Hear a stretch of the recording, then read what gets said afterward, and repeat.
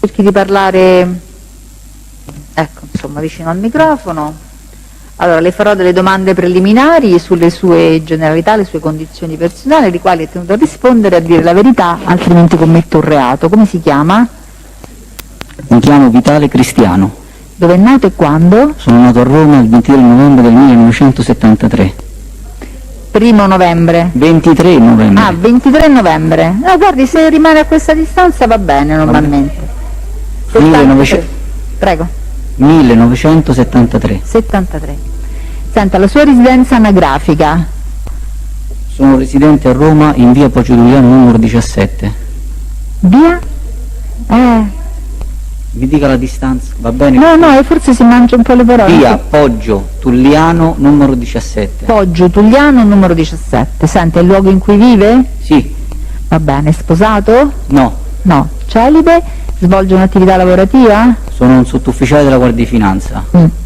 E che titolo di studio ha? E il titolo di studio è il diploma Diploma di scuola superiore? Sì. Non ho terminato gli studi universitari, quindi diploma. Va bene, quindi diploma di scuola superiore. È titolare di beni patrimoniali? Sì. Sì. È mai stato condannato? No. No? Ha qualche procedimento pendente oltre a questo? No. No. Immagino che abbia già indicato dove è che vuole ricevere gli atti relativi a questo processo. In questo momento quale... Sì, presso lo studio del mio difensore, Barbara Di Cosimo. L'avvocato Barbara Di Cosimo, quindi legge domicilio presso lo studio del difensore avvocato Barbara Di Cosimo. Va bene, lei sa qual è l'imputazione che le è stata mossa, certo. Quindi prima di dirmi se vuole sottoporsi a questo esame la devo formalmente avvisare che non è obbligato, può avvalersi della facoltà di non rispondere, se decide di rispondere quello che dichiara può essere utilizzato sia a suo favore che contro di lei. Se diciamo così, lei nel riferire, nel rendere dichiarazioni fa riferimento a fatti o circostanze di rilevanza penale anche in relazione ad altre persone, su queste dichiarazioni deve sapere che se in futuro si instaurerà un processo lei potrebbe essere citato come testimone con l'obbligo di comparire e di dire la verità. Va bene? Benissimo. Intende sottoporsi all'esame? Assolutamente sì. Sì, vedo che sta utilizzando il computer e deve richiedere qualche autorizzazione a esaminare qualcosa? Sono la documentazione che nel tempo abbiamo acquisito del processo, quindi per sollecitare anche la mia memoria. Sì, no, nel senso che deve avere un'autorizzazione del giudice perché può vedere degli appunti. Allora non lo sapevo, gliela chiedo. Nel senso può vedere degli appunti, delle cose scritte da lei. Vabbè, sì, intanto cominciamo l'esame, poi vediamo quali sono gli atti che eventualmente vuole consultare. Prego. Pubblico Ministero. Sì, ma infatti Presidente io vorrei capire cosa esamina. Non lo so, perché normalmente non è che poi lei può esaminare i suoi appunti che possono aiutarla nella memoria. Gli atti sono gli atti del processo, non è che... ha capito? Sono a suoi appunti, questi sono probabilmente verbali di lo so, però lui non è che è previsto che legga i verbali, ha capito, i verbali di altri, non è, può essere autorizzato a prendere, se ha fatto degli appunti su circostanze specifiche può essere autorizzato, non è che può esaminare, ha capito signor Vitale? Sì, è chiaro Presidente, io però non mi pare che sia chiaro. chiaro. Ho visionato il computer sono gli stessi che ho qui, sono appunti che io ho fatto sugli atti. Su tutti i suoi atti e la sua posizione ha fatto tutti quegli appunti? Io mi sono studiato tutto il processo. Sì, ma lasci perdere questo, lei adesso qui, ascolti però, la difesa tecnica è un conto, adesso lei è soltanto chiamato a rendere l'esame, quindi è ammesso, è possibile che lei consulti delle note scritte, ma cioè, non che ha la possibilità di leggersi gli atti del processo e di rispondere. Quindi no, io rispondo e nell'occasione se c'è poi da specificare, vorrei specificare. Ma guardi, non funziona così, ha capito? Cioè, mi sembra strano, anzi lei è un ufficiale della Guardia di Finanza, dovrebbe saperle queste cose. Lei può essere autorizzato a leggere degli appunti quando si tratti di circostanze che richiedono per la loro particolarità di dover essere annotate e di dover essere riferite, ha capito? Non è che lei va lì, quella è una difesa tecnica, la fanno i suoi difensori, non la fa lei.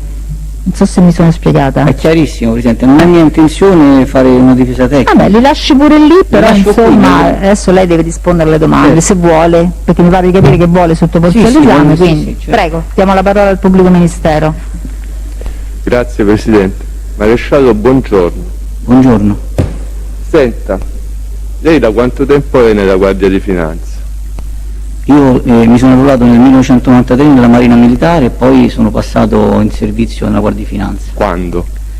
Il 12 ottobre del 94. E ci dice cosa fa? Ha fatto un corso, poi dove è stato? Allora, sono stato vincitore di concorso in graduatoria per il ruolo sottufficiali e ho fatto diciamo, i reparti di istruzione, quindi il primo anno presso la sede di Cuneo e il secondo anno diciamo, presso la sede della scuola ispettori di L'Aquila. E poi la prima destinazione qual è stata? La prima destinazione è stata il nucleo di polizia tributaria di Bologna.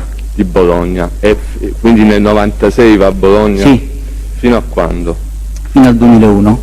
2001. Il 2001 dove è andato? Vengo trasferito d'autorità al secondo reparto, al comando generale. È normale un trasferimento del genere? Come l'ho avuto? Come è riuscito a rientrare a Roma dopo 5 anni? A me mi è arrivato un provvedimento, quindi... Cioè lei ha fatto una domanda e stato... No, trasferimento d'autorità, è stato deciso dalla gerarchia. Va bene. Viale 21 aprile quindi? La sede sì, il secondo reparto in quel momento era la Viale 21 aprile. Esattamente, quindi dal 2001 sta a Roma. Esattamente cosa ha fatto? Cioè in che reparti ha lavorato? Allora, al comando generale del secondo reparto sono stato in forza fino al 2013, secondo reparto di relazioni internazionali. 2013. E poi? Dopo questo periodo al comando generale sono stato trasferito d'autorità al primo gruppo Roma. Cioè dove? Comando provinciale di Roma, primo gruppo Roma. Dove è ubicato In fisicamente? via Nomentana, 592. E di cosa si è occupato? Al primo gruppo Roma? Sì. Al primo gruppo Roma sono stato incaricato come militare di una squadra operativa volante che si occupava di attività di polizia giudiziaria di iniziativa. Di iniziativa? Sì. E il comandante era lei? No, quando sono arrivato io c'erano diversi colleghi diciamo sopra la mia posizione. Aveva un ruolo di responsabilità, comunque un ruolo operativo? Sì, ci occupavamo di attività di polizia giudiziaria di iniziativa. Di iniziativa, quindi che tipologia di reato? Le tipologie di reato erano praticamente tutte, qualsiasi tipo di attività. Non c'era un settore, diciamo, poteva capitare qualsiasi settore di servizio, è capitato qualsiasi settore. Sì, ma vorrei capire, cioè lei come lavorava? Si alzava la mattina e decideva quello che doveva fare? Tipo oggi bancarotte, domani rapine? O si occupava per esempio di stupefacenti, capito? Allora io quando sono arrivato ho trovato una struttura che era già formata, c'erano già delle attività avviate e le attività che c'erano quando io sono arrivato erano di contrasto agli stupefacenti e c'era anche un servizio sulla contraffazione e poi ho avuto anche, ho cercato anch'io di portare delle attività all'interno della squadra. Delle attività che riguardano queste tipologie di reato? Di ciò che potevo, di tutto ciò che potevo attingere, qualsiasi attività, cioè non c'era un settore specifico, né era precluso l'attività verso qualsiasi altro. Per esempio ci dice che tipo di attività ha portato lei? Non ho capito, scusi. Se ci fa un esempio, che tipo di attività ha portato lei? Allora, delle attività che io, cooperazione personale, ho portato direttamente all'interno della squadra, è stato un servizio fatto in contrasto agli stupefacenti, e l'utilizzo fraudolento di mezzi di pagamento, e contraffazione, erano un po' questi poi i generi. Comunque, materiali esplosivi nel periodo del... Ho capito, insomma quelli che lavorano di iniziativa, droga, armi. Sì. È corretto? Sì. Dal 2013? Sì. Fino al... No, scusi dottore, dal 2014. Dal 2014. Perché per un periodo sono stato con la gerarchia. Benissimo. Fino al...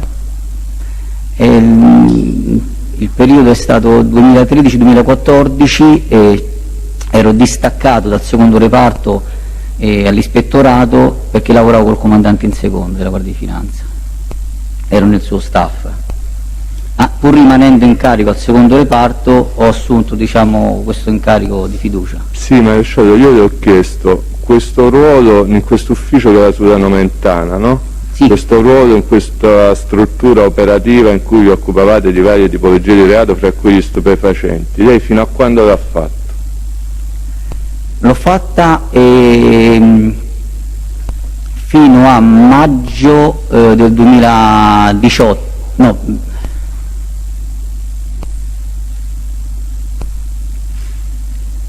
allora io in questa articolazione, diciamo, c'è stata un'evoluzione della mia posizione in questa articolazione. Quando sono arrivato in questa articolazione ero un militare addetto e in un breve periodo sono stati, diciamo, i miei superiori mi hanno poi assegnato l'incarico di responsabilità, di comando di questa squadra operativa. Poi per un problema connesso al mio avanzamento al grado superiore, il mio sottordine è, diciamo, ha avuto, diciamo, uno scavalco di carriera, quindi, diciamo, il mio sottordine è diventato il mio comandante. Quindi per quel periodo io sono ritornato ad essere un militare addetto di questa squadra. Dopodiché, siccome io avevo annunciato che avrei presentato un ricorso, perché secondo me c'erano delle cose che non erano, diciamo, non ritornavano corrette, ho fatto questo ricorso, questa istanza in autotutela, la commissione permanente si è riunita e hanno rivalutato i miei titoli e quindi ho recuperato quel livello, diciamo, di carriera, per cui mi sono ritrovato a ritornare sopra al mio sottordine che mi era tornato sopra. In quel momento i miei superiori hanno deciso di spostarmi e di darmi il comando di un'altra articolazione. Della stessa struttura? Dello stesso nucleo operativo. E in questa nuova articolazione io mi occupavo di penale tributario, di reati fallimentari. Questo da quando? Questo dal 2018 e poi finché non è arrivato all'informazione di garanzia. Quindi dal 2014 al 2018 ha fatto quel ruolo operativo di cui ha parlato poco fa, poi passa al penale tributario. Sì, penale tributario, però in questa articolazione aveva assegnato il carico, diciamo, l'obiettivo operativo dell'approfondimento delle segnalazioni per operazioni sospette, quindi era, diciamo, un'articolazione che faceva anche questo tipo di attività. Il taglio che io ho dato a questa articolazione era sicuramente un'impronta operativa, cioè un po' aggressiva, perché venivo comunque dalla polizia giudiziaria d'iniziativa, quindi anche nelle deleghe che ricevevo cercavo di portarci dell'iniziativa. Senta maresciallo, ma in questi anni di attività operativa lei ha avuto modo di eseguire arresti? Assolutamente sì. Sequestri di stupefacenti? Io sono stato per 5 anni in unità specializzata antidroga, perché ho fatto servizio al gruppo operativo antidroga di Bologna, quindi facevo acquisti simulati, consegne controllate internazionali. Bene. Sono anche qualificato per queste. Ha avuto rapporti con la Procura della Repubblica? Quale? Di Roma? Certo. Sì, di Roma, sì. Cioè lei era uno che frequentava Piazzale Clodio anche per ragioni di ufficio? Io ho sempre frequentato Piazzale Clodio solo per ragioni d'ufficio. Solo per ragioni d'ufficio, bene. Senta, maresciallo, andiamo un po'... Io curavo direttamente i rapporti con l'autorità giudiziaria nel momento in cui ricevevo una delega, piuttosto che ci fosse un'attività. Con quanti pubblici ministeri ha avuto a che fare? Tanti. Senta, maresciallo... Tanti, perché, dottore, quando c'è il rapporto diretto si velocizzano anche, quando c'è poi un'attività ci si propone, diciamo, con gli omologhi, quindi con il corrispondente della polizia giudiziaria che lavora con l'autorità giudiziaria, e diventa tutto più snello anche il lavoro, perché... Quindi aveva un rapporto quotidiano con la Procura della Repubblica, godeva di fiducia, si può dire? Assolutamente sì. Bene. Senta, maresciallo, ci dice degli imputati di questo processo, chi conosce, perché li conosce, da quando li conosce, come li conosce? Allora, l'indirizzo che, Presidente, ho fatto del mio domicilio, della mia residenza attuale, è l'indirizzo che principalmente la mia vita mi ha accompagnato, perché io da quando sono nato, i miei genitori vivevano e vivono in via Poggio Giuliano, e quindi io sono sempre stato presente in quel territorio. C'è stato il periodo, naturalmente, del mio arruolamento, quindi quando io sono andato fuori, e quando poi sono tornato a Roma, per un periodo avevo acquistato un appartamento di proprietà in zona Villa Cordiani, perché era comunque un luogo vicino al comando generale, quindi per me era molto più comodo. Sono poi ritornato diciamo, nei pressi dei miei genitori, perché poi mi è nato il primo figlio, ho avuto un problema di salute con il secondo figlio, e quindi per me era necessario, visto che avevo la fortuna di poter avere i miei genitori che si sono resi disponibili, quindi ho fatto il possibile per ritornare, e sono tornato, e ad oggi vivo tuttora, diciamo, in quella strada, in quel vicolo. Via Poggio Tuliano è un vicolo che è speculare rispetto alla via Tuscolana, è speculare al vicolo di Portafurba. Quindi scusi, per capirci, così la facciamo più breve, è corretto dire che via Tuscolana, vicolo di Portafurba e via Poggio Tuliano sono tre strade parallele, la Tuscolana è quella che sta in mezzo? Non proprio, perché sia via Poggio Tuliano che vicolo Tuscolano sono delle strade che hanno una forma ad L. Io tra le carte che ho portato anche una rappresentazione. Sì, sì, no, le conosciamo, le mappe sono state già prodotte varie volte. Mi scusi, faceva riferimento a vicolo Tuscolano, intendeva dire di Portafurba? No, mi sono sbagliato, ha ragione. Vicolo Tuscolano è la traversa di via Tuscolana che porta a via Poggio Tuliano. Vabbè, allora, tra vicolo di Portafurba e via Poggio Tuliano c'è la Tuscolana? Certo. Questo volevo sapere. Insomma, abita lì vicino. Ha sempre abitato lì? Sì. È nato lì, in quella casa? Ho frequentato le scuole lì, ho fatto le scuole elementari. Quindi, insomma, mi immagino che lei voglia dire che li conosce da sempre. Io conosco tutti gli abitanti di quella zona da sempre. Ecco, ovviamente tutti gli altri che non sono imputati di questo processo non ci interessa. Ci dice chi conosce di questo processo da molti anni, da sempre non lo so, insomma da quando era bambino, adolescente, non lo so.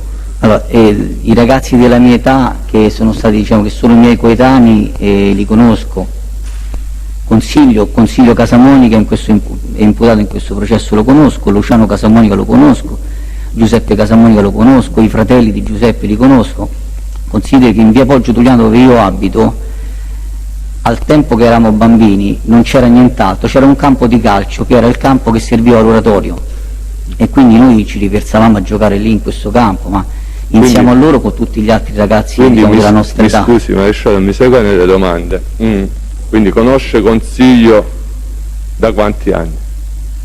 Da quando giocavamo da bambini. Si può dire che era un suo amico? Guardi, sicuramente è un cioè amicizia, è un'amicizia d'infanzia, quindi un'amicizia nata nell'infanzia. Ma poi proseguita o no? Beh, io sono rimasto in quel quartiere, i miei figli sono di scuola in quel quartiere, quindi... Maresciallo, abbia pazienza, si concentri sulle domande, non può fare un monologo su ogni domanda. Su Consiglio Casamonica nel 2016 era un suo amico, sì o no? C'era un rapporto di conoscenza, sì. Va bene, io le contesto che nel corso degli interrogatori a pagina 12 dell'integrale, domanda, fono registrato, allora Casamonica Consiglio è un suo amico? E risponde sì. Sì. Contestazione, vabbè, andiamo avanti, quindi Consiglio è un suo amico. Luciano lo conosceva? Sì. Romina, la sorella? Sì. Lauretta? Sì. Di Giuseppe ha detto che lo conosceva, sì. Gli altri fratelli li conosceva? Massimiliano, perché ha avuto anche un trascorso, diciamo, come allenatore. Io anche ho fatto allenatore di calcio di una squadra di ragazzi, quindi poi lui, diciamo, Massimiliano aveva un ruolo, diciamo, raro quando si giocava, perché lui faceva il portiere, e quindi il portiere era, diciamo, era un ruolo ricercato, quindi sì. Quindi Massimiliano lo conosce, sì. Lo conosceva. Pasquale? Guardi, io voglio solo sapere se li conosceva, poi quando voglio approfondire... Ma io di vista conosco quasi tutti, sì. Io gli ho chiesto di Pasquale, non di quasi tutti. Io Pasquale non riesco a associarlo, non è sicuramente un ragazzo della mia, diciamo, della mia classe. Della tua età, va bene. Domenico? Domenico chi? Domenico Casamonica, fratello di Giuseppe. Credo di sì. Io Domenico Casamonica sono tantissimi anni, cioè, lo ricordo veramente ragazzo. Sì, comunque sì, l'ho conosciuto. Sa anche per quale motivo non lo vede da tantissimi anni? Che immagino che non lo veda dal 2008, sa per quale motivo? Guardi, io secondo il processo ho appreso anche, diciamo, le disavventure, però motivi specifici io non li conosco perché non li ho chiesti, non mi sono mai interessato. Allora, le faccio la domanda diversamente.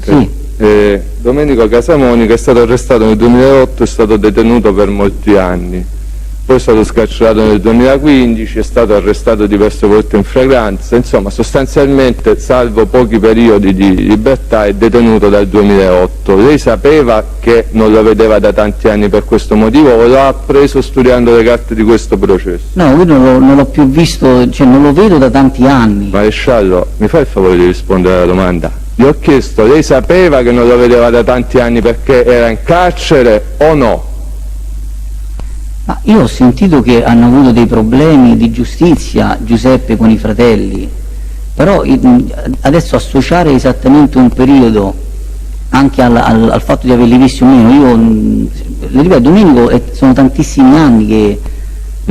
Guardi, le faccio la domanda per la terza volta, se non mi risponde ci rinuncio. Non ho capito, scusi. Le faccio la domanda per la terza volta. Lei sapeva che non lo vedeva perché era in carcere? So che sono stati arrestati. Chi è stato arrestato? Giuseppe con i fratelli furono arrestati. Domenico è stato arrestato prima però, nel 2008. Ma io questo dottore non lo so. Non lo sapeva. Senta, e Giuseppe con i suoi fratelli sono stati arrestati, si ricorda quando? Allora, se dovessi ancorare il mio ricordo a ciò che sapevo al tempo, no. Leggendo le carte, ascoltando il processo, è uscito fuori tante volte. Ma scusi, abbia pazienza, lei finora ci ha descritto questo quartiere come se fosse un piccolo paese dell'Italia meridionale dove si conoscono tutti. Nel gennaio 2009 sono stati arrestati tutti praticamente, è stato arrestato Giuseppe, è stato arrestato Massimiliano, è stato arrestato Enrico, Domenico era già in carcere, è stato arrestato Pasquale, è stato arrestato Guerrino. Lei non lo sapeva? Ma io facevo servizio a Bologna, dottore, in quel periodo. Nel 2009 faceva servizio a Bologna? Io sono, no, fino al 2001 no, ero al comando generale e abitavo, 2009 abitavo a Villa Cordiani. Quindi non lo sapeva? Ma la notizia, cioè la notizia diciamo, degli arresti è stata una notizia che diciamo, si è raccolta nel quartiere. E lei non lo sapeva? Sì, l'ho detto sì, sì, l'ho detto anche durante il mio interrogatorio. Sì, ma guardi, l'interrogatorio il tribunale non lo conosce. Certo. Risponde alle domande, quindi lo sapeva. E sapeva anche per quale motivo erano stati arrestati? Erano per reati inerenti agli stupefacenti. Per reati inerenti agli stupefacenti. Senta, poi ci torniamo su questo aspetto. Vorrei sapere, conosce anche Katia Tolli, la moglie di Giuseppe? Sì. Da quanto tempo? Eravamo bambini, quindi diciamo, la conoscenza è ancorata al territorio dove sono cresciuto. Avete fatto anche una colonia insieme con Katia Tolli? Un anno ci siamo ritrovati in una colonia estiva del comune e c'era anche un fratello di Katia, Alessandro, che è poi scomparso diciamo prematuramente in un incidente in un cantiere, e sì, questo lo ricordo. Senta, Lauretta la conosce? Sì. Ha detto sì, è stata sua compagna di scuola? Sì, alle scuole elementari era nella mia classe. Domenico Spada lo conosce? Il pugile? Sì. Sì. È stato compagno di scuola di qualcuno dei suoi familiari? E nel mio interrogatorio dissi che era stato compagno di scuola di mia sorella. Forse ho sbagliato, cioè, questa cosa non l'ho verificata, quindi non so se mia sorella avesse fatto le scuole con Domenico Spada o con Domenico Casamonica. Questo particolare sinceramente non l'ho... Però comunque sia, sono tutti ragazzi... Allora, io ho un fratello e una sorella. Noi abbiamo frequentato le scuole elementari alla scuola Cagliero, che è una scuola che raccoglie un bacino di utenza grandissimo, è una scuola molto grande, e quindi diciamo anche i compagni dei miei fratelli, cioè di mio fratello e di mia sorella, erano legati, diciamo, al territorio, quindi sicuramente qualcuno della loro età è stato a scuola con mia sorella e qualcuno con mio fratello. Va bene, senta, lei sa che Casamonica Giuseppe è stato detenuto per molti anni Sì, per reati di stupefacenti, l'ha detto prima lei. sì. Quando è stato scarcerato, lei ha mai avuto modo di incontrarlo? Non mi sembra, no. Cioè non l'ha mai più visto? No, Giuseppe no, credo proprio di no. Perché lei nell'interrogatorio dice: poi io con Giuseppe, quando ho raggiunto la maggiore età, sono partito, poi dopo un po' è stato detenuto, cioè se ci incontriamo ci salutiamo, io so chi è lui sa chi sono io, come tutti gli abitanti del vicolo. La conferma questa dichiarazione? Sì, ma questo significa... No, visto che ci sono il mio... No, nel senso quello che ha detto sostanzialmente, no? No, io avevo da il questa profilo? dichiarazione avevo capito che aveva avuto modo di incrociarlo, non di fermarsi a parlare anche dopo la sua scarcerazione. No, io, quella mia affermazione significa questo, che se io lo incontro, come chiunque incontro, lo saluto, io lo riconosco e lui riconosce me, probabilmente invecchiati, ma... Invece scusi, rispetto alla domanda che le ha fatto il pubblico ministero, se ha memoria di averlo rincontrato dopo la sua scarcerazione? Ma mi sembra di no, no. Va bene, senta maresciallo, visto che, dico, lei insomma ha una posizione, ha un bagaglio conoscivo particolarmente importante per rispondere a questa domanda, visto che li conosce da sempre, ci dice di cosa vivono queste persone? Tutte le persone di cosa vivono, cosa fanno nella vita? Ma io non vivo con loro, dottore. Sì, sa cosa facevano, che lavoro facevano, come portavano il pane a casa, ha detto fra virgolette. Ma io questo posso dire come mio fratello vive, come mia sorella vive, come i miei vicini di Pianerottolo vivono, ma non è che io ho avuto questa frequentazione legata al territorio, legata, diciamo, all'aspetto scolastico, all'aspetto del gioco. Di quello che so io, Giuseppe lavorava nelle discoteche, faceva il buttafuori come lo faceva anche Luciano. Queste erano, diciamo, le cose che io ho saputo. Poi? Consiglio, per un periodo ci incontrammo probabilmente a scuola, perché le occasioni, Presidente, le occasioni di incontro per me potevano essere plurigiornaliere o magari passavano delle settimane, perché se io vado a scuola o se io vado dal benzinaio, o se io vado al supermercato o se io vado dal meccanico, il territorio è quello, quindi ci si incontra, ma come tutti, cioè, sono incontri normali, non ci sono delle... Alla luce di questa sua conoscenza e di questo tipo di frequentazione può rispondere? Sì, stavo dicendo, Luciano io, diciamo, ecco, l'ho sempre saputo come, diciamo, lavorante nella sicurezza al Palacavicchi, che è un locale che sta a Viale Kennedy a Ciampino. Consiglio, sapevo che faceva delle giornate di lavoro montando degli infissi, e per un periodo, perché lo vidi una volta a scuola, lo vidi con delle borse nere sotto gli occhi molto accentuate, e gli chiesi: ma che è successo, non stai bene? Mi dice: no, ma non hai dormito? Dice: no, lavoro la notte e faccio il guardiano, poi il resto... Dico, lei ha sentito però, visto che ha partecipato a tutte le udienze, ha preso anche appunti, ha sentito che il capitano Lo Iacono ha escluso che sia mai emerso che il Consiglio fosse dedito a queste attività? Allora, quello che ha detto il capitano Lo Iacono non è diciamo, una cosa che mi ha condizionato. Io questo ho visto e questo so. Cioè, però, forse c'è contestazione, perché quello l'avrebbe potuto chiedere direttamente al capitano Lo Iacono. Non ho capito, è un'opposizione, è un'opposizione, sta facendo opposizione, la faccia, perché io non ho capito. No, perché se deve fare opposizione la faccio, avvocato. Vabbè, non è che Altrimenti sia inammissibile, poi diciamo così. io sto mettendo... Allora, Presidente, posso? No, un attimo, scusi, c'è una questione Presidente, sulla però possibilità della Pubblico domanda. Ministero, la faccio io l'opposizione, perché questo è un dato invece che è emerso da un altro testimone diverso dal capitano Lo Iacono, che è il maggiore che abbiamo sentito.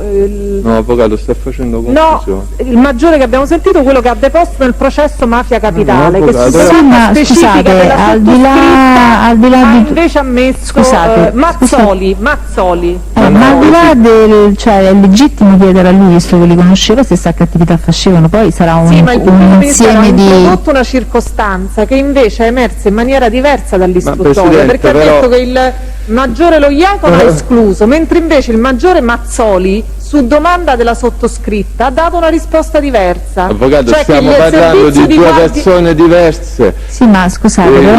Il maggiore Mazzoli ha Scusate, parlato di Casamonica scusate. Luciano. non di Scusate, consiglio. la domanda è in sé ammissibile, poi dall'insieme delle informazioni, raccogliendole... Testimone questo comunque, è sempre un imputato. Ma certo, Sì, che ha anche vabbè, ma non è che non dobbiamo fare domande. Faccia fare il lavoro ai suoi Cioè, se avvocati. ci atteniamo ai profili di inammissibilità, sennò poi ci interrompiamo sempre, non Io, ha nessun Presidente, senso, andiamo sono- fluidamente un po' avanti. Io sono dati che introduco negli interessi dell'imputato perché abbia modo di rispondere su quello, altrimenti poi quando faccio la discussione dico il maresciallo ha detto così e il capitano lo smentisce, per cui io le dico, glielo evidenzio, poi mi dica lei, il capitano Lo Iacono che ha intercettato per 2 anni Casamonica Consiglio ha escluso che sia mai emersa una circostanza del genere. Ha capito? Ho capito. Quindi Non insiste sono- nel dire che faceva il guardiano e montava gli infissi. Guardi, io Magari può circoscrivere il momento in cui... Scusi, stiamo Scusi, lei. accavalliamo, no? Alla luce di questa circostanza le sta facendo un'obiezione per darle modo di precisare meglio. È in grado di precisare meglio, per esempio, l'epoca in cui lei colloca questo ricordo di un'attività di consiglio? rispetto a Consiglio lei mi chiede perché il dottor Sì, no, Mislè mi chiedeva di Luciano. lei mi ha detto faceva questa attività, no? Ecco, lei Così quando, così ci mi vedevamo disse. quando ci vedevamo a scuola, quando la frequentavate? Allora, guardi, i miei figli quando- hanno frequentato quella scuola, precisi. un riferimento temporale mi chiede, i miei figli hanno frequentato quella scuola fino al 2014-2015, quindi deve essere avvenuto entro quel periodo. Per quanto riguarda Luciano, secondo il processo sono convinto che, posso poi diciamo ricercarlo, sono convinto che sia stato dichiarato da un test del pubblico ministero che testualmente per noi Luciano era Palacavecchi, forse quando si parlava di Giuseppe. Però io, scusate, adesso non vorrei, io penso vada, che le vada. domande siano finalizzate a sapere quello che sa lei, io vorrei che lei desse delle informazioni Sì, per Presidente, quello che è la ho sua capito. conoscenza, non vorrei che lei appaia di sapere più di quello che poi sapeva all'epoca. Lei all'epoca cosa sapeva? Perché questo penso Infatti, sia il no, riferimento ma temporale. questo Poi è- nel processo possono essere emerse diverse cose, Ma ma infatti ci saranno ciò poi che- difensori ad evidenziarle, no? Cioè la sua conoscenza, perché noi vorremmo capire lei, le sue conoscenze, il suo rapporto, se no sembra che lei conosca molto di più di quello che magari conosceva. Io vorrei capire lei che cosa sapeva, lei dice faceva questa attività, perché gliel'ha detto lui, in che circostanze, in che epoca, di che stiamo parlando? Ecco, credo che poi, non voglio ingerirmi nell'esame delle parti, però insomma No, no, penso che sia Presidente, utile cioè- circoscrivere, perché sennò gliel'avremmo poi chiesto magari successivamente. Sì. Infatti maresciallo io le chiedo quello che sa lei, quindi deve cercare di calarsi nella posizione, nella veste in cui si trova adesso, cioè quello che sa lei di queste persone, non quello che risulta dagli atti. No, ma questa cosa mi è chiara e l'ho anche introdotta prima, quindi diciamo l'aver partecipato, l'aver studiato al processo non mi ha condizionato, non mi condiziona in ciò che io devo riferire in base ai miei ricordi. Ok, adesso Quindi per può me rispondere. Luciano è ancorato a questa immagine di lavorante come sicurezza al Palacavecchi. Da quando a quando, le posso dire, da quello che posso sapere io fino probabilmente agli arresti, quindi di questo ne sono certo. Quella di Consiglio l'esperienza lavorativa la posso ancorare a un periodo diciamo più circoscrivibile, perché è avvenuto diciamo nell'arco temporale in cui i miei figli frequentavano la stessa scuola dei figli. Questo. Sì, ma visto che Consiglio era un suo amico, no? In generale nella vita che faceva? Dove lavorava? Capito? Dottore, io uscivo la mattina alle 8 e tornavo la sera, io non vivevo con il Consiglio Casamonica. Aspetti un attimo, io pure esco la mattina alle 8 e torno la sera, però se ho un amico so che lavoro fa, capito? Non è una risposta diciamo conferente alla domanda. Che lavoro faceva? Di cosa viveva? Ha capito? Sì, il suo amico Consiglio Casamonica. Allora, il mio amico, come tanti altri amici che ho del mio quartiere, se so che lavorano è perché c'è stato un momento, diciamo, di incontro, di una chiacchierata sulla questione, ma io non vado a chiedere alle persone che fai, di che cosa vivi, di che cosa... Cioè, mi creda, non è che io sapevo se Consiglio avesse una busta paga, ma non lo sapevo di Consiglio, lo sapevo nemmeno degli altri miei amici. Non ho avuto mai... Scusi, le faccio una domanda diversamente allora. Lei il nome, il cognome Casamonica lo conosceva? Certo. Dico, e come era conosciuto in quel quartiere, visto che finalmente abbiamo una persona che non può rispondere senza fare riferimento ai giornali e alle televisioni? Ci dica come erano conosciute queste persone. Io queste persone le ho conosciute da quando avevo 5-6 anni, quindi... Ecco, allora facciamo così, passiamo aspetti, no maresciallo, mi deve seguire nelle domande. Allora, cominciamo a parlare da quando avevano 14 anni, da quando erano imputabili. Quello che hanno fatto prima non mi interessa. Da quando avevano 14 anni, lei di queste persone cosa sapeva, come erano considerate nel quartiere? Ha capito? Abitava a 150 metri. Allora, per la conoscenza che ho avuto io, per la frequentazione di gioco che ho avuto io li ho conosciuti da bambino e li ho visti crescere. Quindi per me, io sono rimasto ancorato a quell'idea, diciamo, del gioco, della confidenza. Se poi, diciamo, uno piuttosto che l'altro avessero avuto incarichi di lavoro, rapporti di lavoro, il processo racconta di locali, io queste cose sinceramente le ho prese nel processo ma non le so, non le ho mai sapute. Un'altra domanda, maresciallo, perché guardi, lei non è che è nato in via Poggio Tugliano e poi è andato a vivere a New York, lei è rimasto lì, vive ancora lì o no? Certo. E quindi, al di là del lavoro, su cui prendiamo atto della sua risposta, io le ho chiesto nel quartiere come erano considerati il cognome Casamonica, il fatto che lei avesse un amico che si chiamasse Casamonica, le poneva un problema quale sottufficiale della Guardia di Finanza, o se si fosse chiamato Bianchi sarebbe stata la stessa cosa? Ma, la distanza non sta nel cognome che porta una persona, la distanza sta nel comportamento che uno assume. Io non le ho chiesto la distanza, io le ho chiesto a lei, maresciallo Vitale, e apprezzato maresciallo della Guardia di Finanza, stimato dai suoi superiori della Procura della Repubblica, il fatto di avere un amico che si chiama Casamonica, che per carità uno lo può pure avere, gli ha fatto, come dire, alzare le antenne, o si fosse chiamato Bianchi, Rossi... ma fosse stato una persona con un cognome Casamonica che io non conoscevo da bambino, è normale che è un cognome risonante e avrei, diciamo, avuto un'osservazione diversa, ma parliamo di ragazzi con i quali veramente ci conosciamo, Presidente, da bambini, quindi se io fossi stato una persona che non viveva in quel quartiere, che fossi stato un innesto di quel quartiere, o fossi andato a abitare, non so, alla Romanina, mi fossi trovato in una via vicino all'abitazione di Casamonica, i Casamonica sono, diciamo, degli zingari, e quindi non so come spiegare questo mio rapporto. Non c'è il cognome Casamonica, non c'entra il cognome Casamonica per queste conoscenze, sono conoscenze di gioco, di bambino. Maresciallo, però poi il bambino è cresciuto, ed è cresciuto pure lei che non è più un bambino, quindi diciamo proiettiamoci nel 2016, no? Usciamo, lei sta negli anni 70, io invece sto nel 2016, il bambino è diventato uomo, allora vorrei sapere, è diventato maresciallo della Guardia di Finanza ed ha un amico che si chiama Casamonica. Nel momento in cui Casamonica le dice un amico d'infanzia che si chiama Casamonica, va bene, d'infanzia. Non c'è un marchio, chiamarsi Casamonica, non è che è un marchio che deve allontanare le persone.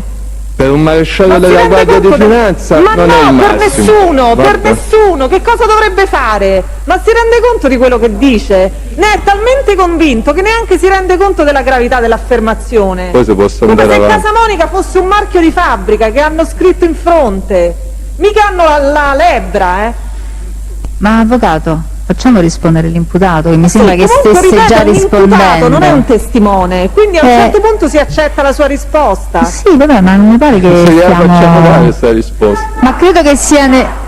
Avvocato, scusi, ma lei pensa di fare l'interesse dell'imputato? Io penso che sia interesse dell'imputato chiarire al massimo la sua posizione. Facciamolo chiarire, ma proprio perché lo sta chiarendo, lasciamolo chiarire anche negli aspetti più opachi o più, che possono essere più fastidiosi. Se noi gli impediamo di parlare, beh, l'ha detto lui stesso, insomma, in qualche Presidente, modo, ma io vorrei che lui chiarisse, perché sta chiarendo, vorrei proprio capire il suo punto di vista, fino in fondo, anche negli aspetti. Il punto del pubblico ministero è abbastanza chiaro, l'ha detto lei stesso, no? Ha detto era il nome altisonante, l'ha usato questa espressione. Dice, se io fossi stato una persona che questo mi pare per capire fosse sia il suo pensiero, se io non li avessi conosciuti da piccoli avrei avuto un allarme, no? In qualche modo, giusto? Mi sarei preoccupato, cioè non Presidente, un allarme, è un cognome che ha una risonanza a Roma, ma come ce l'hanno diciamo tante altre famiglie zingare, quindi romani, sì? come anche tante altre famiglie sinti. Per esempio?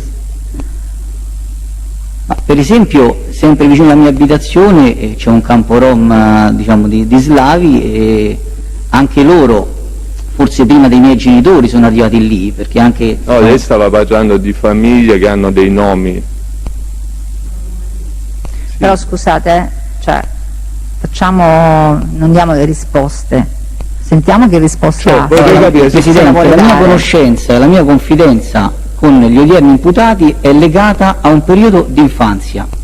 Presidente, Io sono rimasto in questo... Io gli ho fatto una domanda diversa. Al pubblico ministero, il suo punto è questo: io li conoscevo da piccoli, per me rimanevano gli amici di quando eravamo piccoli, basta, questo è quello che vuole Sì, dire. ma io Poi... volevo solo sapere se nel momento in cui Casa Monica Consiglio le dice che monta gli infissi, lei, un po' per curiosità, un po' come dire anche per tranquillizzarsi, visto che era un suo amico, non ha fatto domande più specifiche: dove lavori, quanto prendi, sei in nero, sei a contratto. Ma non c'è, ma non ne vedo, cioè, Però non ho visto la ragione. scusate, queste sono domande legittime, è inutile che fate questo brusio di fondo, perché non consente a noi di sentire bene neanche a lui. Come? No, nel senso, se c'è un'opposizione formale si fa un'opposizione formale, se no vi pregherei di non commentare le domande o le risposte, perché non è un modo corretto di procedere, soprattutto nell'interesse dello stesso militare. Prego. Se può rispondere. Io la domanda l'ho fatta. La domanda è chiara, sì, l'ha fatto, dice che l'ha fatto, altrimenti dice che non l'ha fatto. La domanda che le ha chiesto il Ministero, ha fatto qualcosa di più su questa attività lavorativa? No, su consiglio che montasse gli infissi, lo ripeto ciò che ho riferito nell'interrogatorio, perché è quello che è nella mia memoria. Noi non lo conosciamo però. Sì, no, per farlo conoscere al tribunale. Sì, ecco, ma nel senso cerchi di dirlo ora, perché sennò... Però dove andasse a lavorare, io queste cose non le so, non c'era questa frequentazione da poter sapere. Ma non glielo ha chiesto, no? Non è basta rispondere che non gliel'ha chiesto, non è una cosa così... Ma quindi mi faccio capire, la sintesi di questo discorso è che per quello che era la sua percezione, Casa Monica Consiglio e Casa Monica Luciano vivevano del provento di attività lecite, è così? Ma è indirettamente quello che ho detto. dica sì allora, senza che ci giriamo Presidente, io sono un ufficiale polizia, ma io sono un ufficiale di polizia giudiziaria e lo ero anche al tempo. Cioè, se avessi avuto il minimo sentore che ci fossero delle questioni, diciamo, di rilevanza giudiziaria, ma io mica sono una persona pazza.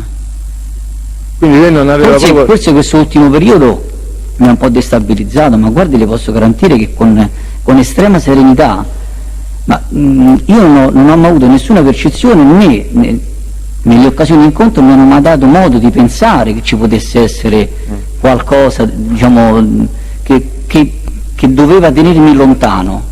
Vabbè. Io se incontro una persona fuori da una scuola, vabbè. Non ho motivo di chiedere Vabbè, cerchiamo di 17,3. essere, è chiaro il suo punto di Vabbè, vista. quindi quindi- come non c'è mai stata aveva una il minimo- manifestazione. non solo non lo sapeva, ma non aveva proprio il minimo sentore, ha detto, è così? La percezione, io ho detto non ho avuto percezione, se l'avessi avuta sarei, diciamo, avrei creato delle distanze. Benissimo. Senta, lei sa cos'è l'avviso orale? L'avviso Orale? come finanziere? Sì, Credo che sia una misura, di prevenzione sì, personale. Lo sa? sì. E sa a chi Sì o vengono? no? Perché non devi Sì, dire sì, sì, ha sì, fatto sì. il gesto, però dica. E sa a però. chi è destinatario di una misura di prevenzione personale? Non ho capito, sa A chi si applicano le misure di prevenzione personali?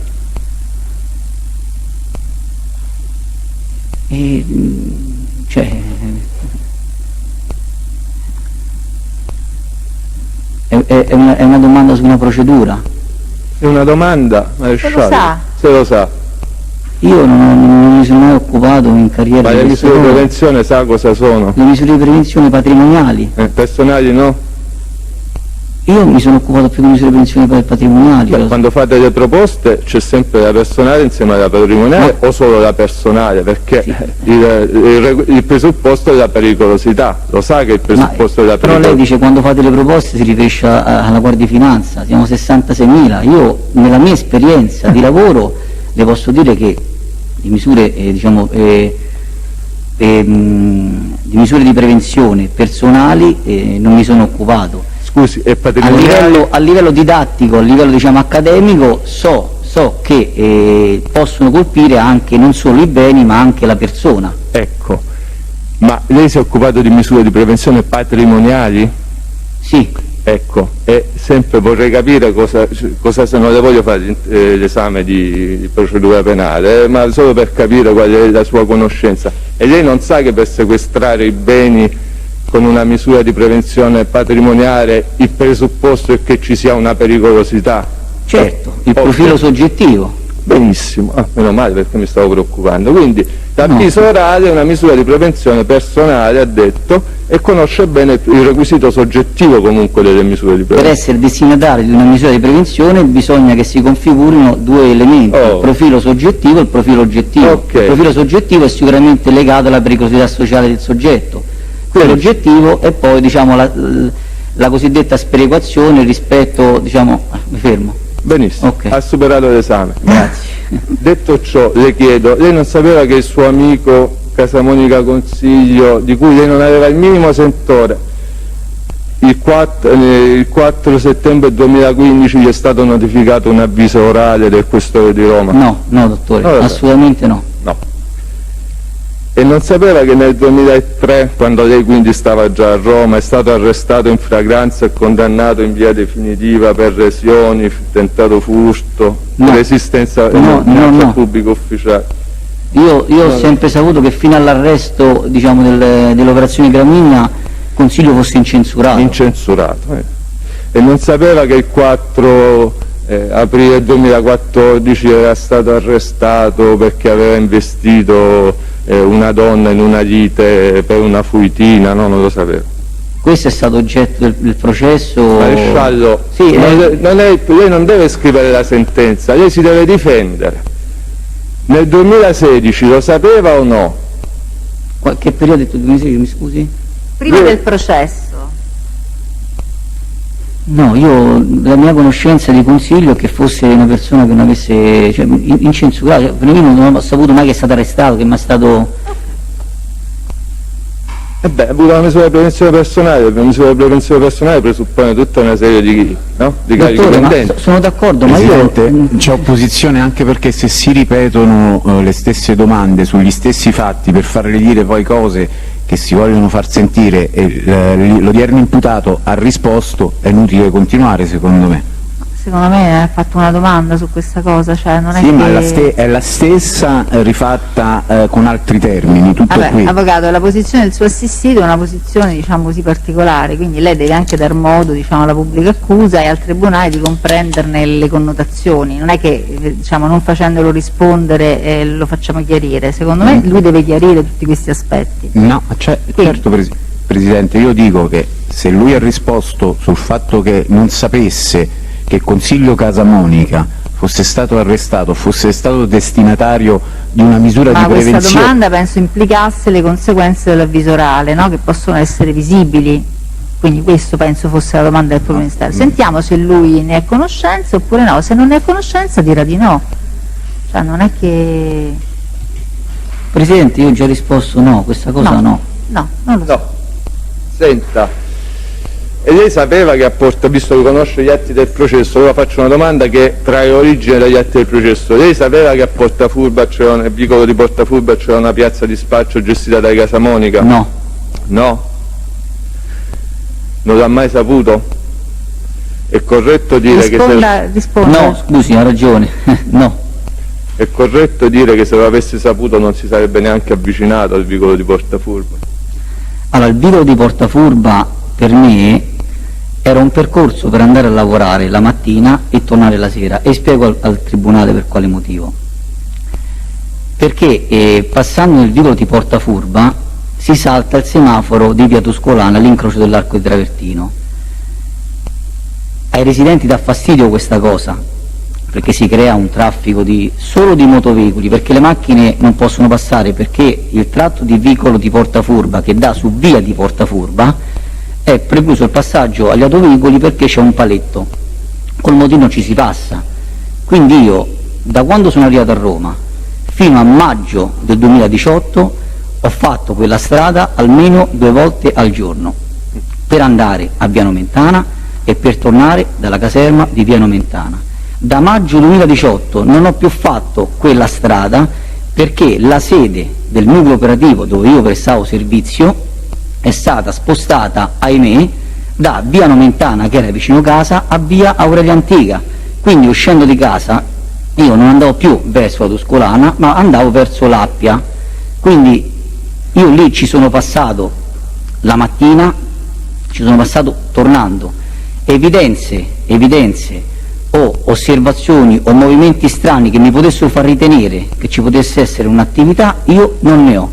Altrimenti io avrei preso uno spunto per fare un'attività, e chi vive nel mio quartiere lo sa benissimo.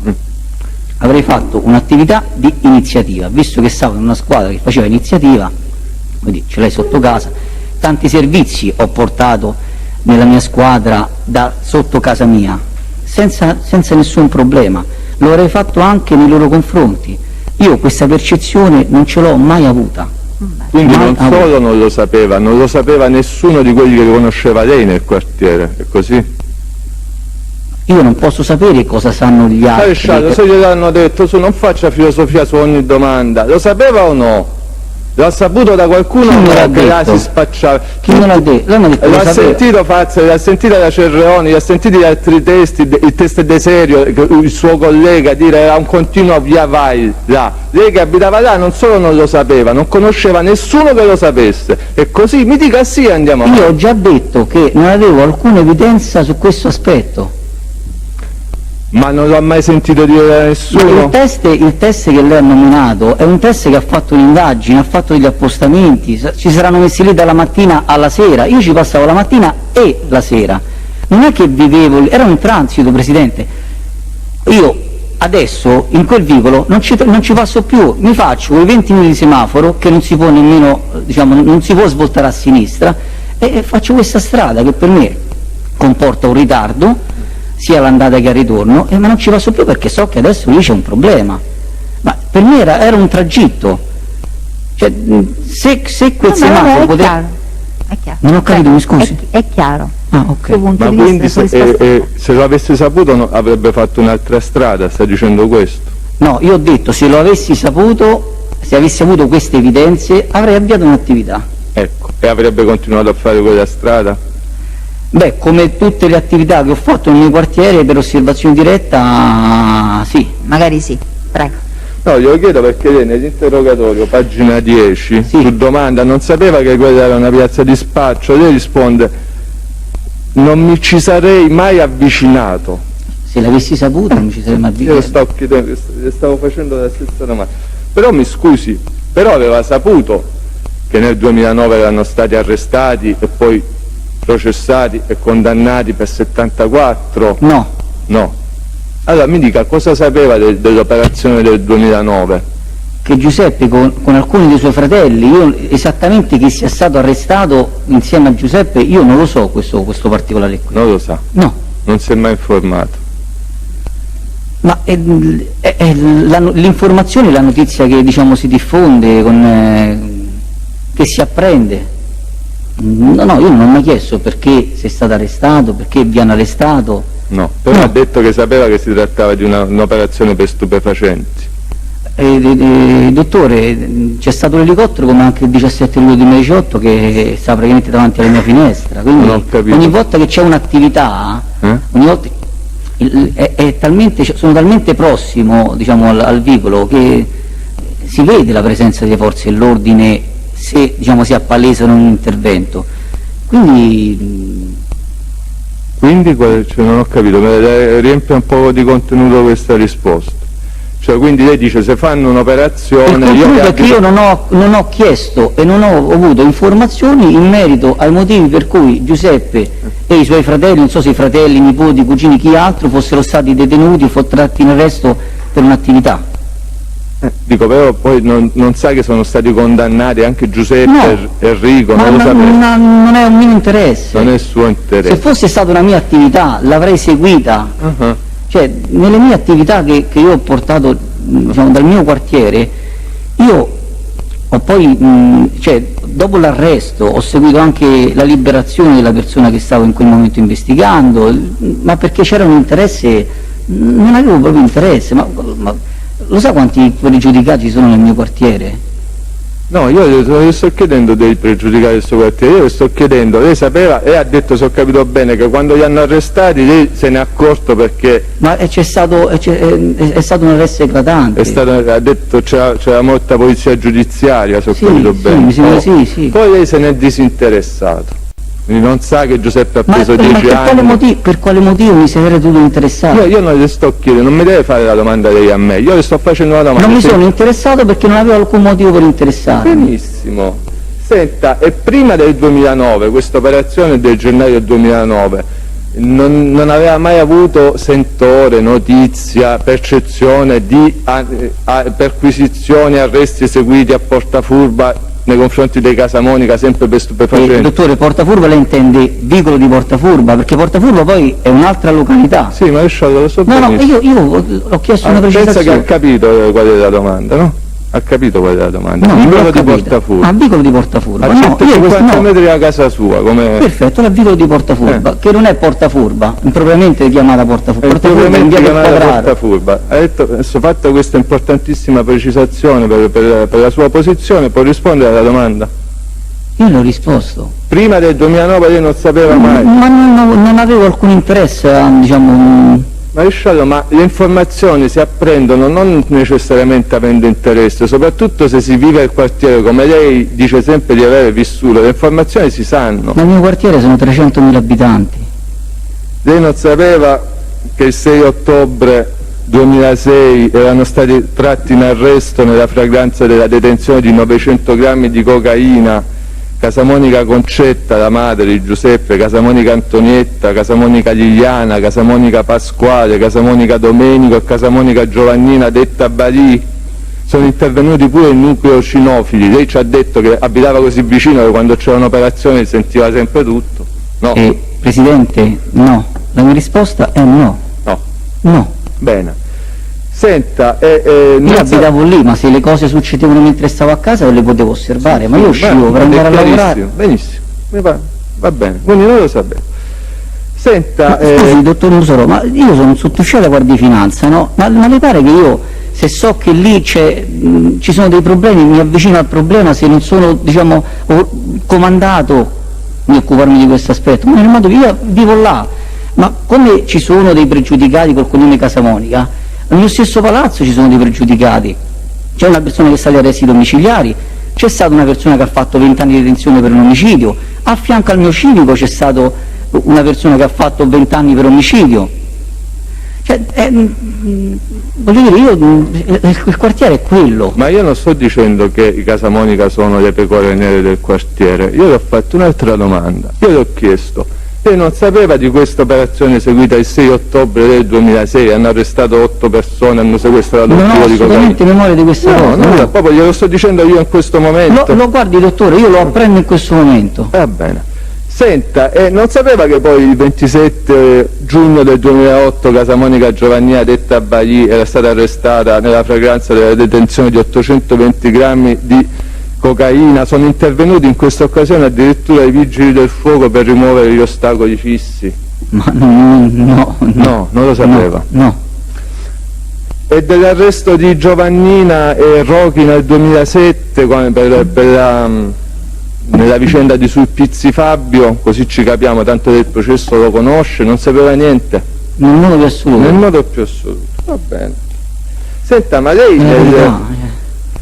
il giorno dei funerali di Vittorio Casamonica dove era? Io? Quando è stato il giorno? Sa tutto il processo, non sa la Allora, io per questo posso consultare un documento perché... Cerchiamo di non fare polemica, quindi faccio la domanda. Allora, io al funerale di Vittorio Casamonica, Presidente, non c'ero. Non c'ero. Ma io non ho detto ero in che vacanza, forse ero a Creta, guardi. È a Creta, in Grecia. Non Probabilmente c'era, era a Creta era in in Grecia. vacanza. Sì, Era il 20 agosto del 2015, le ha viste mai le immagini? le hanno viste tutte le immagini, certo. Le hanno viste tutte. Ha visto chi portava il feretro? E le immagini, diciamo, che ho visto io sono immagini legate, diciamo, all'intervento dell'elicottero, ai petali, però, diciamo, immagini particolari. L'immagine del feretro che entra in chiesa sotto la musica del Padrino è la prima immagine che esce in televisione, lei non l'ha mai vista? Guardi, allora, io se non ricordo male mi trovavo all'estero e questo evento è stato un evento mediatico incredibile. Il Ma 20 non è che sono andato a agosto, vedere chi portava il feretro o meno. il 20 agosto molti di noi erano all'estero, però poi le immagini le abbiamo viste tutte. Lei le ha viste, sì o no? No, io queste immagini di chi portava il feretro, sinceramente no. No, quindi che lo portavano Luciano il Consiglio e altri due, lei non lo sapeva, glielo sto dicendo io. Tra gli altri due? E altri due? No. No, non lo sapeva. No. Cioè glielo sto dicendo io in questo momento. Ma io non ho... cioè la notizia è stata una notizia eclatante. Non lascialo rispondere, se Però no tre poi volte no, approfondisca Presidente, se c'è devo qualche dire? elemento che vuole aggiungere, se no è no.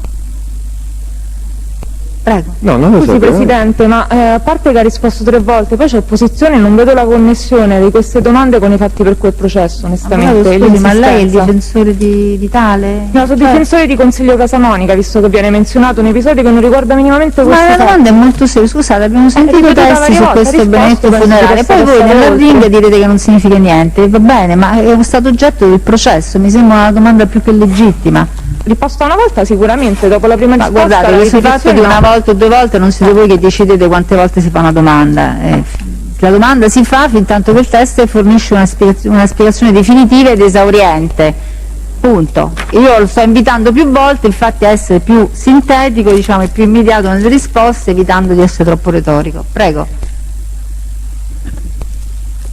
Senta maresciallo, che cosa sta guardando? Mi No, scusi. stavo cercando... Deve chiedere Sì, l'autorizzazione al tribunale. non sto leggendo nulla, stavo cercando una risposta al fatto dove mi trovassi in quel periodo. Vabbè, comunque ha detto che non c'era, Maresciallo, non c'è andato, basta, per noi basta Io così. sono preparato anche a questo, quindi voglio dire, se ritiene opportuno presi il tribunale io posso documentare dove mi trovavo.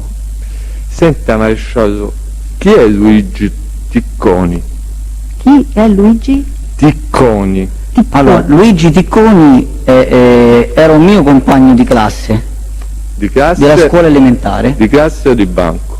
di banco, come ho dichiarato già, di banco perché io sono mancino come lo era Luigi, quindi in un banco i mancini li mettono insieme, altrimenti fanno a gomitate quando scrivono. Quindi è stato il suo compagno di banco per 5 anni? Sì, per il periodo delle scuole elementari. E dov'è adesso Luigi Ticconi? Ticconi è venuto a mancare diversi anni fa, numerosi anni fa. È morto? Sì, E come è morto? le circostanze in cui è morto diciamo, sono legate a una condanna per omicidio di Luciano Casamonica. Cioè lo ha ammazzato Luciano Casamonica. Io questo termine forte, è morto a causa di una colluttazione avvenuta con Luciano Casamonica.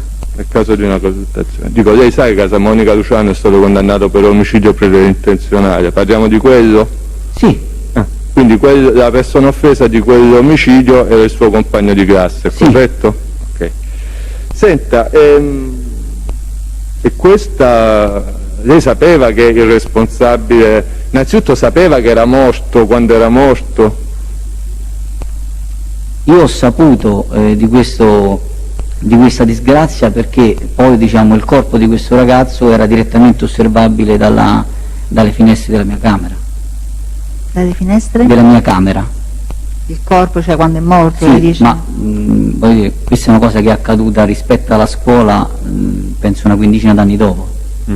Non so l'età in cui fosse deceduto Luigi, perché poi dopo la scuola io non è che, diciamo, non ho avuto un rapporto di frequentazione, però è successo che eravamo grandi. Quindi dopo la scuola con Luigi Ticconi non ha avuto rapporti di frequentazione? Guardi, no, con altri compagni di quella classe ci siamo rivisti, anche perché poi con i genitori, diventando genitori, ci si ritrova a scuola con, diciamo, i tuoi figli stanno in classe con i figli dei tuoi compagni, questo sì. Luigi Ticconi, consideri che io, mi può ricordare la data del decesso? Cioè magari riesco ancora Sì, adesso. non so se fosse prima che io mi arruolassi o meno.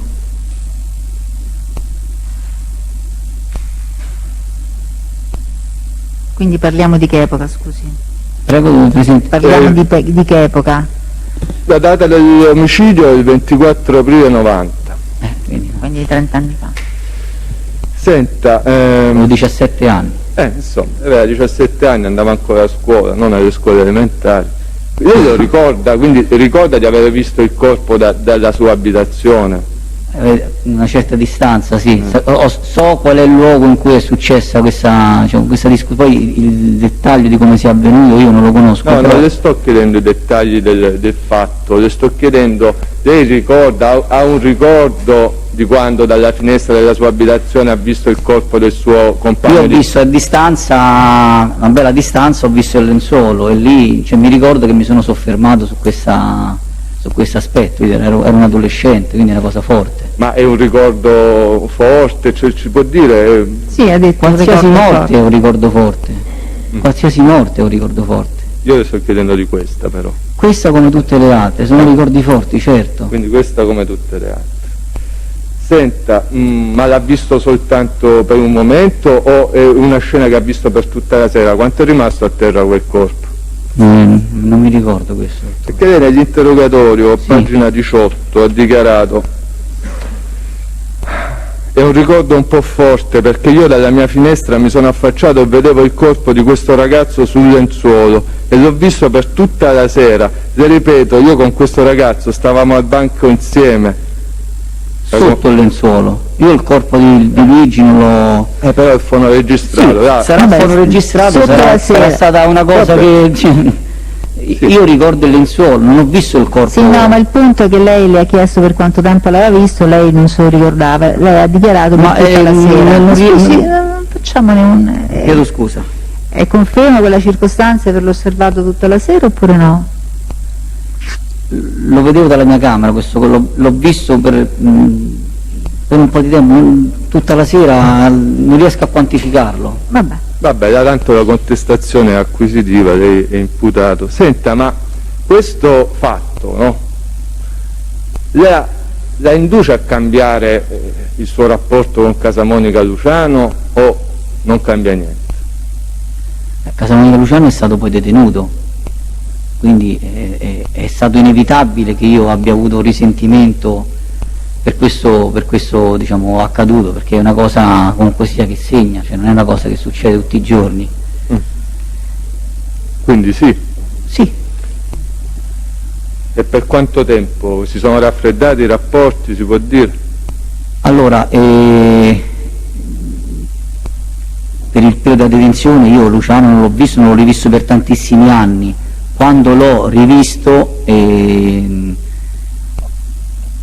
diciamo, mi viene di ripetere quello che ho detto all'interrogatorio, però lo dico al Tribunale ora perché l'interrogatorio del Tribunale lo conosce, ho superato questo risentimento a distanza di tanti anni, perché poi ho visto anche Luciano diventare genitore e l'ho visto,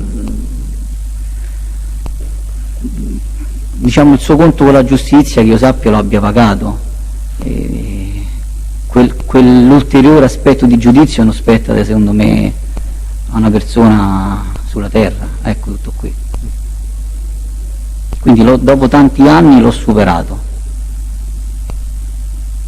questo risentimento per questo evento.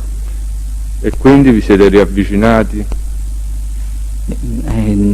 Ci siamo non riavvicinati, è corretto dire, ci siamo rincontrati, ci siamo sicuramente riparlati, certo. Senta, maresciallo, andiamo alla telefonata, quella insomma che è contestata anche nel capo di imputazione, che è anche corpo del reato quella telefonata, quindi il progressivo 1084 RIT 5414 del 2016. Io le faccio solo una domanda e poi vorrei sentire la sua spiegazione. Guaccisi spettò, chi lo dice? Guaccesi spettò lo dico io. Lo dice lei? Sì. È sicuro? Ne sono sicuro. E perché lo chiama ispettore? È un modo, diciamo, scherzoso, quasi, diciamo, come posso dire, allegorico. Ma siccome in tutte le telefonate, diciamo, Casamonica Consiglio in modo, diciamo, scherzoso, probabilmente scherzoso, le dice Guaccisi spettò. In questa il perito attribuisce questa frase a lei, è l'unica in cui avrebbe detto... È corretto. Quindi non ci sono altre telefonate nelle quali lei... No, le altre telefonate che sono in questo processo è Consiglio che mi chiama ispettore, ispettò, che diciamo che è corretto. Va bene, quindi la trascrizione peritale è corretta. Sì. Benissimo. Allora, guardi, per quella parte sì. Per quella parte sì. Ma penso per tutta. La letta, la perizia. Io la posso recitare a memoria con la conversazione. Ecco, guardi, visto che per la sua posizione è molto importante ovviamente quella telefonata, io vorrei che lei fornisse la sua spiegazione al Tribunale, poi magari le faccio qualche domanda, vorrei capire... Mi faccia lei qualche domanda, così mi mette anche in condizione di essere preciso, perché che faccio? Vado... No, dica lei cosa ricorda di quella telefonata, che spiegazione dà a quella telefonata, poi gliele faccio. Allora, su questa premessa, diciamo, su questo scambio di battute, è sicuramente un modo scherzoso, un modo, diciamo, sicuramente è diciamo, un'espressione pronunciata a parti inverse, perché sono io, ma perché c'è una motivazione. Io se incontravo il papà di Consiglio, lui mi chiamava ispettore e io scherzando dicevo commissario, era un gioco, diciamo, proverbiale, non so come... Beh, proverbiale forse no. Confidenziale. Sì, era un modo di... Era un modo così, un modo di scherzo, non c'era una motivazione ancorata. Lei preferisce che le faccia delle domande, ho capito. Allora, prima domanda, da quanto tempo non lo sentiva? Telefonicamente?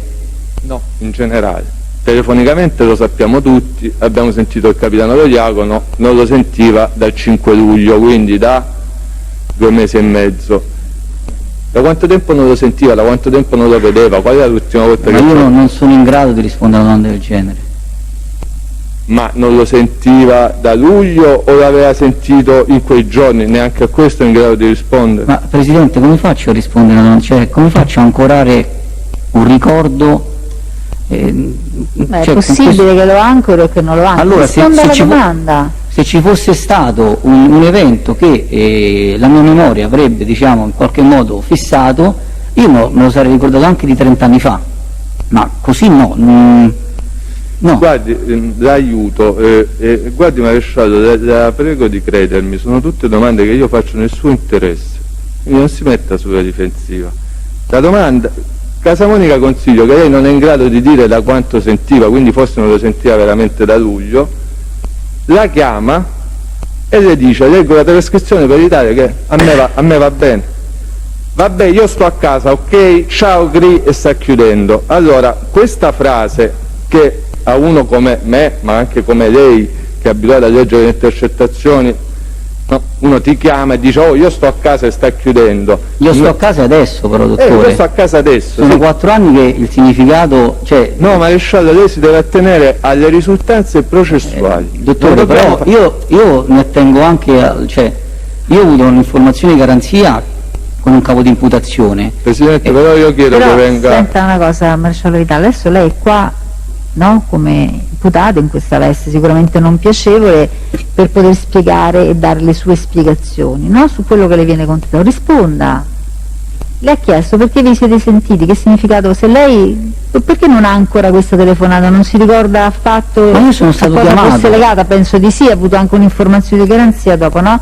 Quindi anche ammesso che questa telefonata per lei fosse stata di nessun significato, sicuramente dopo avrà cercato di ricostruire, no? Quindi, Presidente, questa telefonata ha avuto un significato fino a un certo punto del processo, e io su ma nel quel senso- significato ho lavorato, ho studiato. Guardi. Oggi la perizia supera tutto quel passaggio, cioè, sì, però è io vorrei evidente. che lei rispondesse alla domanda, perché la perizia poi, no? Diciamo ci sarà Sì, però prima era difensori che sto con articoleranno. quello, era la mia consapevolezza che fosse con quello che era Migliarini, oggi diventa sto a casa. Io che fossi a casa, me l'ha detto, la conversazione la ricevo io, quindi ricevo una telefonata, anche in una giornata molto particolare, e quindi io, fino a quando ci eravamo rivisti o risentiti, io questo non ho memoria, non posso, guardi, sforzandomi perché voglio difendermi, non ho memoria di questa, non posso avere memoria di questa cosa. No, io cerco di stimolare la memoria e le ho detto che lo faccio nel suo interesse, perché? Perché poi ovviamente in discussione si possono fare tutta una serie di deduzioni. Io che leggo questa telefonata in cui l'unica cosa che le dice quello che la chiama è: io sto a casa, ciao, sta chiudendo, mi fa pensare che ne avevate parlato poco prima, che lei No. sapeva di no. Quindi adesso se lo sta ricordando. Ma la telefonata io la conosco, dottore. Non la telefonata, cioè uno che non sente da luglio, perché l'ultima telefonata era del 5 luglio, non mi chiama e mi dice: oh, io sto a casa, ciao, e chiude. Ma il no? ciao Cri non lo pronuncia lui. Posizione, perché tra l'altro questa telefonata famosa è stata anche trascritta dal dottor Vitaliano, e il ciao Cri non viene attribuito a Consiglio.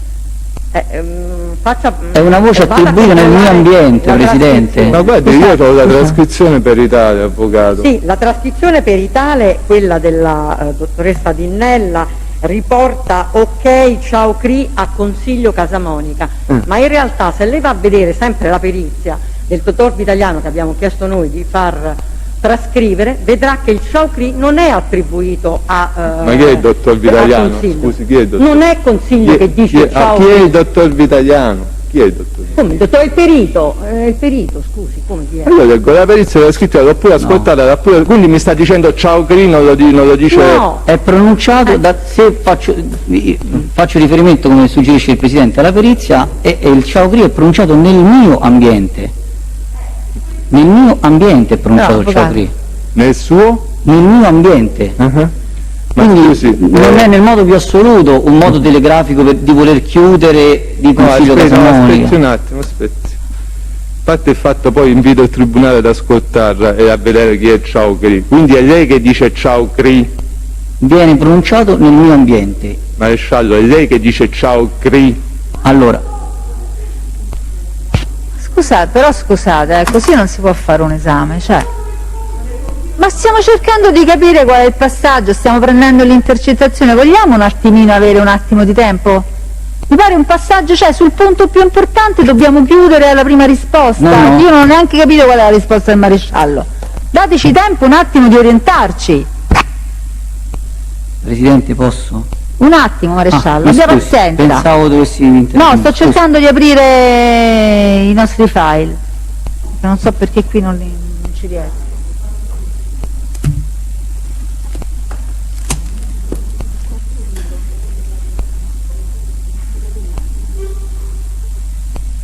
Allora, qui abbiamo una prima trascrizione, adesso sto ricapitolando, vediamo se ricordiamo bene, che è stata fatta dalla Dinnella per le parti in italiano.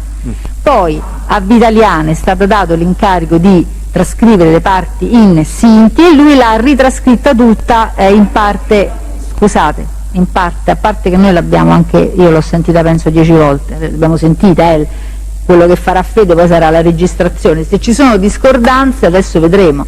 Volevo capire un attimo se mi consentite veramente di far fare le domande e di cercare di avere le risposte, perché sennò la domanda del pubblico ministero, scusi, qual era alla fine di tutto questo? No, la domanda del pubblico ministero era, a prescindere dal ciao CRI, che poi vedremo, ma lasciamo perdere. Dove sei ispettore sarebbe... La domanda del pubblico ministero è questa: lei nel momento in cui legge una telefonata in cui uno la chiama e le dice vabbè io sto a casa, non si ricorda se avevate parlato prima, se avevate un appuntamento, se sapeva di cosa si doveva parlare, o è una telefonata neutra? Ok. La risposta io sto a casa è conseguenza di una domanda che io ho posto in Romani, che è dove sei? Dove stai, ispettore? Lui di conseguenza mi ha risposto sto a casa e l'ha detto prima in Romani, l'ha detto coquere, che vuol dire sto a casa, ok? Inizialmente era quello, poi è diventato casa e questa percezione, io questo punto, voglio dire, su questo punto io anche non posso oggi consegnare una perizia in questo senso, però io ho interessato un perito e ho fatto campionare la mia voce e la voce di Consiglio Casamonica e la voce di una persona che io ritengo poteva essere nel mio ambiente. Da questa campionatura che quella voce fosse di Consiglio siamo sotto l'unità di percentuale, quindi sotto lo 0, cioè sopra lo 0, e sotto l'1. Ma scusi, ma lei la ricorda? Cioè sta facendo tutto questo discorso per dire che lei non ricorda la telefonata? No, io sto dicendo che ricordo la telefonata, ricordo la perizia e quella voce non è attribuibile a Consiglio. Cioè non ha senso, ma anche il senso logico, cioè io ti chiamo, dico dove stai? Sto a casa, ciao CRI. Che conversazione, Presidente? Non ha senso. Sì, così si presta a tutta una serie di interpretazioni. No, che io ma non guardi, non è questo, maresciallo, ci stiamo attorcigliando su una cosa irrilevante. Qua c'è Casamonica Consiglio che la chiama, le dice, su domanda, mettiamo che sia su domanda sua, io sto a casa, e la invita ad andare a raggiungerlo per bere qualcosa, no? Che vedemo una cosa. Che vedemo una cosa. Il fascicoletto presentato da Vitaliano, dal perito Vitaliano, io quella per me è la perizia, io su quella faccio riferimento a quella, anche perché inizialmente questa trascrizione aveva tutt'altro significato. La prima della Dinnella diceva dove stai, la domanda era non comprensibile e la risposta era con quello, quindi secondo me c'è stata un'evoluzione nella perizia. L'ultima è quella, l'ultima depositata, io mi sto ancorando a quel dato, dottore. No, ma lei si deve ancorare al suo ricordo. Comunque Casamonica Consiglio la invita a raggiungerlo, su questo siamo d'accordo senza che facciamo 10.000 polemiche? Lui mi dice che passi a casa, che vediamo una cosa. Io quella conversazione la ricordo, ce l'ho a memoria, è normale che ce l'abbia a memoria. Ho risposto, dopo quel primo passaggio iniziale, ho risposto aspetta che mi metto il casco, e avrò indossato il casco. In quel frangente lui continua a parlare, io sto indossando il casco, quindi non posso avere, a parte una conversazione di tanti anni fa, ma comunque sia, c'è la perizia, comunque sia, io ho acquisito anche l'audio, quindi l'ho ascoltata all'infinito. Non è una conversazione che è conseguenza di un appuntamento preso o è una chiamata che io ricevo, ho ricevuto una chiamata e ho risposto, e non è che io ho voluto proseguire perché lui voleva chiudere, non è così, io ho proseguito la conversazione, mi sono messa a scherzare, è il mio personaggio, io sono fatto così e non posso cambiare, sono fatto così, mi sono messa a scherzare, mi ho detto che stai a fa? E lui mi ha detto messo a fare una matriciana, e mi dice sto a fare una matriciana per ragazzini, ma devi non solo ti devi lavare e stirare, ti devi pure preparare da mangiare. Mi ha detto che vuoi fare? Dico, sono le zingare moderne che non so più le zingare di una volta. è un modo per scherzare. Come è iniziata la telefonata con "dove stai, ispettore?" Ma se io incontro Consiglio adesso per strada, gli dico "dove stai, ispettore?", perché non ho quella padronanza della lingua per dire, cioè per pormi in una conversazione. Mi sono posto per quella parola che conoscevo, è una parola che conosco, che ho sempre pronunciato, è una parola ricorrente nella mia pronuncia, ma non è, cioè, è anche insolito che io risponda e chiedo "dove stai?". E inizia la conversazione con questa indicazione, ma mi dica, Presidente. Ma scusi però, perché cerchiamo di arrivare, il punto qual è? Tutto questo per dire cosa?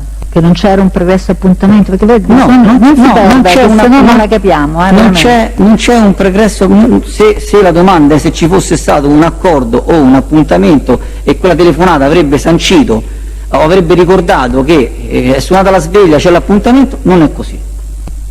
Non è così. No, io gli ho solo chiesto, è corretto dire che in questa telefonata, cioè che Casamonica Consiglio la chiama per dire "sto a casa, vieni a casa mia", e lei dice sì, quindi aderisce a questa convocazione, è corretto? No, io questo termine non mi piace, convocazione, Presidente. Ma non sono stato convocato. Accoglie questo invito? Ma, la telefonata racconta il tenore della conversazione. Però scusi, maresciallo, ma lei adesso ci deve rispondere, se vuole, se no dobbiamo ma io voglio rispondere, la facciamo Presidente. finita. Allora non mi parli della perizia, della controperizia, dell'alfonico, dica semplicemente se si ricorda, ha detto non c'è stato un precedente accordo e questo l'ha chiarito.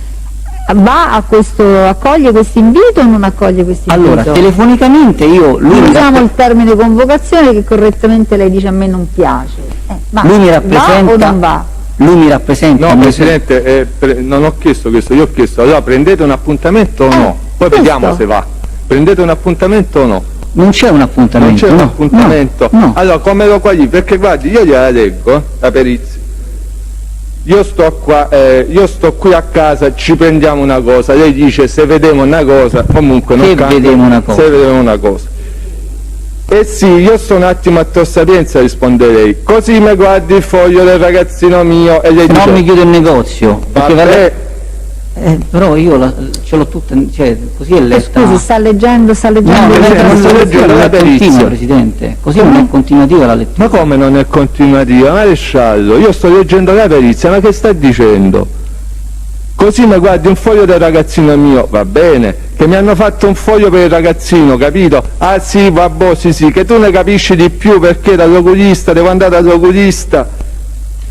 Ma io dico prima che se non mi chiudo un negozio. Però scusi un attimo, lasci perdere questo, adesso segua un attimo, vediamo qual è la domanda finale che le fa il pubblico ministero, cerchi però di seguire le domande. Ancora lei, va bene, Consiglio, ok, gli facciamo fare una visita, dice lei, ok, non ti preoccupare. E poi dice lei, ci vediamo dopo, ciao ciao. Allora vorrei sapere se non è un appuntamento questo, che cos'è? Non è un appuntamento. Ci dica che cos'è. Non lo è, non è un appuntamento. E che è un modo di chiudere una conversazione, beh sì, ci vediamo dopo. No, ma uno dice mi raggiunge a casa, lei dice va bene, mi raggiungi che ti devo fare vedere questa cosa, va bene, ci vediamo dopo. Non è un appuntamento, no, bene, in modo assoluto. Prendiamo atto di questa risposta, non è un appuntamento.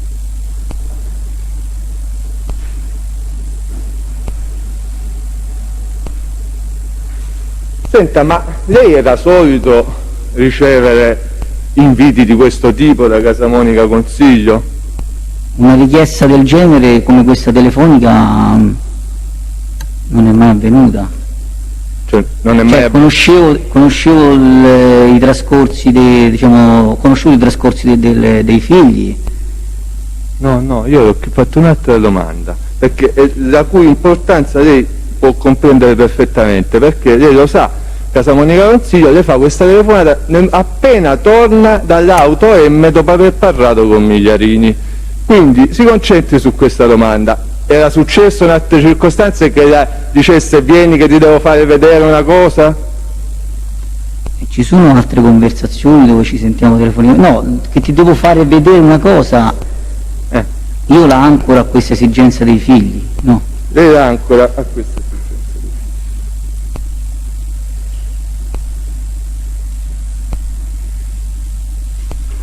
Senta, ma poi quella sera Lei lo incontra o no? No, Non lo incontra. no, Non lo incontra proprio? no. Non lo vede proprio? Neanche per caso? Guardi, non è... se lei si riferisce al 21 settembre, no. È il giorno della telefonata. La telefonata io non lo Quindi incontro. allora ci faccio capire. Sì, Lei riceve questa telefonata sì. in cui secondo lei non ha preso un appuntamento e quindi non avendo preso un appuntamento non ci va? Io torno a casa la sera. Quindi lei torna a casa, non lo vede quella sera? No, Bene.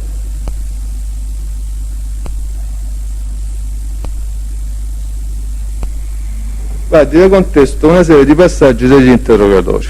Pagina 9. Che è la stessa domanda che le ho fatto oggi. Io le chiedo, ma dalla telefonata si capisce che lei ci va o no? E lei dice, io ci vado perché ci torno. E io dico, ma lei va dentro casa, non è che va nel vicolo di Portafurba che abita a 3 metri da lì, lei va dentro casa, di Casa Monica Consiglio. E lei dice, allora, io in casa di Casa Monica Consiglio ci sono andato, io quando sono uscito, tornando dal lavoro, io arrivo al semaforo, devo andare avanti, no, è il tragitto, Presidente, è il tragitto. Io entro nel vicolo per saltare la strada. È Maresciallo, il lei, tragitto. Maresciallo, allora, primo, lei ha appena detto davanti al tribunale che lei quella sera non l'ha proprio visto. Certo. Oh, e invece qua ha detto una cosa diversa. No, io gli ho detto, tornando la sera, era il tornare la sera a casa, era per il tornare la sera a casa. Ma scusate, scusi Vitale, ma non è che ci può essere equivoco sul fatto che si entra dentro, non è che andrà a casa perché ci passo col motorino, la domanda era se lei ci è andato a casa sua. No, no, E quindi la mia perché- risposta è riferita al mio tragitto. Cioè, ha dato una risposta diversa rispetto alla domanda, scusi, la domanda era se lei l'aveva incontrato, se era andato a casa sua. La domanda di oggi se l'avevo incontrato, io non l'ho No, incontrato. no, un attimo, lei ha detto di non essere andato, al che il pubblico ministero le legge in contestazione le dichiarazioni rese in sede di interrogatorio. Le vuole rileggere pubblico ministero, per favore? Sì. Guardi, è un po' lungo, Presidente, però lo leggo tutto così si capisce. Così non voglio che ci siano equivoci sul tenore della risposta. Perché lei dice, percorrere via di Portafurba per me è stato un tragitto quotidiano col motorino, perché io uscivo dalla mia via, attraversavo via Tuscolana, entravo a via di Portafurba, questo perché? Non per andare in casa loro, perché io evitavo il semaforo. Va bene, Lei questo inizia è con quello questa che... premessa, allora io le dico, ma dalla telefonata si capisce che lei ci va o no? E lei dice, io ci vado, perché ci torno? E io le contesto, ma lei va dentro casa, non è che va nel vicolo di Portafurba che abita a 3 metri da lì, lei va dentro casa, di Casa Monica Consiglio. E lei dice, allora, io in casa di Casa Monica Consiglio ci sono andato, io quando sono uscito, tornando dal lavoro, io arrivo al semaforo dell'Arco di Travertino, non mi fermo al semaforo, entro il vicolo di Portafurba, stia zitto, entro con lo scooter in vicolo di Portafurba, questo lo faccio non più, ho un'altra sede, l'ho fatto quotidianamente, quindi passare da lì significa incontrare tutte le persone che stanno per strada. Io lì, quando sono passato, ho incontrato sto Consiglio e mi ha detto ti devo fare parlare con un amico mio. Io gli ho risposto, quale amico? Io non voglio parlare con nessuno. Mi ricordo che ho visto una persona, ma io a questa persona non gli so dare una descrizione.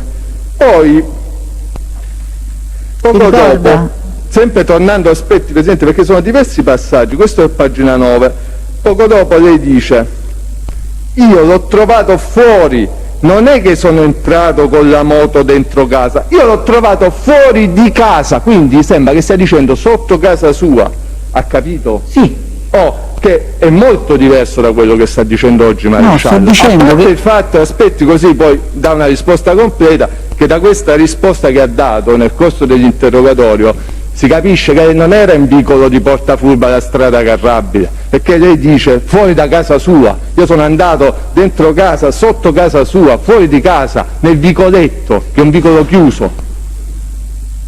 Risponda. Allora, questo tragitto naturale non prevede che io entri, cioè, che il passaggio sia entrare verso la sua abitazione. Sotto casa per me significa su questo tragitto lì fuori.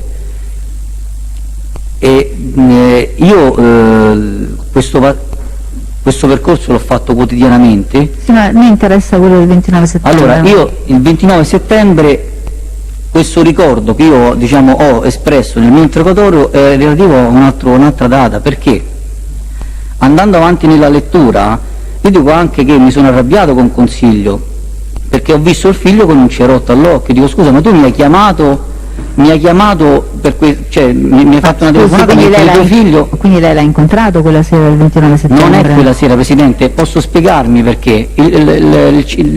Intanto io ho visto questo bambino con questo cerotto all'occhio. Scusi, ma perché ha risposto così al pubblico ministero? No, io ho risposto anche quello che le sto dicendo a lei al pubblico ministero, non l'ha letto, perché io più avanti nell'interrogatorio dirò che mi sono testualmente incazzato con Consiglio Casamonica, perché ho detto scusami, sono arrivato qui, ho visto il figlio col cerotto, ho detto ma mi hai chiamato, dice no, ti posso far parlare con un amico mio, ho detto scusami, ma non mi hai chiamato per tuo figlio, lo vedo col cerotto, allora dico, e mi sono sentito nell'interrogatorio c'era un termine tradito, perché in quel momento dicono scusa, allora tu mi hai chiamato, ma se io sono passato il 29, questo bambino non poteva mai e poi mai avere un cerotto all'occhio, io mi ricordo di aver visto il figlio con il cerotto all'occhio. Questo cerotto viene indossato, questa benda oculare. Abbiamo capito, io le contesto quello che ha detto, va bene? Poi resta la contestazione, fortunatamente acquisitiva valuterà il Tribunale. Lei ha dato una lunga versione dei fatti nel corso dell'interrogatorio su quello che è successo quel giorno. Oggi vuole cambiare versione, faccia quello che vuole, la contestazione resta. Presidente, io non ho cambiato nessuna versione, sto solo collocando questo ricordo in un altro periodo in base a quello che ho dichiarato in quell'occasione. Allora, io ho sostenuto l'interrogatorio perché l'ho chiesto nella fase delle indagini preliminari, non avevo un atto, non avevo discovery di niente, io ho sostenuto questo interrogatorio anche contro i consigli, perché giustamente i difensori dicono ma con un capo così ma dove vai? Io sto qui come allora, come il 22 novembre del 2018 sono stato nell'ufficio del dottor Muserò, perché questa imputazione non esiste, non è accaduta, la telefonata c'è, è vera, è viva, ma da lì in poi tutto il resto è un salto logico, non è esistito nulla di tutto questo, nel modo più assoluto. Io sto solo in un interrogatorio, dopo essere stato trasferito, ero pieno di psoriasi, pieno. Mi sono vergognato a prendere la penna del dottor Muserò, a parte perché era della Juve, ma al di là di quello perché avevo le mani sventrate, mi sono vergognato.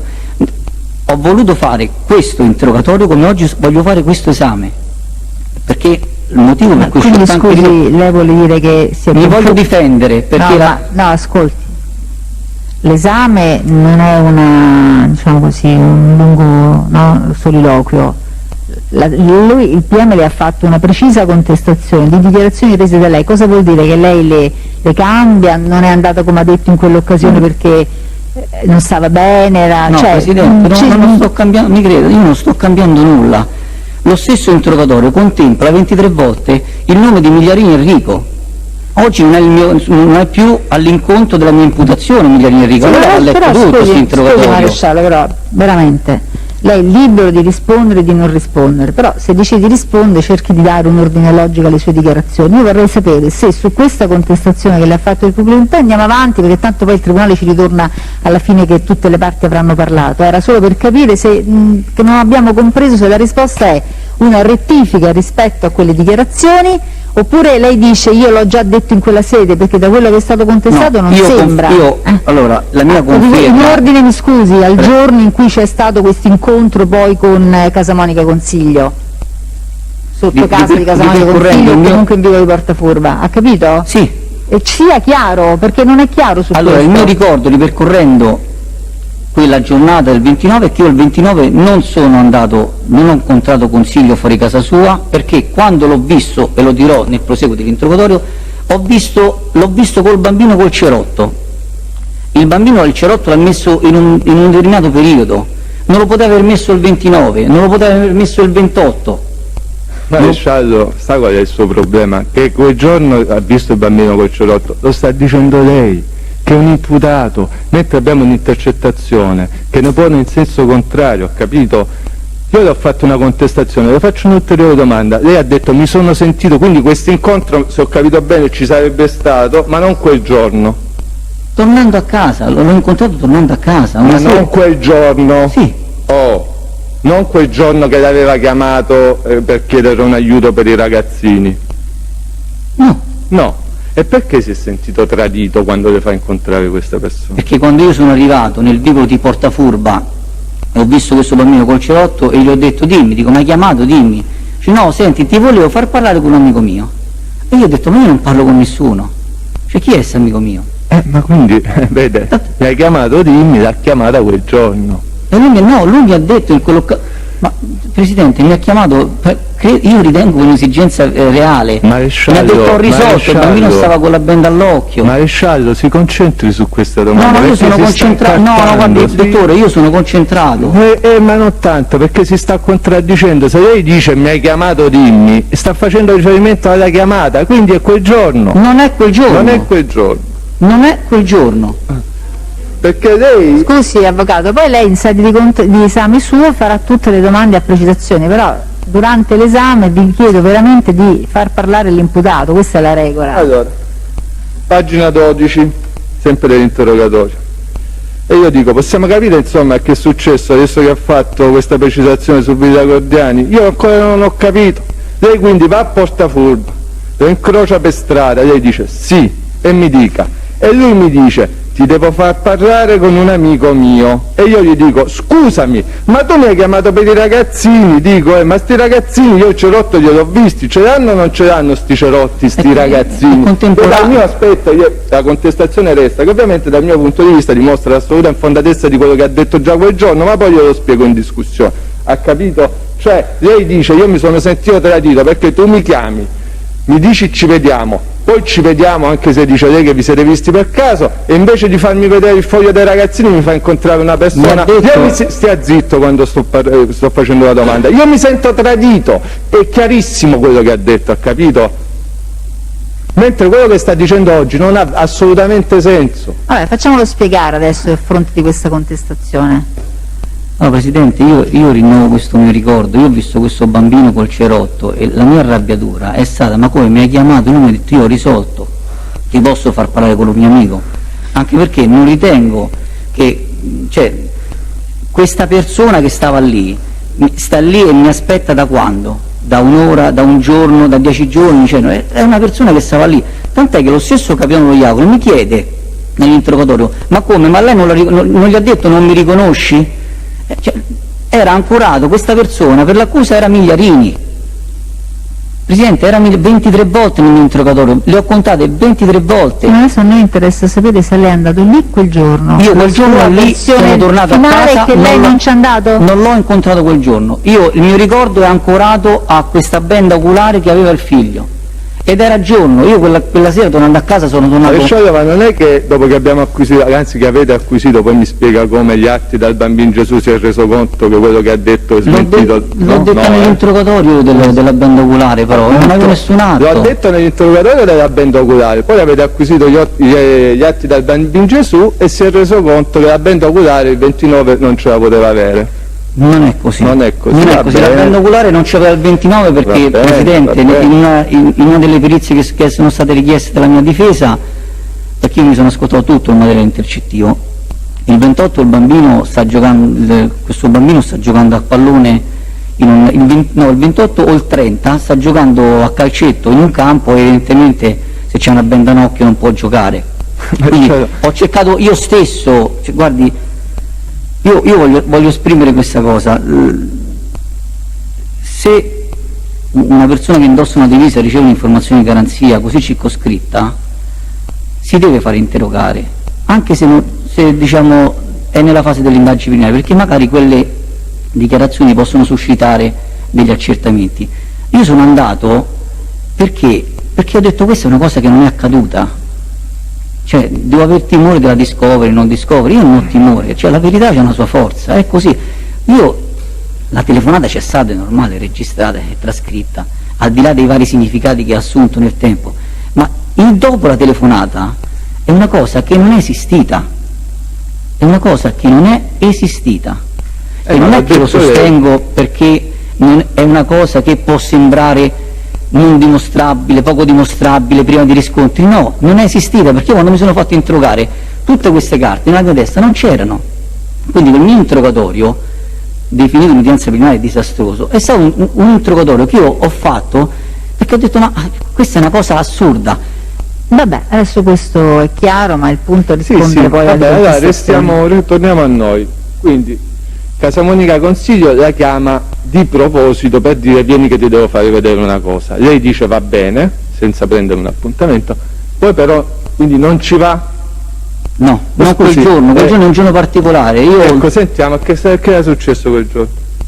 Allora, innanzitutto quel giorno andavo di corsa perché può sembrare riduttivo, però io in quel periodo stavo ristrutturando l'appartamento e dovevo andare, sbaglio nella telefonata perché dico sto andando a Tor Sapienza e questo è stato un errore, diciamo, che io ho pagato poi nella mia difesa perché non è Tor Sapienza ma è Tor Cervara, e poi dimostrerò anche al tribunale perché è Tor Cervara. Quindi io mi devo recare in un negozio per fare un preventivo, bloccare un prezzo di acquisto, perché il giorno dopo, il 30 settembre, questa promozione che io, alla quale voglio aderire, scadrà, e siccome il giorno dopo io ho un'attività da eseguire, perché lo stesso 29 venivo dalla procura, ero stato convocato da un pubblico ministero e dovevamo fare un intervento a massa per il giorno successivo, perché si richiedono dei riscontri a un'attività dove, diciamo, che stavo seguendo in prima persona.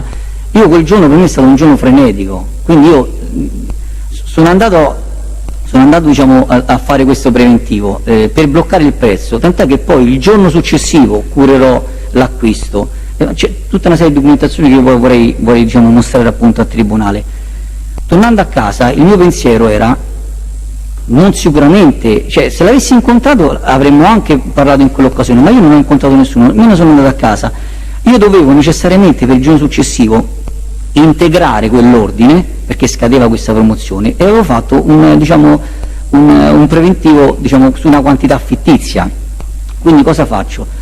Torno a casa, vado a fare la spesa perché io sono molto metodico, quindi vado a fare la spesa, chiamo la madre dei miei figli, faccio questa spesa, torno a casa e che cosa faccio? Mando un messaggio perché il capitano Loiaco mi riferisce che io quella sera ho fatto 3 chiamate, l'ultima credo alle 22:40, qualcosa del genere. Quella terza chiamata non è una chiamata, è un SMS che è un'uscita dalla mia utenza ed è diretto all'utenza 336 30 82 30 che è del geometra Paolo Scipio, che è il direttore dei lavori che si occupa della mia abitazione. Io non posso documentarla, non posso documentare il testo di questo messaggio perché ho fatto un backup di tutti i telefoni, gli hard disk che avevo, perché ho cercato di ricostruire tutti gli elementi che sono usciti fuori in questa indagine su di me. Ma guardi, ho fatto un lavoro mostruoso con tante difficoltà. Non posso dimostrare, ma questo SMS è comunque agli atti, è nel rec del tabulato del mio traffico telefonico. Quindi a quell'ora intanto non è una telefonata, come ha sostenuto il capitano Loiaco, ma è un SMS uscente.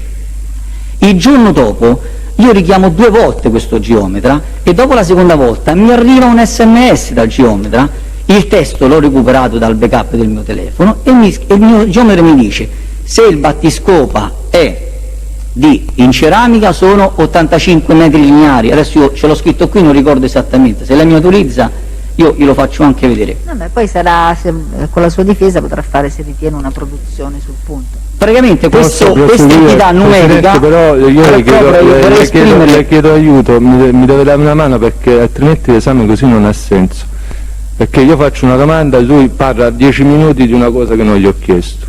Sì, però l'imputato deve avere anche la facoltà di difendersi, quindi se spiega che cosa ha fatto il 29 credo che possa essere utile per tutti. O me lo segno. Posso proseguire, Presidente? Perché, cioè, Maresciallo, io le ho fatto una domanda diversa. Io le ho detto tutto quello che sta dicendo adesso è smentito dal fatto che quando Casamonica le dice vieni a casa mia che ti devo fare vedere una cosa, lei non dice no, non posso perché c'ho tutte queste cose da fare, perché c'è il geometra, lavori. vado a dire a Casamonica che l'indomani devo fare 15 perquisizioni. Allora, sicuramente non gli dice va bene sto venendo, gli dice oggi non posso, ci vediamo domani. Tutto questo mio studio, tutta questa mia analisi è stata scatenata da una sua frase nel mio interrogatorio. Perché lei, dottore, non è una guerra fra me e lei. È una cosa positiva quella che io sto cercando di rappresentare, non è una polemica. Ma lei non deve rappresentare niente di positivo o di negativo, deve rispondere alla domanda. Io le sto evidenziando che tutto quello che sta dicendo è smentito dalla telefonata, perché se fosse come dice lei avrebbe dovuto rispondere: caro Simone, oggi non posso perché ho degli impegni, se vuoi ci vediamo domani. Non gli diceva sì, va bene, ci vediamo dopo, come ha detto. Presidente, a un certo punto del mio interrogatorio, io quando do comincio a dare delle risposte alle prime domande, il pubblico ministero mi dice: questo lo dice lei che è indagato, credo che sia in atti, questo è trascritto, che se non porta prove, cioè non porta riscontri, quello che dice lei non è prova. Allora io questa cosa l'ho recepita come un invito a studiarmi tutto, mi sono andato a guardare tutto, sono andato a guardare per ogni giorno, per ogni contatto telefonico. Parliamo di un giorno, ci interessa questo arco temporale, adesso non... Parliamo di un giorno di vita ordinaria, Certo, ma questo lo comprendo. Maresciallo, la domanda resta: per quale motivo allora a Casamonica Consiglio non ha risposto guarda oggi proprio non è giornata? Le sto dicendo, stavo spiegando al Tribunale la particolarità di quella giornata, se posso concluderla perché è importante. Vabbè, la concludo, però dica poi perché non gli ha detto che non ci andava. Ma non è che io non gli ho detto non ci, ho detto sì ci vediamo, ma in tante altre occasioni ci vediamo, ma non è che io non sono appuntamenti, ci vediamo alle 5, sì bene, alle 5:05 non arrivate in ritardo, no, non è così. Vabbè, la sua tesi è chiara, insomma, va bene. È chiaro, Presidente? Beh, nel senso lui dice ci siamo chiusi dicendo quando ci vediamo, poi questa sarà una... adesso dobbiamo dare modo a lui di rispondere alle domande, una delle parti che le formulerà facendogli modo di esprimersi. E com'è che poi non ci sono chiamate successive in cui Casamonica le sollecita dice oh, avevi detto che venivi, quando ci vediamo? Visto che dice lei che non vi siete visti. Perché non mi ha più chiamato Casamonica, non è che lo può chiedere a me. Io l'occasione in cui l'ho incontrato, le ripeto, mi ha detto ho risolto, ho visto il bambino con l'occhio, mi ha raccontato dell'intervento all'occhio e fin da lì per me è stata una cosa superata. Cioè, non ci vedo vabbè, è chiaro, l'ancora a questo ricordo.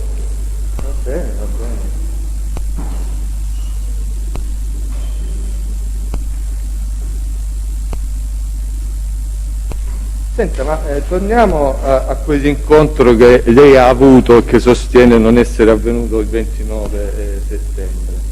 Ecco, ce lo spieghi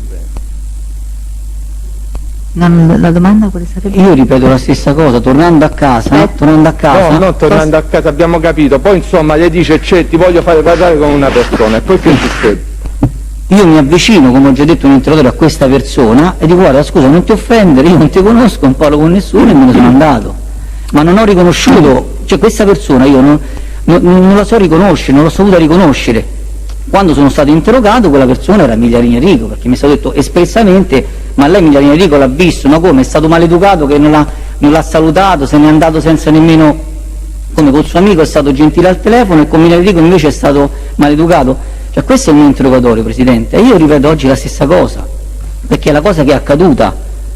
Quindi se questa persona, a distanza di giorni, dopo che questo bambino ha indossato questa benda oculare, si trovasse lì, perché fosse stata convocata da Consiglio, quella è esattamente una coincidenza che ci sia una persona lì, perché non poteva sapere che io quel giorno, non le so dire quale sia questo giorno in cui sono passato, ma non penso che una persona si metta con una tenda a aspettare il vicolo di Portafurva che passa il maresciallo. Lei dice la presenza era casuale, lei sostiene questo, la presenza comunque a quel punto di questa persona è casuale. Nel mio tragitto, ma il bambino l'ho visto io ed era giorno, per averlo visto con la benda era giorno, quindi io di questo ne sono certo. Vabbè.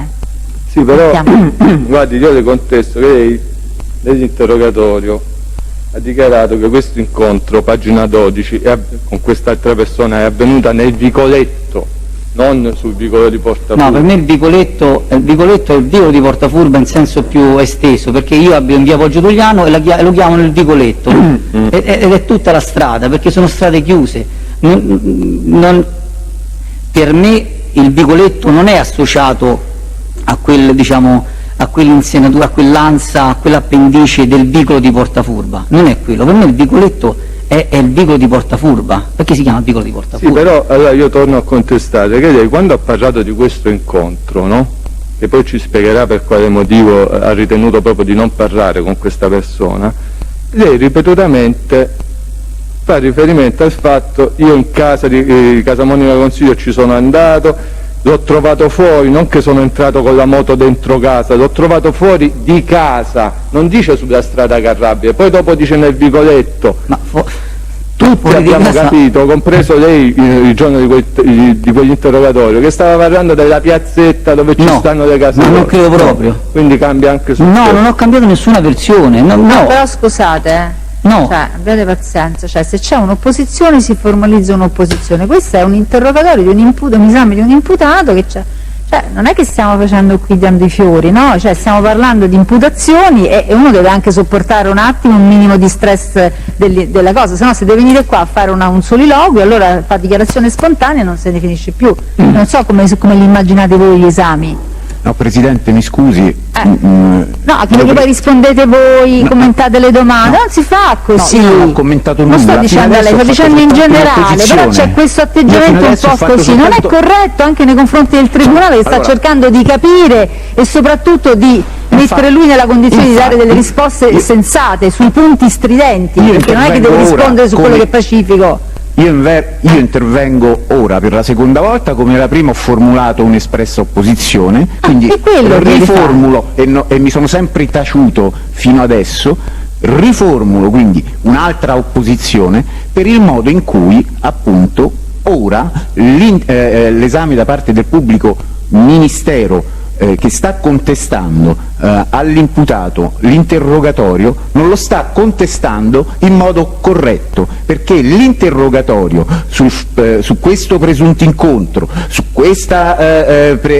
presunta persona che lui avrebbe visto, come ha riferito l'imputato, è stato tutto concentrato per pagine e pagine sul discorso che lui avesse incontrato Migliarini. Poi però durante il dibattimento abbiamo avuto un mutamento di imputazione e Migliarini è scomparso da quell'incontro. Scusi, adesso un attimo Presidente. Prego. Se il pubblico ministero rivolge all'imputato delle domande che non sono in qualche modo logicamente successive una dietro all'altra, quindi logicamente, e si avvale dell'interrogatorio per fare una contraddizione dalla prima pagina in cui c'è Migliarini all'ultima in cui non si parla più di Migliarini, è ovvio che l'imputato non potrà dare una risposta corretta. Quindi secondo me, per fare le contestazioni in quell'interrogatorio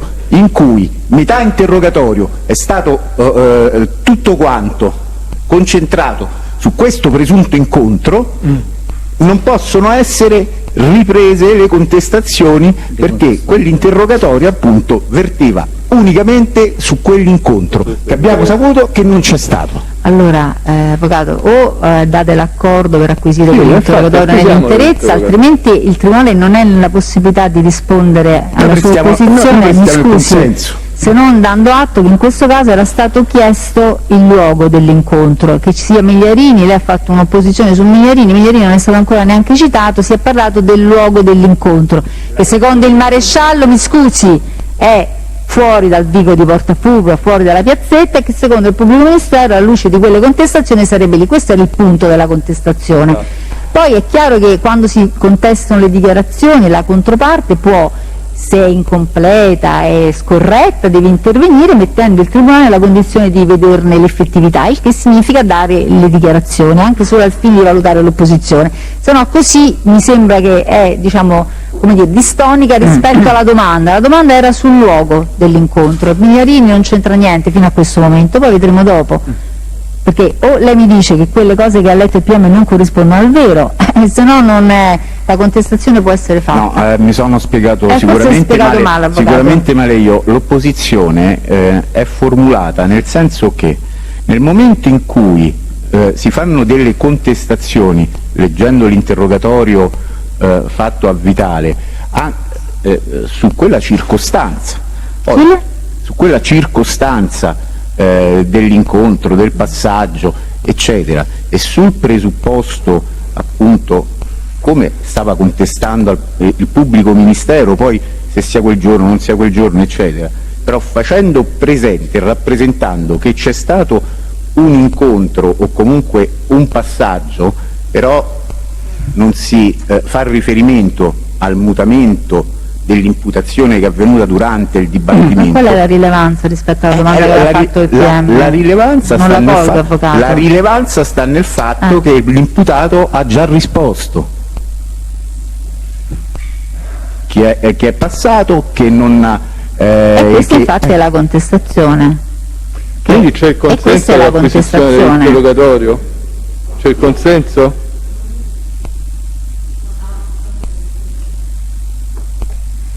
C'è? Benissimo. Ma non mi interessa il motivo per il quale mi date il consenso, mi interessa che me lo diate. Prego. Allora, così poi il Tribunale leggerà. Andiamo avanti. C'è l'accordo delle difese? Quindi sull'accordo delle parti viene acquisito il verbale dell'interrogatorio reso Senta, maresciallo, ma mi faccia dall'imputato capire. davanti al PM. Prego. Mi faccia capire una cosa. Lei ha detto che in quel momento storico Casamonica Consiglio era un suo amico, che incontra per caso e che le dice ti devo fare parlare con una persona. Lei perché risponde così male? Cioè perché non cerca neanche di capire chi è questa persona, visto che, sempre detto da lei, non aveva mai avuto il sentore che queste persone fossero implicate in attività illecite, erano suoi amici. Cioè se un mio amico mi dice guarda ti devo fare parlare con questo, io almeno cerco di capire che vuole. Lei perché risponde in maniera così sgarbata? Io ripeto, e a questo punto il Tribunale avrà anche il mio interrogatorio, io mi sono arrabbiato perché ho ritenuto che quella telefonata avvenuta prima, non lo stesso giorno, chiarisco questo,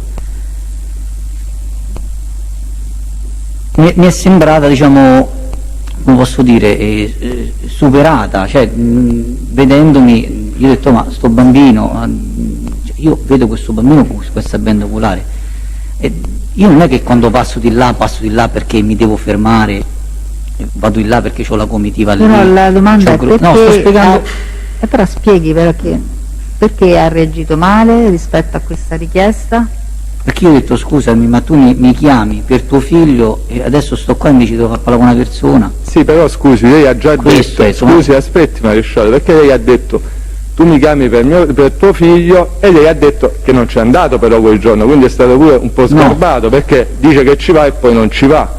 No? No, non ho detto ci vado, ci vediamo dopo. È intercettato, come no? Ma io non ho detto ci vediamo alle 19, ci vediamo dopo. Non è dire poi non ci vengo. va. Anche perché non è che l'aveva chiamata per bere una birra, l'aveva chiamata per un'esigenza sua Certo, sanitaria. ma certo. E lei, dopo aver detto va bene, ci vediamo dopo, poi non ci va. Quindi Non è che non ci vado, io torno a casa e non lo incontro. Va bene, vabbè. Rifacciamo la quinta volta. Rifacciamo la quinta volta questa domanda. Vabbè, c'è un nesso logico fra il tradimento che lui ha definito rispetto alla vicenda, ma questi sono aspetti, diciamo così, di Non ho capito costruzione io. del fatto, cioè non è che sono cose L'aspetto astruse. non l'ho Cioè è sentito, chiaro scusa, che se lei, diciamo, venisse chiamato, Sì. io la chiamo e gli dico per favore passi che ti devo far vedere un documento, e poi invece quando passo tu non mi fai vedere il documento ma mi fai vedere un'altra cosa, è ovvio che dico ma allora mi hai fatto un trabocchetto, mi chiami con una scusa e poi l'interesse era un altro. Questa è la in quel ricostruzione momento che io logicamente si può anche fare. mi sono irrigidito. Quindi la spiegazione, che la domanda che le è stata fatta è perché ci è rimasto male, se non ci fosse questo collegamento, ok? Ma se semplicemente lei passa lì, si ricorda di questa telefonata fatta non si sa bene quanti giorni prima, e quindi decide di fermarsi e la persona invece gli dice ma no, è tutto risolto, ti faccio parlare con mio amico. Beh, perché se la doveva prendere? Che cos'è che l'ha turbata, l'ha infastidita? Questo l'ha detto lei che ha avuto un atteggiamento di fastidio, perché gli ho detto, no? ma mi ha chiamato, ma io sono passato il bambino, dice no senti che ti posso far parlare con un amico mio, una persona che già stava lì. Ho detto, ma io non parlo con nessuno. Vabbè, sì, ma se non è avvenuto, l'ultima volta che glielo chiedo, perché forse non sono chiaro, se tutto questo che sta raccontando lei non è avvenuto il 29 settembre, quando lei era stato chiamato per i fogli del ragazzino, perché risponde così male, in maniera, diciamolo, anche un po' maleducata? Perché? Ma io sto tornando a casa, va bene, rinuncio alla domanda, tanto resta. Senta, andiamo avanti. Ma Presidente, scusi, ma io ho una vita, io torno a casa, ho i miei impegni, ho i miei corsi. Vabbè, ma perché? Vabbè, lei ha detto che l'ha detto che si è infastidito perché non aveva interesse di parlare con questa persona. Ma certo, una persona che non conosco, chiunque mi fa dire ti posso far parlare con un amico mio, è normale che mi stranisco, ma chiunque si stranisce, è una cosa... Senta, lei si è mai interessato fattivamente per trovare un oculista ai figli di Casamonica Consiglio? Io mi sono interessato quella sera stessa che ho ricevuto questa chiamata. Nel mio percorso sono passato da un amico che ha un negozio di ottica e gli ho detto guarda, mi ha chiamato, ma avevo veramente i minuti contati, perché se io non arrivavo entro una certa ora in questo negozio l'indomani non ci sarei potuto andare e avrei perso questo sconto del 20%. Io quando chiedo questa telefonata dico vabbè, sto qui nei pressi, e ci sono andato direttamente, ho detto guarda, mi ha chiamato un amico mio, non so di preciso, perché non è che lui al telefono mi ha detto deve fare questo piuttosto che quest'altro trattamento, e ho detto a questo mio amico guarda, mi ha chiamato questo mio amico così e così e così, mi ha detto questo, e lui mi ha detto guarda, questo ragazzo c'ha... Scusi, mi ha detto questo cosa? Quello che cosa gli aveva detto? Gli aveva detto ti devo fare vedere un foglio per i ragazzini, per non gli aveva occhi, detto altro. Certo, non ha detto altro. E quindi lei a quest'ottico cosa ha detto? Io a quest'ottico gli ho detto che avevo ricevuto questa chiamata, gli ho detto guarda, mi ha chiamato un mio amico, mi ha detto questa cosa, non so di che si tratta, non so se deve fare una visita o deve fare gli occhiali, e lui mi ha detto allora se è per la visita non ci sono problemi, era giovedì, dice, io venerdì io ho l'ottico qui in sede e vieni qui da me, se è per gli occhiali può venire quando vuole, dice se è per la visita domani lo metto in lista, dammi il cognome, e io gli ho comunicato il cognome.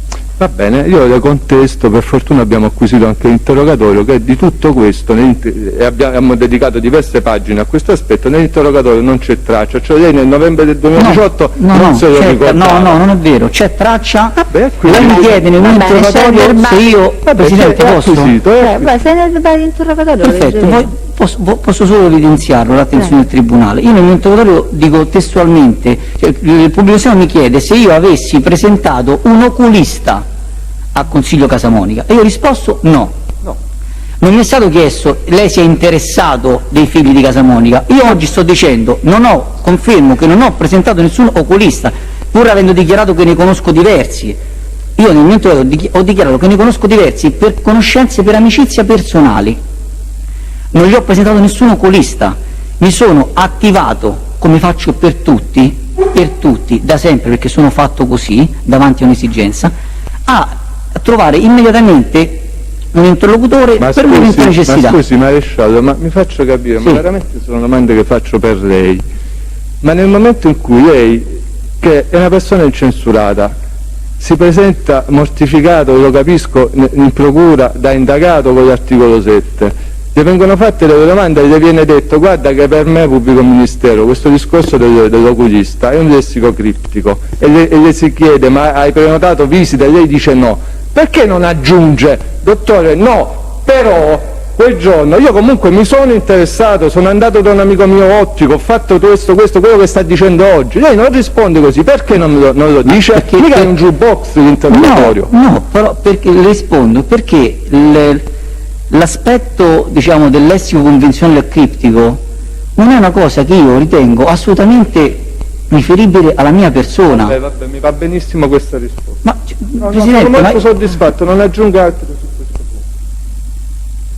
punto. Io così non posso rispondere alle domande. Guardi che non è che non le stiamo avendo la parola, siamo qua da parecchio, mi sembra che lei stia cercando di esprimere, poi ci saranno anche i suoi difensori. Ma poi ha portato il figlio di Consiglio da questo oculista? Non ho capito. Sì? L'ha accompagnato poi? No. No? No. Cioè tutto quello che sta raccontando in cosa si è concretizzato?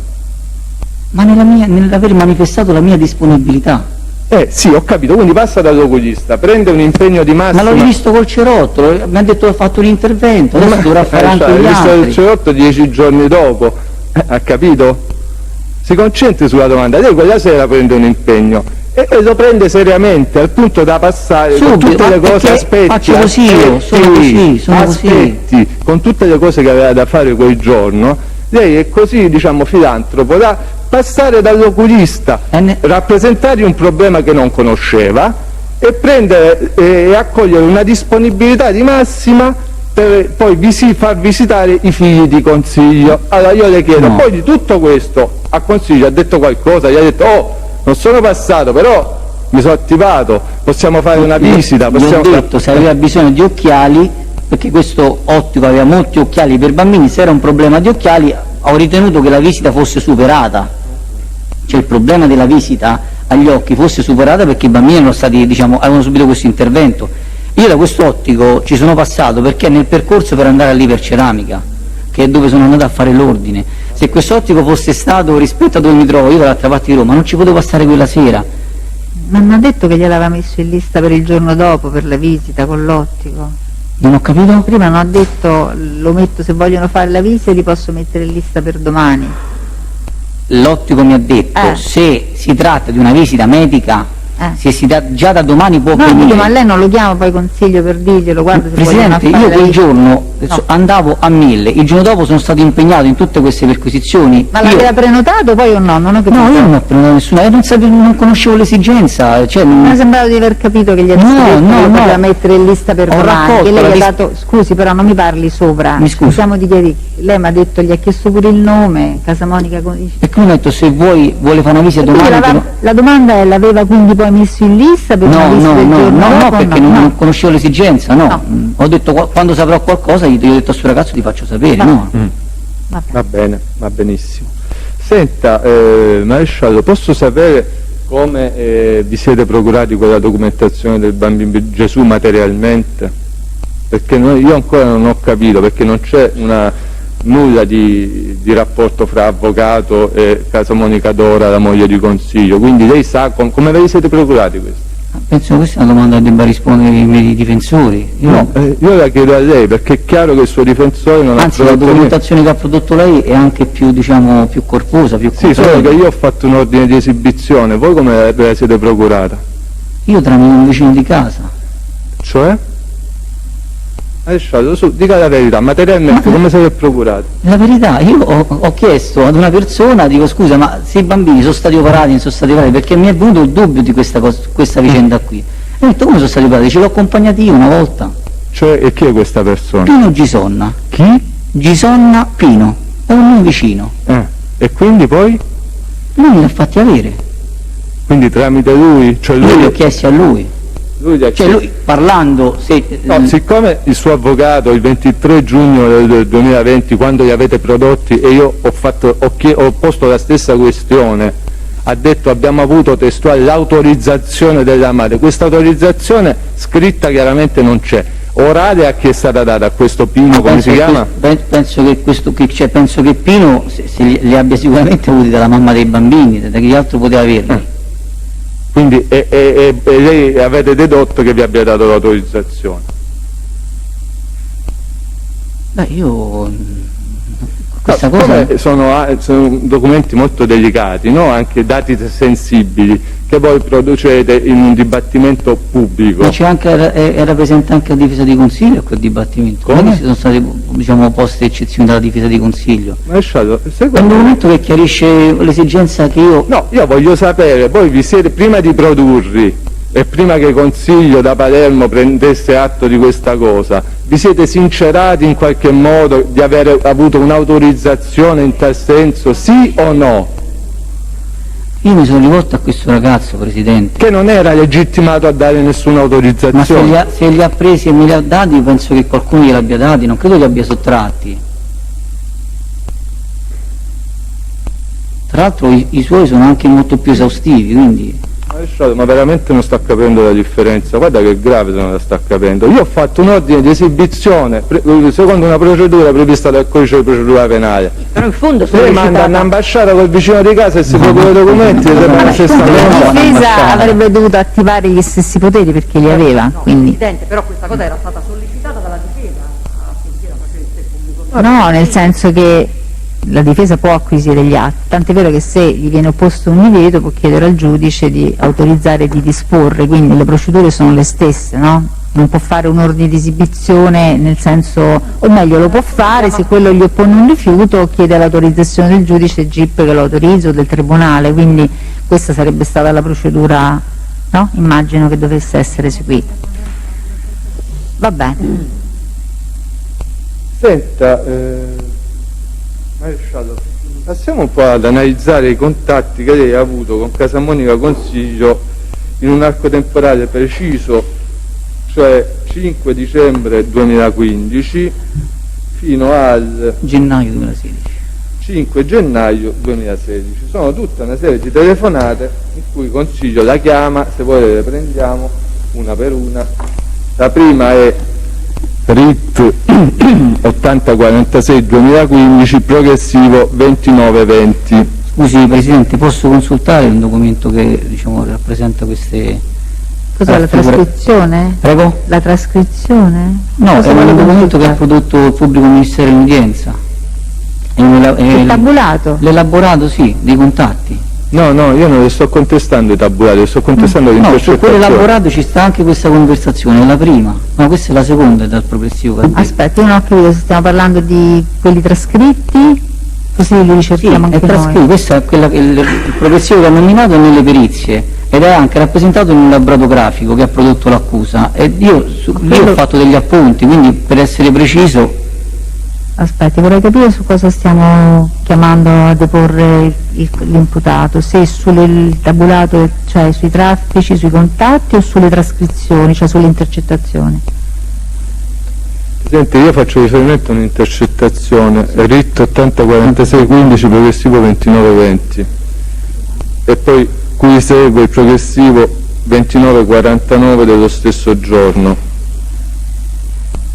Questi sono quelli del 5 dicembre, io devo fare una serie di domande su questo. Facciamo delle domande, vediamo se si ricorda di questo contatto, se lo ricorda lei, questo del 5 dicembre. Ma certo. Aspetta, cerco di... il progressivo. Quindi io questo elaborato non lo posso...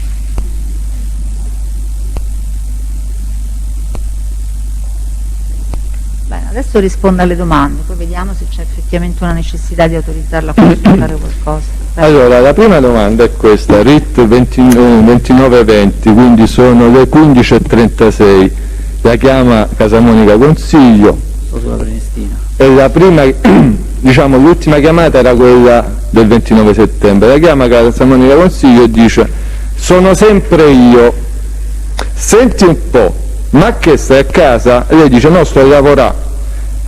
Quando stacchi devo parlarti un secondo. Lei dice: va bene. Poi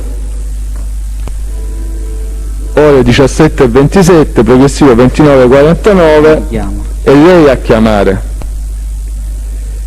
e Consiglio gli dice: ma che stai a casa? E lei gli dice: vieni sotto mo, vieni mo, ciao. Allora, di cosa devo fare parlare? Di nulla. Di nulla? Di nulla.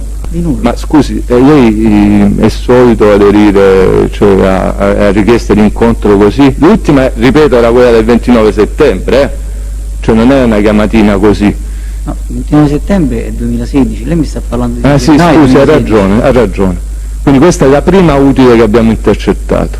Di cosa dovevate parlare? No, non è la prima, questa è una, dopo una serie di telefonate che si evincono, però me lo faccia dire, perché dalle quali si evince che io dico va bene, sì, ci vediamo, va bene, ci vediamo, però poi di fatto da questa ultima telefonata si capisce che i contatti pregressi non hanno dato nessun esito e nessun appuntamento, ma ci sono delle telefonate pregresse. Apposta le chiedevo io di poter visionare questo. Vabbè, aspetto. ma insomma, chiama Perché Casamonica Consiglio, le dice quando stacchi dal lavoro devo parlarti un Casamonica Consiglio mi ha chiamato per 3 giorni non ci siamo visti, perché per 3 giorni ho detto sì va bene, sì va bene, sì va bene, non può assumere così tanta importanza solo l'ultima conversazione, perché denota anche il mio comportamento verso una certa, diciamo, ricerca da parte sua. Quindi quel giorno comunque sia, sì, il 5 quel giorno poi vi vedete perché lei ha chiamato a dire sono tornato a casa, vieni. Il 5 dicembre? No, io non ci siamo visti. Non se lo ricordo, no, non è che se non ricordo. La telefonata. Mi ricordo esattamente, perché il 5 dicembre è il compleanno di mio padre. E mi ricordo esattamente il 3 dicembre, che è la prima telefonata che il Consiglio mi fa, perché è il giorno in cui è deceduta mia nonna. E quindi quel giorno lui mi ha chiamato perché incontra la madre dei miei figli a scuola per farmi le condoglianze. E ha detto tanto poi ci vediamo nei prossimi giorni per le condoglianze. Dal 3 al 5 ci sono state altre conversazioni, ma si intuisce dall'ultima che quelle precedenti non hanno diciamo, non possono in nessun modo far ritenere che ci possa essere stato un incontro. Il 5 dicembre io ho sulle spalle un lutto molto importante, è il compleanno di mio padre. Io quel giorno lavorerò fino a tardissimo, perché tra l'altro ho fatto un sequestro molto grande, quindi ho avuto da fare tante cose. Ricordo fino che a tardissimo, a che ora per lei quando è tardissimo, scusi? Guardi, io spesso mi trattenevo fino alle 21 o alle 22. Però la telefonata in cui lei lo chiama e gli dice sto a casa, vieni adesso, delle 17:27. In quella conversazione stavo vicino a casa, aggancio una cella di via di Torpigni a Tara, quindi erano nei pressi della mia abitazione. Ma non l'ho incontrato. Vabbè, maresciallo, guardi, io prendo atto anche di questa se non sbaglio forse ho fatto gli auguri a papà. No, forse scusi, ho fatto gli auguri a papà, è stato un... Mi fa capire una cosa. Come fa a dire di cosa? Allora, come fa a ricordare di non averlo incontrato? Una telefonata di 5 anni fa, in cui è chiarissimo, poi lo prima la chiama e dice ti devo parlare, lei dice ti chiamo io, poi lo chiama e dice vieni adesso. Non ce ne sono altre, quindi una persona normale che fa le indagini come lei per esempio desume che stia zitto quando le faccio la domanda, desume che l'incontro c'è stato. Allora vorrei sapere lei come fa a dire che non c'è stato, perché era il compleanno di suo padre pure quando lo chiama e gli dice vieni adesso, non era sempre il compleanno di suo padre il 5 dicembre alle 15:36? Certo. Alle 17:27 era il compleanno di suo padre, anche alle 17... il 5 dicembre era il compleanno di mio padre. Per tutto il 5 dicembre. Alle 15:36 stavo sulla Prenestina, lo dico, tant'è che sto facendo un'attività. Vabbè, maresciallo, rispondo alla domanda. Da queste conversazioni si desume che l'incontro c'è stato, fra l'altro su suo input. Lei come fa a dire che non c'è stato? Sulla base di cosa? Perché io non mi ricordo che ci sia stato un incontro. Bene, grazie, sono contento di questa risposta. Andiamo avanti. Senta, poi andiamo al Presidente, mi scusi gennaio solo una cosa, 2016. posso una precisazione su questa conversazione? Io ho 2 utenze, una è quella di servizio e l'altra è questa mia personale che ho dal 1999. Nella perizia il Tribunale troverà che si sente squillare e che viene attribuita parte della mia conversazione finale anche diciamo potenzialmente a questa seconda utenza che io ho. E se io sto diciamo se sto in macchina, perché non posso stare in modo stare con 2 telefoni, si capisce che sto in macchina, ho cercato anche di ricostruire con chi mi potessi trovare dei miei colleghi in macchina, ma non ci sono riuscito perché quel giorno abbiamo utilizzato diverse autovetture. Quella perizia conclude dicendo, ma si sente anche nell'audio, lo squillo dell'altro telefonino, e quindi io sinceramente queste parole che oggi sono sulla carta della perizia non ci sono motivazioni, non ci sono idee, non ci sono condizioni per farmi ritenere che io devo fare questo appuntamento o che ci siamo visti, nel modo più assoluto. Se ci fossimo visti e fosse stato un parlare di qualcosa me lo sarei ricordato, perché sarebbe stata una cosa eccezionale. Una cosa me la devo ricordare e me la ricordo. Se avviene... Lei dice non mi ricordo nulla e quindi non può essere... No, ma guardi, era un giorno di lutto massacrante, 2 giorni per il compleanno di mio padre, un giorno per il compleanno del fratello. Vabbè. Cioè, come se fosse morta la mia seconda mamma.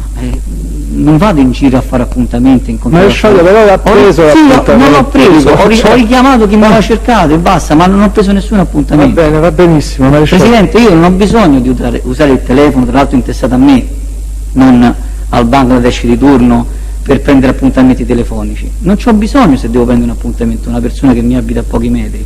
La posso incontrare liberamente in qualsiasi occasione quotidiana, senza destare nessuna preoccupazione, nessun sospetto. Perché devo ricorrere al telefono? Ci ricorro perché ritengo che sia uno strumento, tra l'altro intercettabile, tra l'altro intestato a me, quindi già dici, sai, ci dobbiamo sforzare per capire chi lo usa. È intestato a me da sempre. Ma lei, da sempre. Scusi Maresciallo. E non ho il WhatsApp, quindi non posso ricorrere nemmeno a comunicazioni che, se poi intercettate, assumono anche un'onerosità, per cui allora, ma adesso lei sta dando una spiegazione tipo diverso, no? Diciamo. Quel giorno come i giorni a seguire io sembrerebbe dalla lettura di quella conversazione che vi dovete incontrare. Lei dice invece non vi siete incontrati? No. Ho cercato di ricostruire quella giornata è il lutto di mia nonna, è il compleanno di mio padre. Va bene.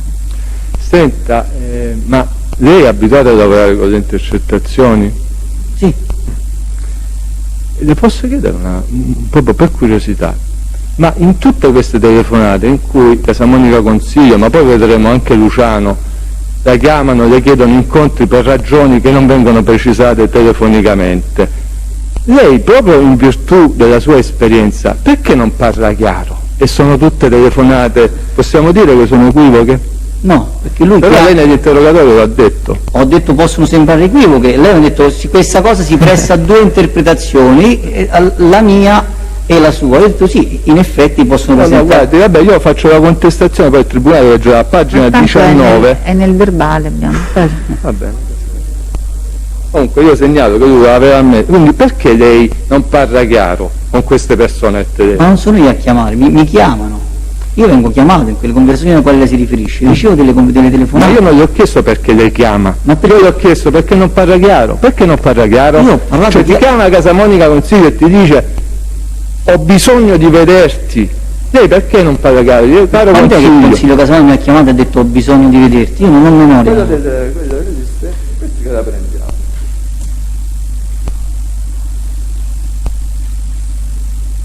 Devo parlarti un secondo. Ma non significa ho bisogno di vederti, però. Va bene, Maresciallo. Andiamo capire. Presidente, io non posso stare nella testa di Consiglio, il perché mi chiama e il perché non mi chiama. Però io invece le chiedo di stare nella testa sua e le rifaccio la domanda.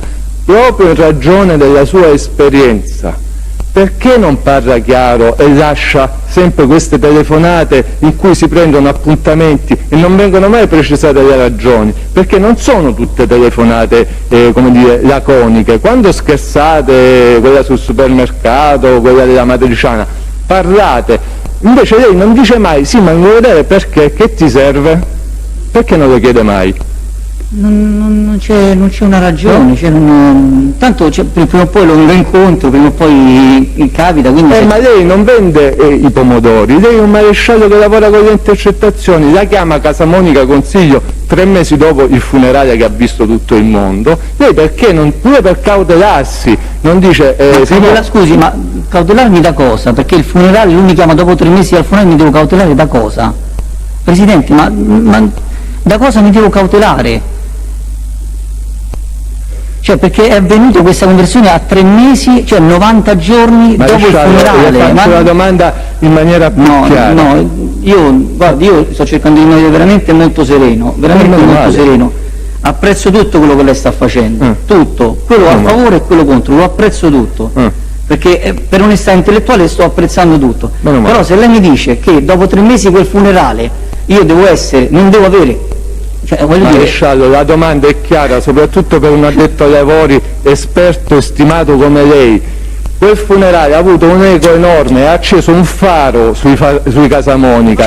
Dice lei, pubblico ministero, per voi ha acceso un faro, noi romani non ce ne è potuto fregare di meno di quel funerale. Alla procura forse è interessato, ma in una città come Roma stiamo a guardare il funerale di questi 4 straccioni, ma chi se ne frega? Scusate, chi se ne frega del funerale di Casamonica? Avvocato, la prego, non usiamo questi linguaggi anche nei confronti degli imputati stessi. Presidente, non c'è nessuna connessione tra ma questo non ho evento detto che c'è una connessione, ma maresciallo, nessuna. abbia pazienza, ma gli ho detto che c'è una connessione con il funerale. Ma lei mi dice dopo 3 mesi dal gli ho funerale. detto che in quel momento lei, che è un ufficiale di polizia giudiziaria, non potevano rendersi conto che era un momento storico in cui se parlo al telefono con Casamonica Consiglio è meglio se parlo chiaro, si può dire? Lei perché non lo fa? Ma no, per me no. Per lei no, va bene. Perché il momento storico di parlare al telefono con Casamonica Consiglio è di parlare di una persona che conosco da quando è nata, appunto. Non ho...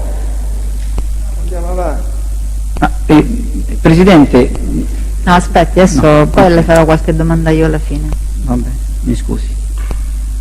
È mai andato lei alla sala giochi all-in? Ci sono passato forse una volta, come lo trovai nell'interrogatorio, forse una volta, perché era di strada da casa mia per andare verso la scuola dove andavano i miei figli. Ma E l'all-in è praticamente il luogo dove poi sopra c'è questa famosa cella di via Tuscolana 576.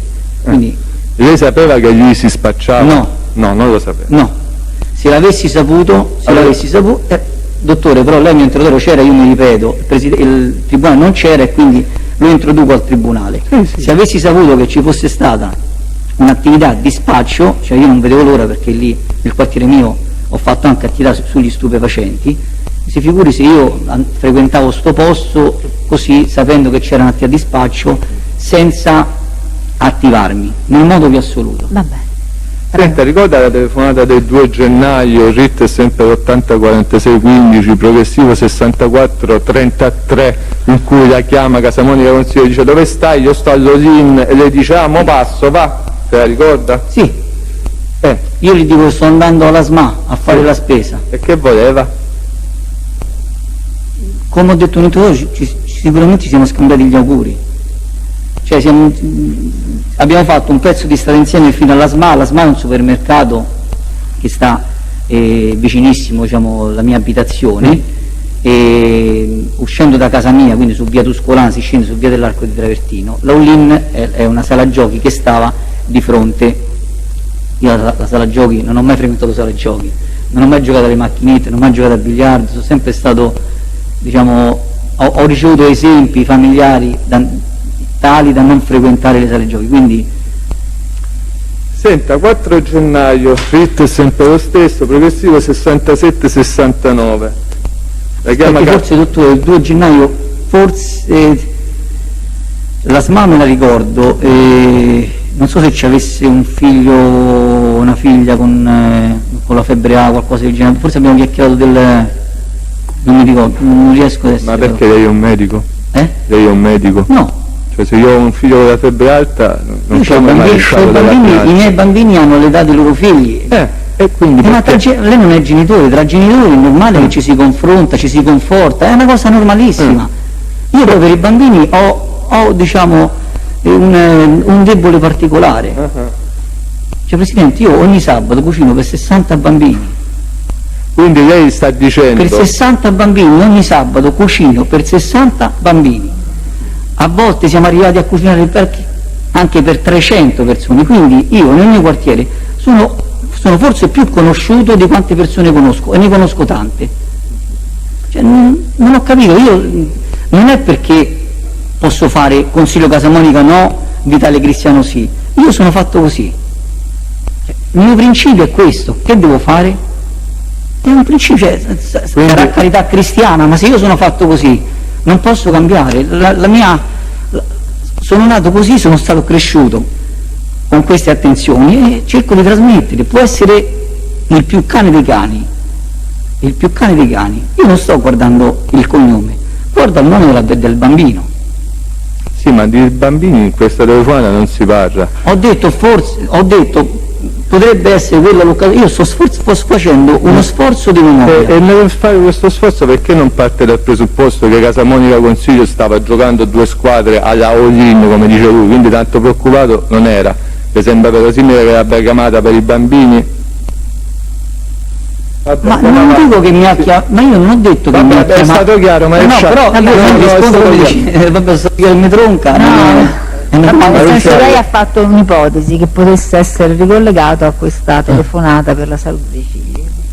Senta, telefonata del 4 gennaio non è una telefonata, Presidente, collegata a questa cosa, che Questa telefonata, no? Sì, non è che io dietro questa telefonata ci ho visto un No, collegamento no, lei ha detto forse può darsi che sia... No, ho capito così?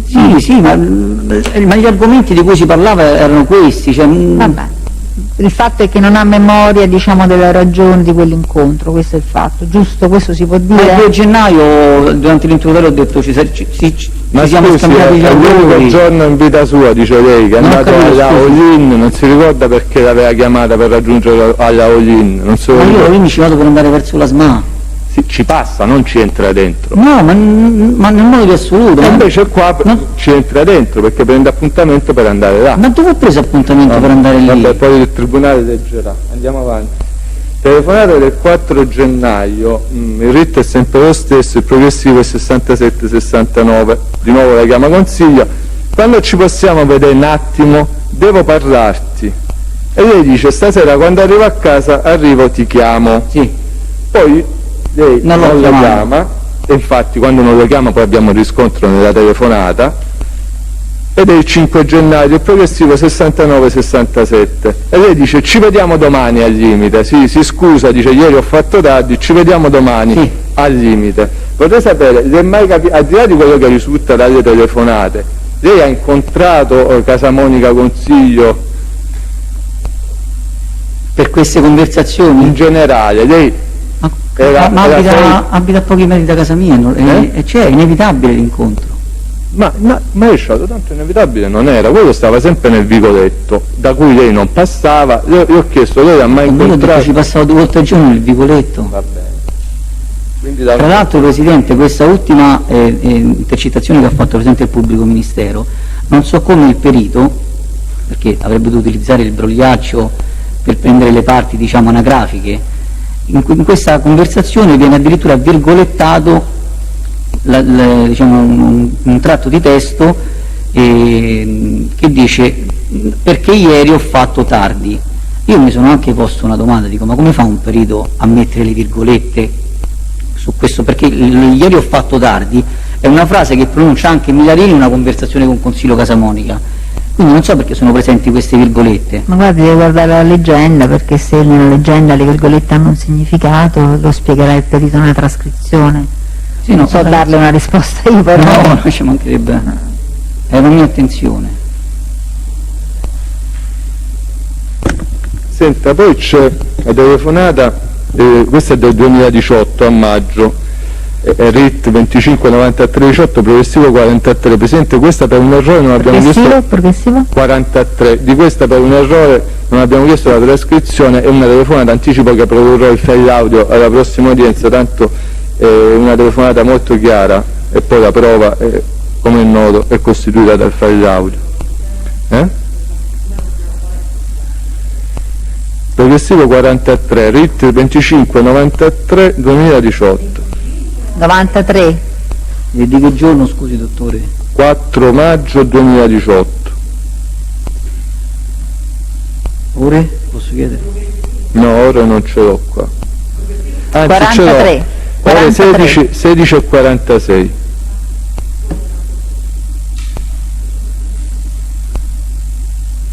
Noi avevamo detto la trascrizione del brogliaccio e la sintetica, Consiglio lo invita a passare da lui in giornata perché deve dirgli una cosa. Vitale dice che passerà. Sì, questo mi ricordo che quando ci fu l'esame del capitano Loiacono, il capitano Loiacono produsse quel prospetto, quell'elaborato, tentando di inserire anche queste 2 trascrizioni riassuntive. Il dottor Musolò, devo dire con estrema onestà, disse queste non le possiamo produrre, quindi io di queste conversazioni mi ricordo l'occasione da quella e sono state fatte presenti anche nel mio interrogatorio, certo. Però deve rispondere alla domanda. Sì, Se la ricorda questa telefonata, perché è la stessa domanda io gli ho fatto nel corso dell'interrogatorio e questa era molto più recente, era vicina, erano 6 mesi prima. Questo è con Consiglio? Sì. Sì, è la solita chiamata di Consiglio che dice ti devo parlare, lei dice va bene, ci vediamo dopo. No, questo non mi ricordo, ma credo anche nell'interrogatorio di aver detto non mi ricordo, non la ricordo, no, sinceramente no. Senta, e passiamo alle telefonate con... Però mi ero accorto che non era nelle perizie, questo sì. Come?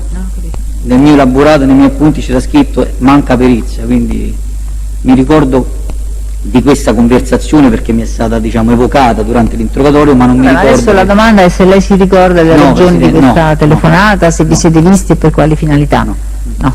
Senta, poi ci sono sempre a maggio e giugno, Sì. tutta una serie di chiamate con Luciano. Sì. Ma io le chiedo, ma con Luciano com'è che aveva il suo numero di telefono? Come già detto, io il numero di telefono a Luciano non gliel'ho dato, poi il mio numero di telefono ce l'hanno tutti, dal 1999 è mio, intestato a me, ce l'hanno tutti. È un perché non gliel'ho dato? telefono, è un cellulare, non è nemmeno uno smartphone, è un cellulare. E perché non gliel'ha dato? Perché non gliel'ho dato? Non l'ho mai fornito io il numero, quindi Come? non gliel'ho fornito io, lui mi ha chiesto come mai. Io ho chiesto se c'è un motivo per il quale non gliel'ha fornito lei. Il motivo, ma forse per il precedente che aveva avuto, non è che mi ha mai detto mi dai il numero, no, non te lo do, non c'è mai stata questa. Non c'è stata mai l'occasione perché No, lei glielo perché disse. lei, glielo contesto, a pagina 17 dell'interrogatorio dice: intanto non gli ho dato io, tantomeno Luciano gliel'ho mandato, perché Luciano aveva, che io sapessi, era pregiudicato. Quindi lei dice, siccome Luciano era un pregiudicato, il resto lei lo Sì, sapeva. è quello che ho appena detto. È quello che appena detto. Quindi lei percepiva, diciamo, meno male, l'inopportunità di dargli il numero di telefono. Ma perché, dottore, deve dire meno male? Mi scusi, ma io lo so distinguere. Tolgo il meno male, tolgo il meno male, veramente, non veda. faccia polemiche. Non sto facendo polemica, il meno male, non è Percepiva l'inopportunità di dargli il numero di telefono, sì o no? Non ho capito la domanda. Percepiva l'inopportunità di dare il numero di telefono a Casamonica Luciano pregiudicato per omicidio preterintenzionale, sì o no? Evito di avere conversazioni con persone telefoniche perché possono essere equivocate con persone che possono avere dei pregiudizi, a meno che non abbia una diciamo, posso dire, un fine tra virgolette istituzionale per averlo, tutto qui. Ecco, ma se è così, le posso chiedere, primo, perché gli risponde, secondo, perché quando Luciano le dice vediamoci, vieni qua, adesso le guardiamo tutte le conversazioni, Sì. sto facendo una sintesi grossolana, lei aderisce agli inviti invece di, io non avrei proprio risposto, o comunque di dire Aderisco guarda agli- Luciano, non mi sembra il caso, non Ma ti quale invito offendo. aderisco? Non ho capito, Ma adesso perché ho risposto rivediamo. al telefono?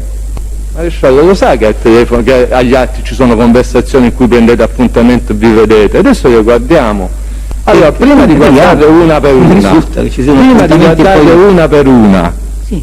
le chiedo, se lei dice io sono un ufficiale di polizia giudiziaria, quello è pregiudicato, io non gli do il numero di telefono perché non voglio avere contatti. Giustissimo. Allora le rifaccio la domanda, e perché poi gli risponde e aderisce agli inviti o comunque prende un appuntamento? Ma io ho già detto che non aderisco a nessun invito. Va bene, poi non aderisco a nessun invito. Adesso le guardiamo. Ho interesse sicuramente ad ascoltare tutti, a parlare con tutti per il tipo di attività anche che svolgo. Cioè? L'attività di polizia giudiziaria di iniziativa, cioè le informazioni vengono dal territorio, l'osservazione diretta del territorio ti può portare a degli spunti operativi, questi sono i motivi. Quindi era una sua fonte confidenziale? Guardi, questa è l'unica domanda alla quale non ho risposto nel mio interrogatorio e non rispondo oggi, perché tra l'altro c'è un articolo, il 200 se non vado errato, che preclude che si possa chiedere se l'identità a un operatore di Cioè mi polizia sta giudiziaria. dicendo che la domanda che ho fatto è inammissibile? No, non so, no. Ha detto che non risponde. No, Non vuole posso- rispondere? No, Non vuole rispondere, va bene. cioè lei mi ha chiesto se sono se fossero i miei rapporti di informatori? Io a questa domanda non rispondo. Non risponde, va bene. Prendiamo atto. Ha mai fatto relazioni di servizio su questo aspetto? Su quel? Su questo aspetto, sulle sue fonti, lei ha fatto delle relazioni di servizio? Allora, ogni volta che io ho assunto delle notizie, assolutamente sì, le ho prodotte al mio comando o in occasione anche direttamente all'autorità giudiziaria, perché magari non c'era tempo di intervenire con la formalizzazione. Benissimo, va bene.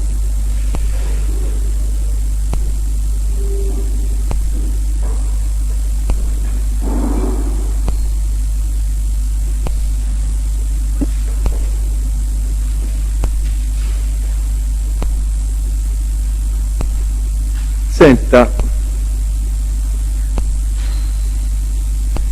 lei è mai andato in casa dei genitori di Casamonica Luciano?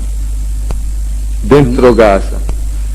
Mi ricordo la mamma la vedevo lì fuori, cioè si metteva su una sediolina lì sul tratto di strada.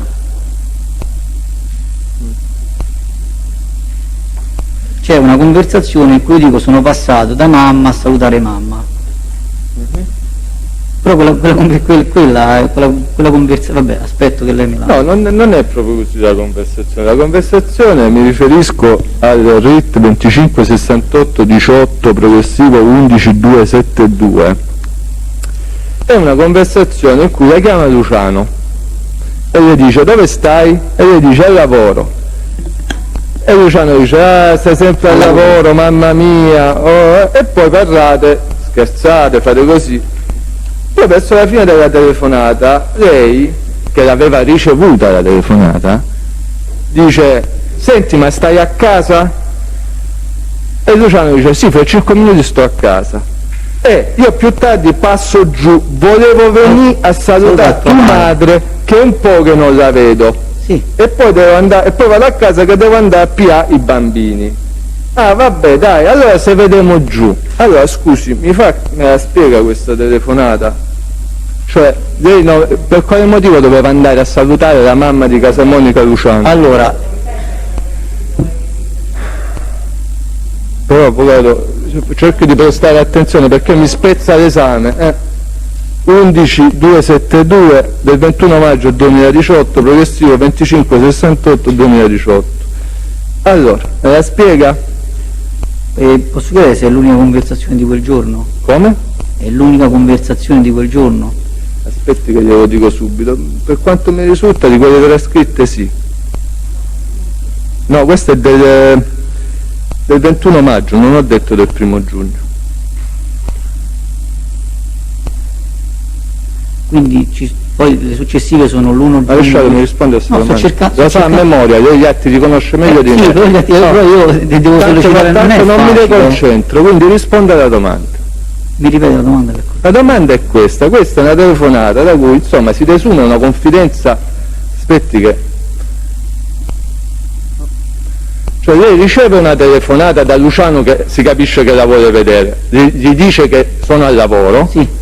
Parlare del più e del meno e quindi non si capisce che voleva Luciano da lei e poi alla fine lei dice senti ma stai a casa? Perché io volevo venire a salutare tua madre che è un po' che non la vedo, che è una cosa che io potrei dire a mio cugino, non vedo zia da una settimana, non passo a salutare. È una signora che conosco da tanti anni, e quindi lei era solito, come dire, ciclicamente con una certa cadenza temporale constatare che non vedeva la mamma di Luciano Casamonica da tanto tempo e andare di proposito a salutarla. Non c'è una carta periodica diciamo, nel mio comportamento. Questa è una telefonata che lei deve spiegare. Io la sto spiegando, la spiega il mio carattere, il mio atteggiamento. Io con le persone di una certa età intorno a casa sono sempre stata una persona molto accomodante, con la mamma di Luciano e di Consiglio lo ero, perché era una vecchietta, è una persona anche che era stata male, sapevo che era stata in ospedale, che aveva avuto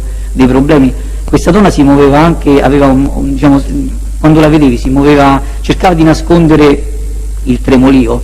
Io, ma come avrei fatto con qualsiasi mamma di qualsiasi ragazzo che conosco, cercavo di essere semplicemente gentile, magari tenevo la mano, non si preoccupi, ma guardi l'ho fatto anche con la persona che mi chiede l'elemosina al semaforo, cioè che magari viene lì con la mano e gli dico, è un mio modo di fare. Alessandro, però io ripeto e mi creda, sono domande che faccio nel suo interesse.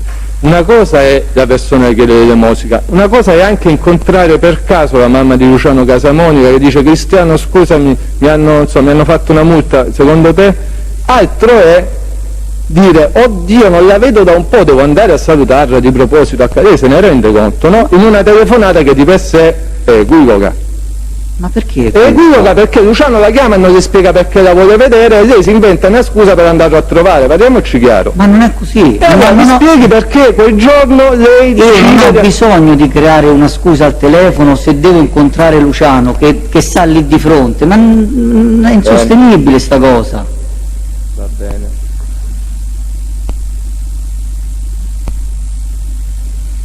Poi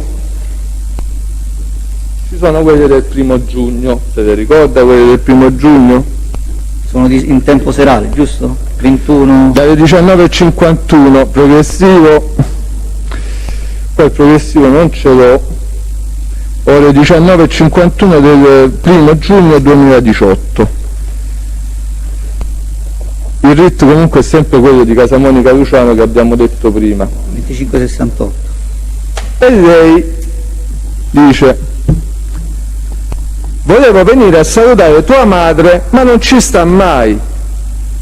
Luciano dice: No, ho detto non ci stai mai. scusi, hai ragione, non ci stai mai, hai ragione. Sì.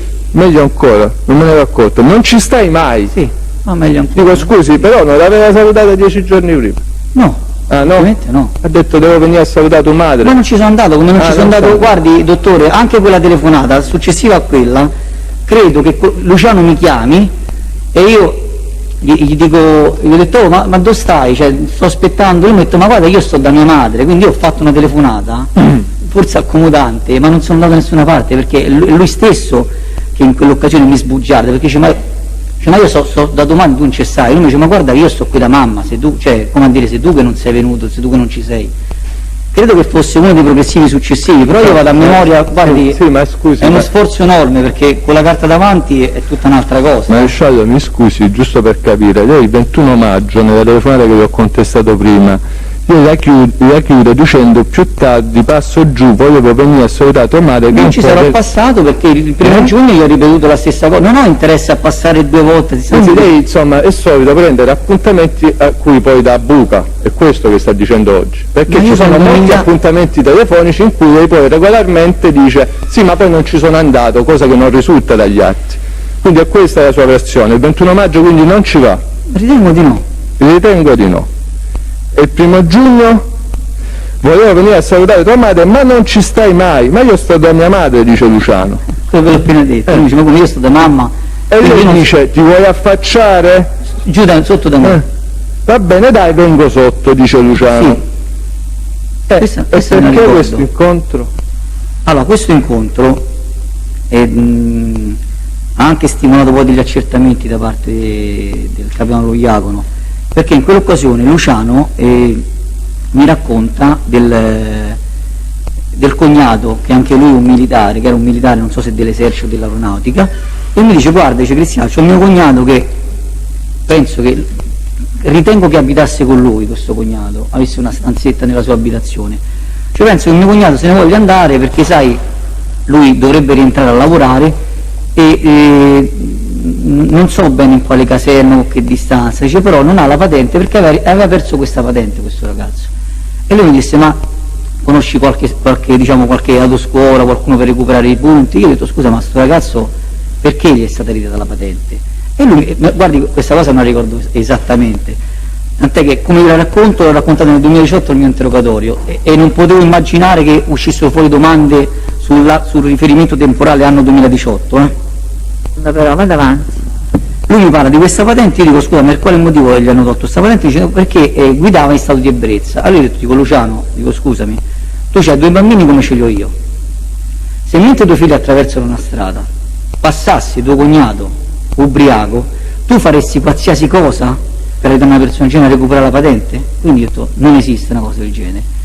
Ci siamo, perché nel fare questa conversazione ci siamo incamminati e siamo andati, siamo sul vicolo Tuscolano angolo via Poggio Tugliano, andiamo verso diciamo via di Valle Rotonda che è la fine del vicolo Tuscolano e lì c'è un centro dialisi che è aperto 28/24 e lì è nata una discussione con gli operatori del centro dialisi perché ho notato più volte, ho fatto notare anche in quell'occasione che praticamente questi signori cosa fanno? Prendono i rifiuti, aspettano l'orario scuro, aprono i cancelli e li buttavano dentro, diciamo, dentro i secchioni. Io intervengo dicendo scusate ma questi sono, cioè voi siete un'utenza commerciale, il ritiro andrebbe fatto a domicilio, questi sono cassonetti che devono servire l'utenza cittadina, cioè il privato, quindi se voi fate una cosa del genere ci buttate 500 cartoni qui la gente non ci può più riversare diciamo la spazio, e quella dovrebbe essere stata quella serata. Io ricordo questo ricordo ce l'ho limpio della patente, guardi, ma proprio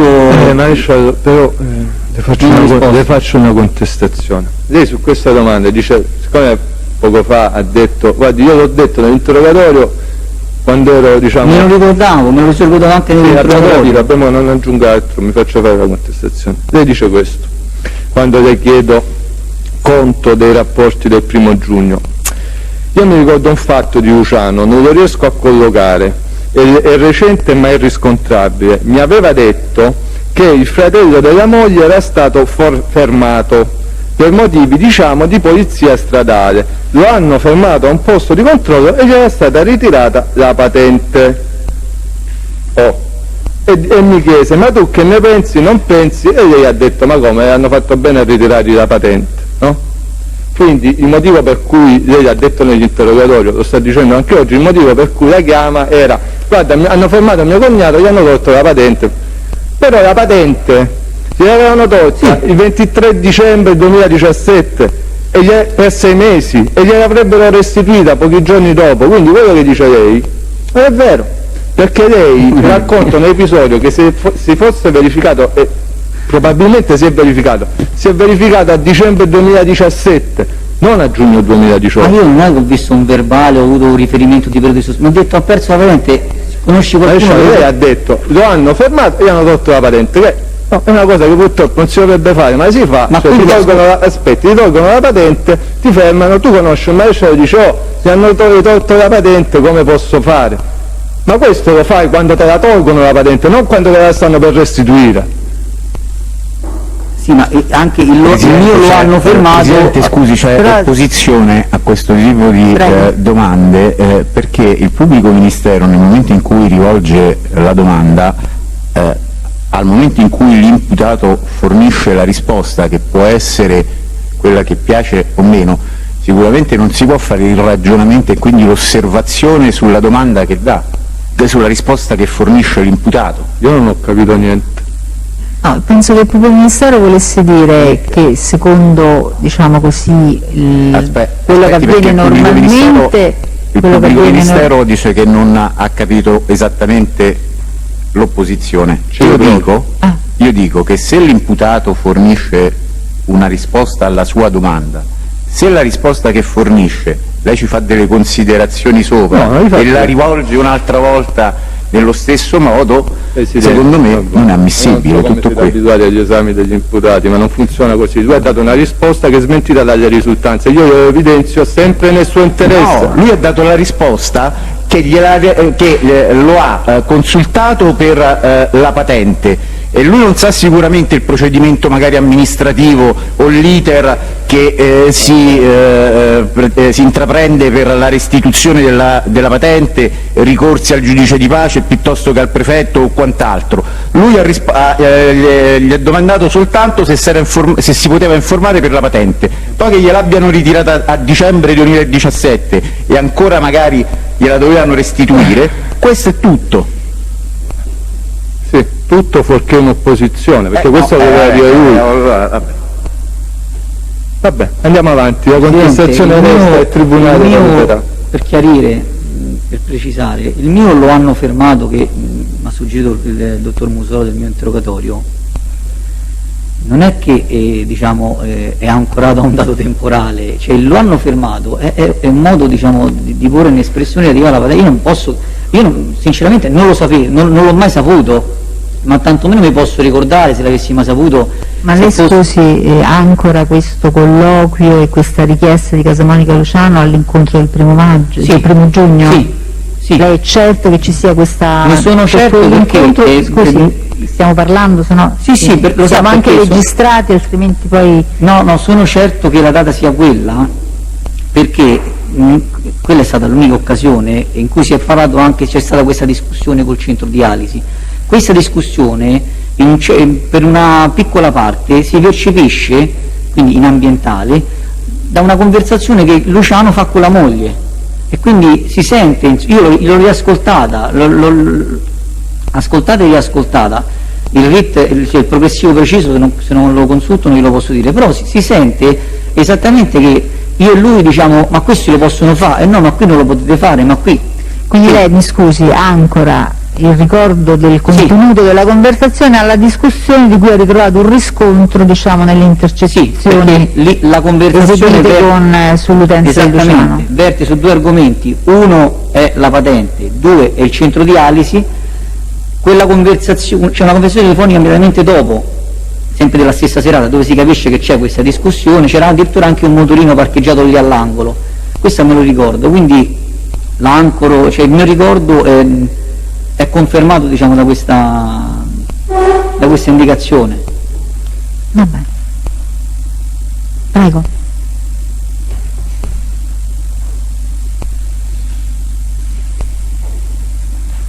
Senta maresciallo,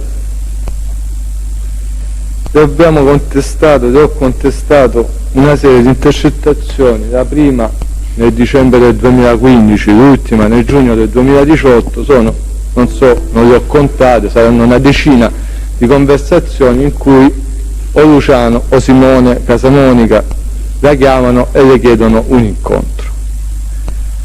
Lei è proprio sicuro di non sapere per quale motivo la chiamavano sempre? È proprio sicuro? Assolutamente sì.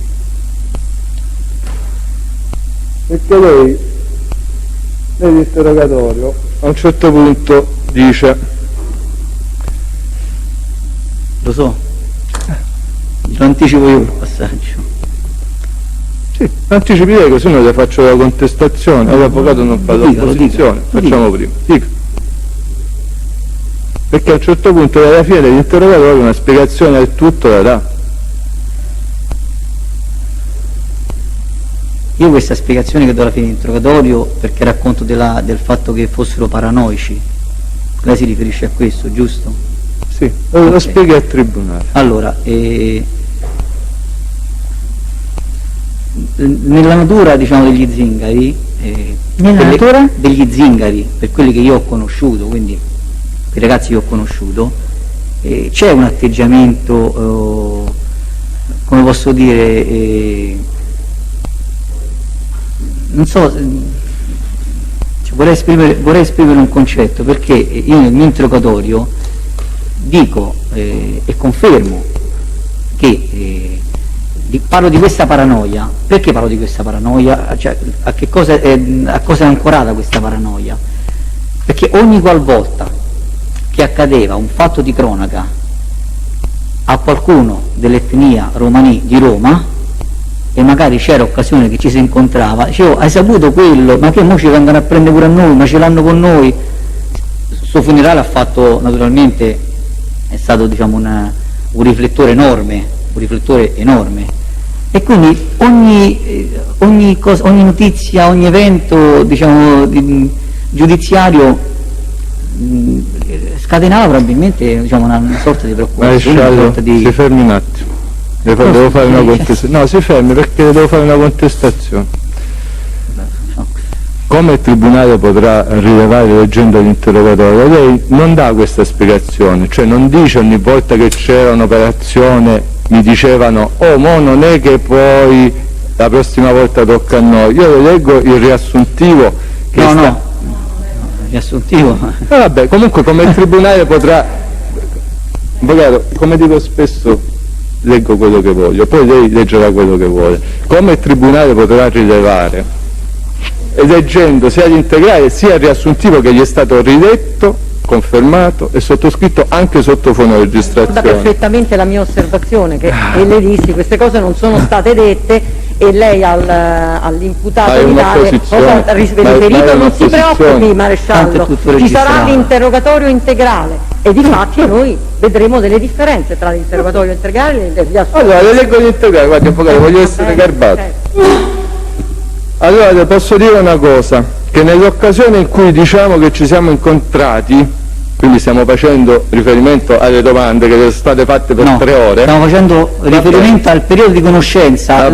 Questa informazione è stata ancorata in questo interrogatorio. Mi fa fare la contestazione. Però io volevo potermi esprimere, Presidente, perché sennò così allora vuol dire posso dire. Cioè, se io non posso utilizzare un sinonimo di una parola già utilizzata, allora vuol dire che l'interrogatorio è la verità e basta. Scusate, l'interrogatorio è stato comunque acquisito e quindi il tribunale lo potrà diciamo, leggere una sua Scusi, Presidente, interezza, quello però scusi, avvocato, Scusi, mi toglie no, la no, parola, solo- mi faccia finire, sto rispondendo No, al suo no, è solo- assistito che mi ha chiesto è una solo per- cosa. Prego, che È c'è? solo per sapere se è quello integrale, appunto.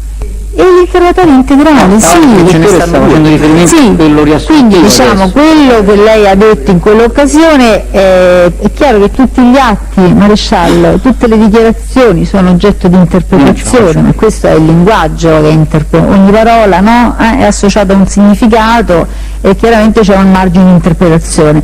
Ora, lei adesso stava cercando di spiegare e lo ha riferito, io lo dico con una parola diversa, sicuramente non sarà perfettamente pertinente a quello che lei voleva dire, ma ci si avvicina, cioè dice come se avessero un po' un'ansia di persecuzione, nel senso di pensare che quando capitava qualcosa che avesse un interesse Questa imprensione proprio. mediatico, pensavano che potesse poi rivolgersi un'attenzione agli organi inquirenti nei loro confronti. È corretto? È quello che lei sta Sì, dicendo? però questa apprensione nell'interrogatorio, nella trascrizione riassuntiva, viene ancorata, perché immediatamente successiva... Adesso sta leggendo l'integrale, quindi non è ancorato a niente.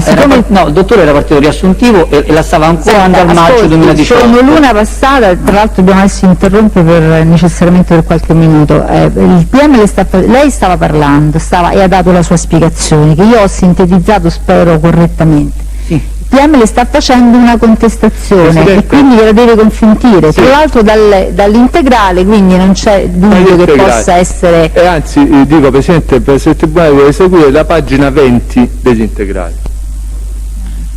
Allora, Pubblico Ministero, Maresciallo, la telefonata e il riferimento è proprio alla progressiva 43 del 4 maggio 2018, con consiglio.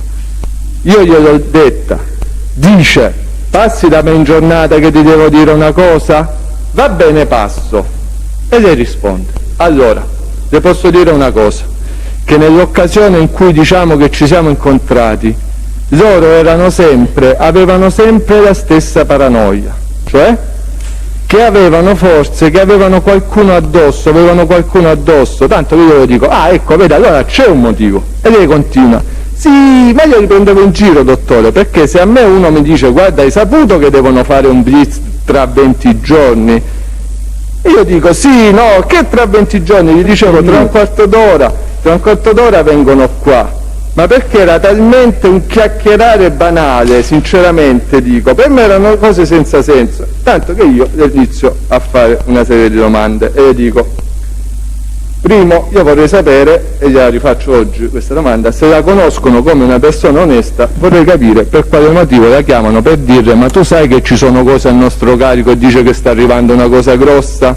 Poi lei li prendeva in giro, ma intanto vorrei sapere perché la chiamavano per rendere edotta di questa cosa. Intanto non mi hanno mai chiamato per rendermi edotto, non mi risulta. Vabbè, il tribunale valuterà, non le facciamo polemica. No, non mi hanno mai chiamato per rendermi edotto di questa paranoia a ridosso delle misure, no, nel modo più assoluto. Non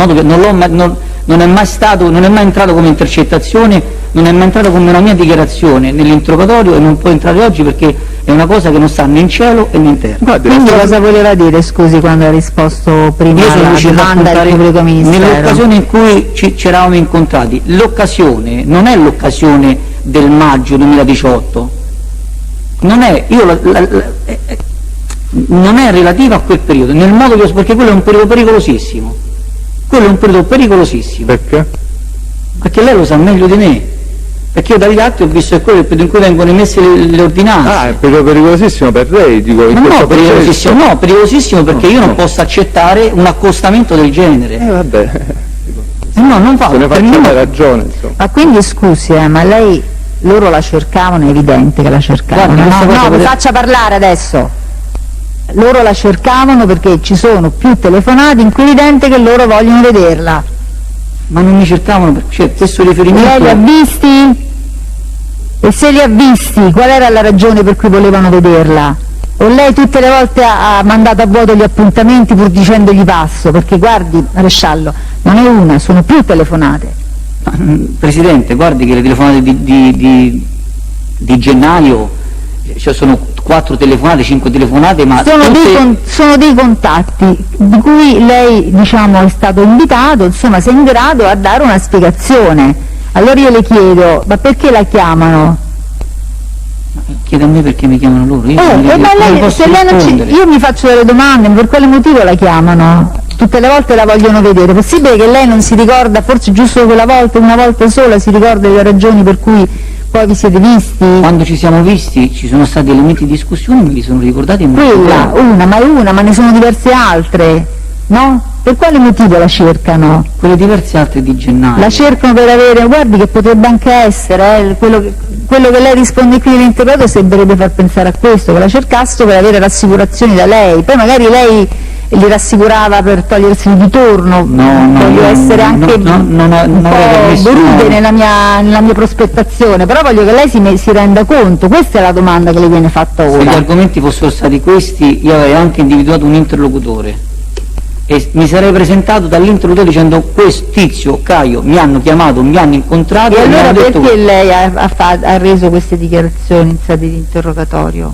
Ma questa dichiarazione non è ancorata a maggio 2018. Capito? Non è ancorata al maggio, ma è ancorata al vostro rapporto, se no che fa? Lei parla giusto per dire cose ma io così, senza fondamento. Andavo al supermercato, incontravo una sorella e magari usciva fuori questo discorso, ma è una cosa occasionale, cioè non è legata a degli eventi. Però mi scusi maresciallo, così si difende meglio. Io le evidenzio pure al Tribunale, che questa sua risposta che ci apre un mondo, che ci apre un mondo, no? Perché iniziò a dire questi mi chiamavano, cioè comunque avevano sempre questa paranoia, cosa che in 2 ore di interrogatorio non l'aveva mai detta. Quando è che la dice?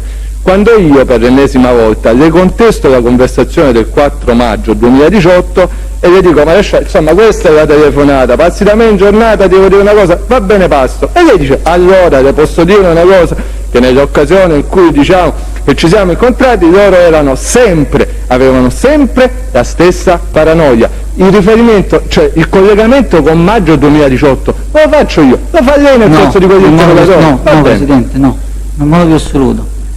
Va bene. Questo è un atteggiamento che avrebbero avuto nel 2000, nel 2010, nel 2020, gli singoli sono così, si ma scusi maresciallo, ma mi faccio capire una cosa, ma nel momento in cui queste persone, visto che lei dice accadeva con regolarità, la avvicinavano in qualche modo e le dicevano, come ha detto lei sempre per usare le sue parole: guarda, hai saputo che devono fare un blitz fra 20 giorni? Ma perché pensava, se lei lo sa, perché pensavano che lei potesse dare informazioni in un senso o nell'altro? Io, come ho risposto a suo tempo... Secondo, perché lei continuava a incontrarli e ad avere rapporti con queste persone che le facevano questo tipo di domande? Ma quali tipo di domande mi facevano, mi scusi?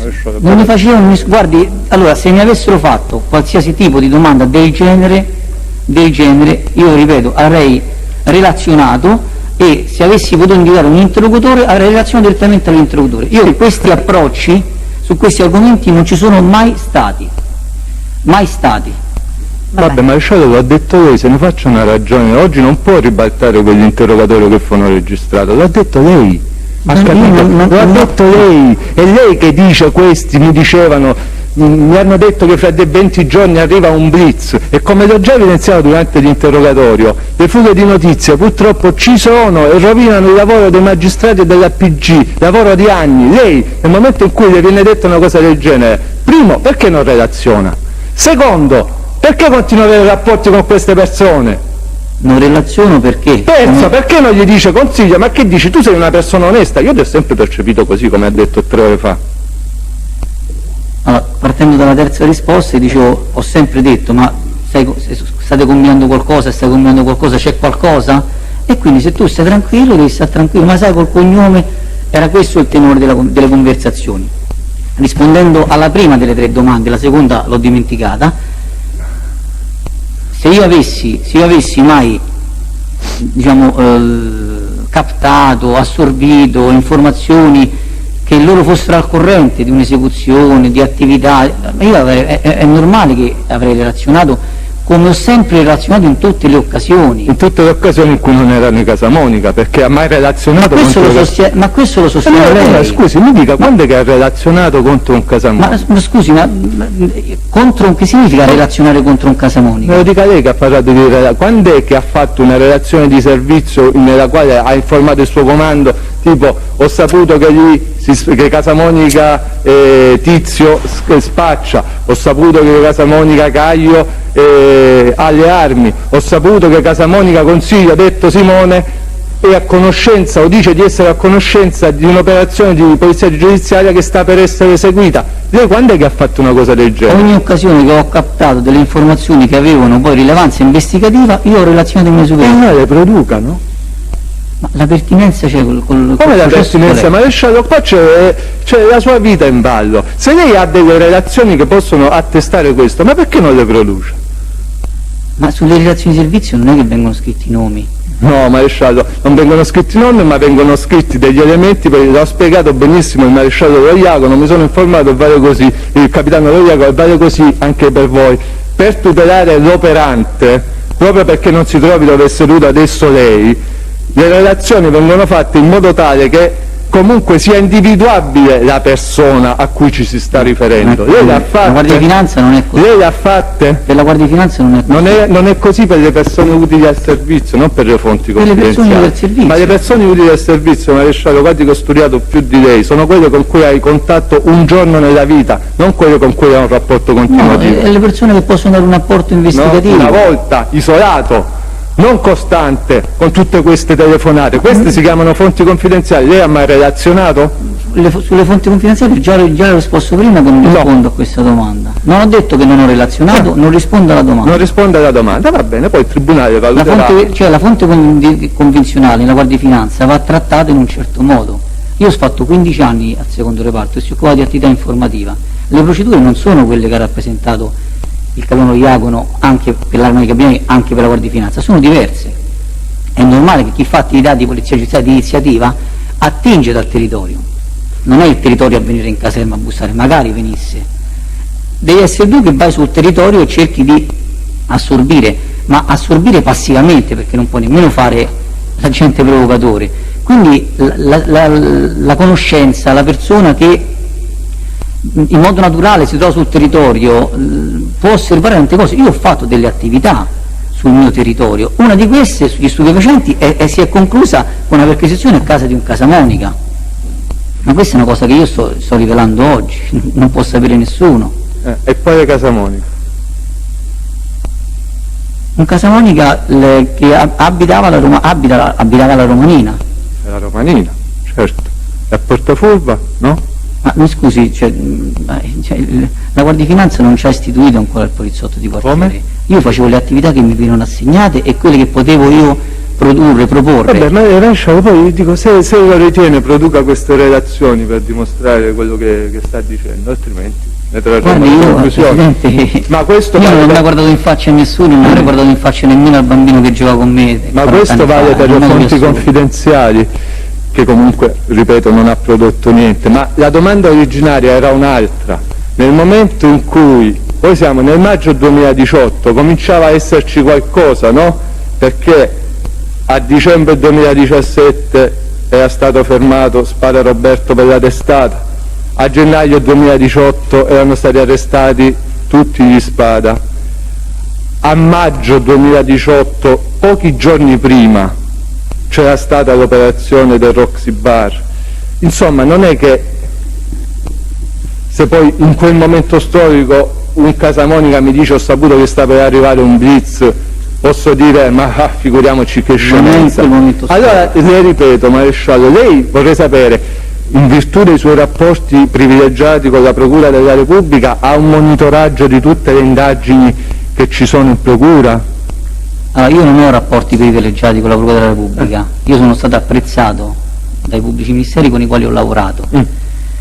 Io non ho mai avuto informazioni dalla Procura, non ho mai attinto, non ho mai, captato, assorbito, nulla di tutto questo, mai, e in particolar modo in questa vicenda, nel modo più assoluto. Nel modo più assoluto. Sì, ma la domanda è un'altra.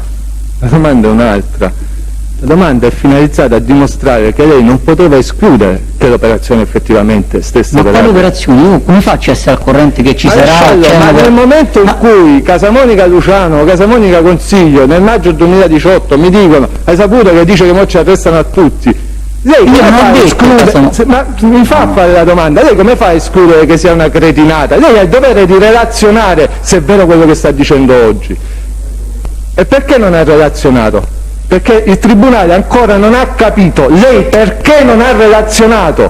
Io non ho relazionato perché non ho mai assorbito informazioni, captato informazioni che potessero rendermi l'obbligo di fare queste relazioni. Scusi, una rivelazione di segreto d'ufficio che può provocare decine di latitanti non è un'informazione suscettibile di relazione. Ma com'è ipotizzabile questa cosa? Cioè, Presidente, ma allora uno... Scusate, facciamo rispondere lui. Non è ipotizzabile, una cosa del genere è impossibile, è impossibile. Cosa? Nessuno le ha mai chiesto notizie su questo? Nel modo più assoluto, nel modo più assoluto. No, scusi Maresciallo, espliciti il suo concetto, io lo so perché ho fatto l'interrogatorio. Secondo lei perché? Cosa è impossibile? Che significa cosa impossibile? Lei ha detto impossibile. Per me è impossibile la mia imputazione, è impossibile. No, lei nell'interrogatorio, adesso lo troviamo. Lei dice è impossibile che si sappiano le notizie. Sì, però ho fatto questo riferimento perché ho detto solitamente la fuga di notizie si ha da chi è addetto ai lavori, da chi è direttamente interessato ai lavori. Ho anche precisato che nelle mie per esempio io feci quel giorno un riferimento all'attività del 5 dicembre e detto in un interrogatorio, se io quel giorno 5 dicembre fossi andato nell'attività commerciale dove sono andato, dovevo fare un sequestro di beni e non avessi trovato i milioni di pezzi che trovavo, sicuramente o ero stato io o qualcuno dei miei che poteva aver in qualche modo aperto questa informazione, ma siccome questo non è avvenuto io do per scontato che se un'attività viene fatta e viene mantenuta riservata. Quindi scusi, lei non ha mai saputo di fughe di notizie che provocano latitanti dall'alto della sua esperienza? Allora rispondo con la stessa risposta perché me la ricordo. Se avessi saputo qualcosa avrei fatto una relazione. Sì, ma sta dando la stessa risposta a una domanda diversa. Io le ho chiesto, lei non ha mai saputo che ci sono le fughe di notizie? Purtroppo ci sono. A me non è mai capitato. A lei non è mai capitato, ma ha mai saputo, ed è la terza volta che gliela faccio, che queste cose nel mondo esistono, perché il mondo è brutto. L'ha mai saputo? L'ha mai saputo? Quando Casamonica gli dice adesso ci arrestano a tutti, lei come fanno a relazionare e ad escludere che sia vero che abbia avuto un'informazione? Ma io non posso relazionare per esclusione, relaziono per esclusione, ma non ho assunto nessun dato, nessuna notizia, nessuna informazione, nessuna confidenza, nessuna richiesta di aiuto, niente di niente. Perché devo fare una relazione? La relazione la faccio nel momento in cui ho un contesto, c'è una sostanza. Ma io so perché avrei fatto la relazione, Maresciallo. Scusi, pubblico ministero, ma c'è un'indagine all'atere su fuga di notizie in questo procedimento? Avvocato, guardi, o no, fa opposizione, su questo sono fissato, o fa opposizione o mi fa fare l'esame. Sorvolando sulla domanda che mi ha fatto a cui non potrei rispondere, ma lasciamo perdere, sono dettagli. Presidente, io credo che già Maresciallo, questi le chiedevano conferma, informazioni, tu sai qualcosa? E lei diceva, ma figura, io al posto suo sa perché avrei fatto la relazione, ma l'avrebbe fatta chiunque, pure lei, perché nel momento in cui un Casamonica mi chiama, non per usare un termine dispregiativo, ma perché sono persone che erano oggetto di attenzione investigativa a Roma, lo sanno tutti, nel momento in cui Casamonica mi chiama per telefono, mi chiede un incontro con un tipo di parlare che non si capisce mai perché le chiedono un incontro e poi le dicono a me mi hanno detto che mo ci arrestano a tutti, io per tutelare me stesso, non per tutelare l'operazione di polizia giudiziaria, avrei fatto una relazione, una riservata al mio procuratore, io l'avrei fatta. Se viene una persona che conosco e mi dice mi hanno detto che domani mi fanno una perquisizione, a parte il fatto che lo caccio e con me non parlerà mai più, ma io faccio una riservata al procuratore perché magari risultano contatti con quella persona e lei non è uno sprovveduto, Maresciallo, ha deciso di recitare questa parte ma non lo è. Allora, ultima volta, perché non relaziona? Lei ha detto lo sanno tutti, quindi relaziono quello che sanno tutti o quello che non ha consistenza. Va benissimo, però non abbiamo ancora capito perché continuava ad avere rapporti con queste persone. Luciano gli aveva pure ammazzato il compagno di banco e le chiedeva informazioni su... Ho già risposto a questa cosa prima, ho già risposto. E risponde di nuovo. Non intendo rispondere nuovamente. Come? Non sono costretto a rispondere nuovamente. No, può dire, mi avvalgo della facoltà di non rispondere. Ho detto già in precedenza che avevo superato il risentimento, è la stessa cosa. Ma che c'entra? Il risentimento l'ha superato per l'omicidio Ticconi, ma nel momento in cui una persona che è pregiudicata e lei percepisce l'inopportunità perché non gli vuole dare manco il numero di telefono, la contatta, le chiede un incontro e le dice una cosa del genere, lei perché continua ad averci rapporti? Io non ho detto che non gli voglio dare, io ho detto che non gliel'ho dato il numero di telefono. No, I rapporti non sono rapporti, cioè sono rapporti, io vivo, Presidente, io vivo lì, devo cambiare, cambierò quartiere, ma andrò in un altro quartiere magari ci sarà un altro cognome. È il territorio mi offre degli incontri quotidiani, è una questione territoriale. Sì, ma lei non incontra al supermercato, lei la chiamano, le chiedono un incontro e lei va. Ma al supermercato li avremmo visti centinaia di volte. Va bene. Non è una... Guardi maresciallo, per me va benissimo, ho solo un'ultima domanda. Che lei sappia, queste persone, Luciano e Consiglio, avevano rapporti di amicizia o rapporti particolarmente confidenziali con qualche suo collega appartenente alla Guardia di Finanza? Allora, nel mio quartiere della mia generazione ci sono diversi finanzieri. Però se non sbaglio, guardi, forse perché la memoria breve ormai inizia a tradirmi, non gli ho chiesto se nel suo quartiere ci sono diversi finanzieri, gli ho chiesto se le risulta che Casamonica Luciano e Casamonica Consiglio avessero un rapporto di amicizia, di confidenza, fra virgolette particolare, con un finanziere, e se sì, chi è questo finanziere? No, questo non lo so. Grazie, questo non lo so. Poteva specificare Fazzari. Va bene, facciamo una pausa e andiamo sono l'1:30, facciamo un attimo una pausa e poi riprendiamo col controesame, va bene?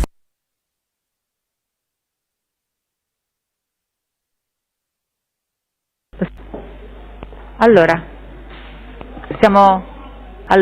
venga Vitale. Chiedo scusa signor Presidente, da Lanciano. Prego? Chiedo scusa da Lanciano, volevo dare atto della rinuncia al proseguo dell'udienza dell'imputato Spadalizio e chiedere lo scollegamento. Va bene, allora Spadalizio rinuncia alla prosecuzione, autorizziamo lo scollegamento del sito, grazie. Allora, possiamo procedere al controesame, prego l'Avvocato Sandri. Sì, allora buonasera Maresciallo. Buonasera. Alcune specificazioni. Nel momento in cui abbiamo appreso che l'indagine si è concretizzata soprattutto per alcune comunicazioni intercettate, non ho capito bene a una domanda che le ha rivolto il pubblico ministero e quindi dovrebbe veicolare meglio al Tribunale, secondo me, quando si dice il Consiglio Casamonica piuttosto che Luciano Casamonica la contattavano e la convocavano per vederla? No, io non sono mai stato contattato per essere convocato, nel modo più assoluto. Senta, lei prima, logicamente c'è stato un momento di grande impasse e giustamente di fervore da parte della pubblica accusa nel momento in cui la pubblica accusa ha lamentato che molte indagini spesso vengono rovinate da fughe di notizie. Ecco, lei nel momento in cui riferisce al Tribunale, prima ancora nell'interrogatorio che oggi è stato acquisito, quando parla di paranoia, mitomania, lei a che cosa si riferisce? Cioè quando appunto la incontravano nel suo quartiere e chiedevano qualche cosa, può rappresentare al Tribunale se questo tipo di risposte che lei prima ha rappresentato, ovvero vi vengono a prendere oggi piuttosto che dopodomani, erano riferite nel periodo del 2018? No, non al periodo 2018, assolutamente no, era proprio un atteggiamento. Cioè, io dico la sua risposta, le risposte io che non dava. Ma io non ho mai avuto informazioni, ma allora, non si dice, allora, benissimo.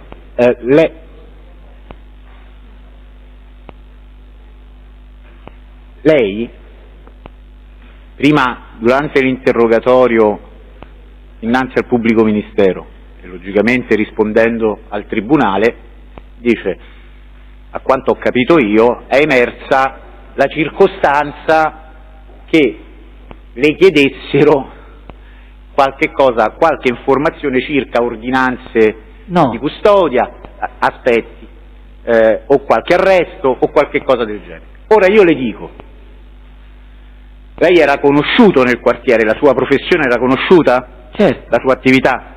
Sì. Ecco, visto che abbiamo appreso che non nel 2018 accadevano solo queste cose, le sue risposte in che tono erano? Ce lo rappresenta? Ma io sono sempre state risposte scherzose, cioè era uno scherzo, cioè dire a una persona... Guardi, il suo avvocato sta richiamando il passo dell'interrogatorio, sì, che le è stato contestato dal pubblico ministero, dove in esito a più domande, così è stato presentato anche dal pubblico ministero questa sua risposta, lei finisce con, rappresentare che le ragioni di queste continue telefonate erano il tentativo dei Casamonica di sapere da lei qualche cosa. No.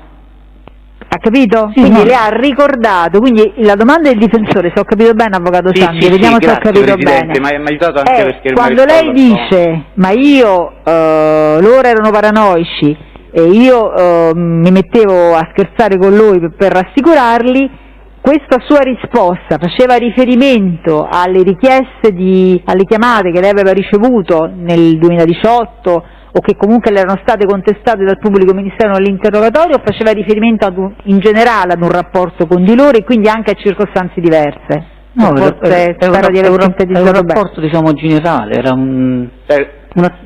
quando magari entrava in un supermercato là a Via Tuscolana e magari immagino, perché bisogna anche fissare un attimo certe dinamiche, e passava qualcuno della famiglia Casamonica, considerando la sua professione, la conoscenza quarantennale e tutto quanto, e le chiedevano: maresciallo, ci andano a prendere, e lei che rispondeva? Come rispondeva? Una presa in giro. Sì, lo ripeta al tribunale. Una proposta stupida, rispondevo con una battuta, con un modo scherzoso, è il mio modo di pormi proprio. Quindi, se ho capito bene, e non ci riferiamo soltanto al 2018, questo tipo di richieste su arresti, ordinanze cautelari, perquisizioni, eccetera, le volte che magari aveva modo di incontrarle per la pubblica via, le venivano rivolte e lei rispondeva in modo scherzoso. Sì. Perché erano comunque a conoscenza, come maggior parte non solo quindi della famiglia Casamonica, della sua professione. È corretto? Sì. Ecco.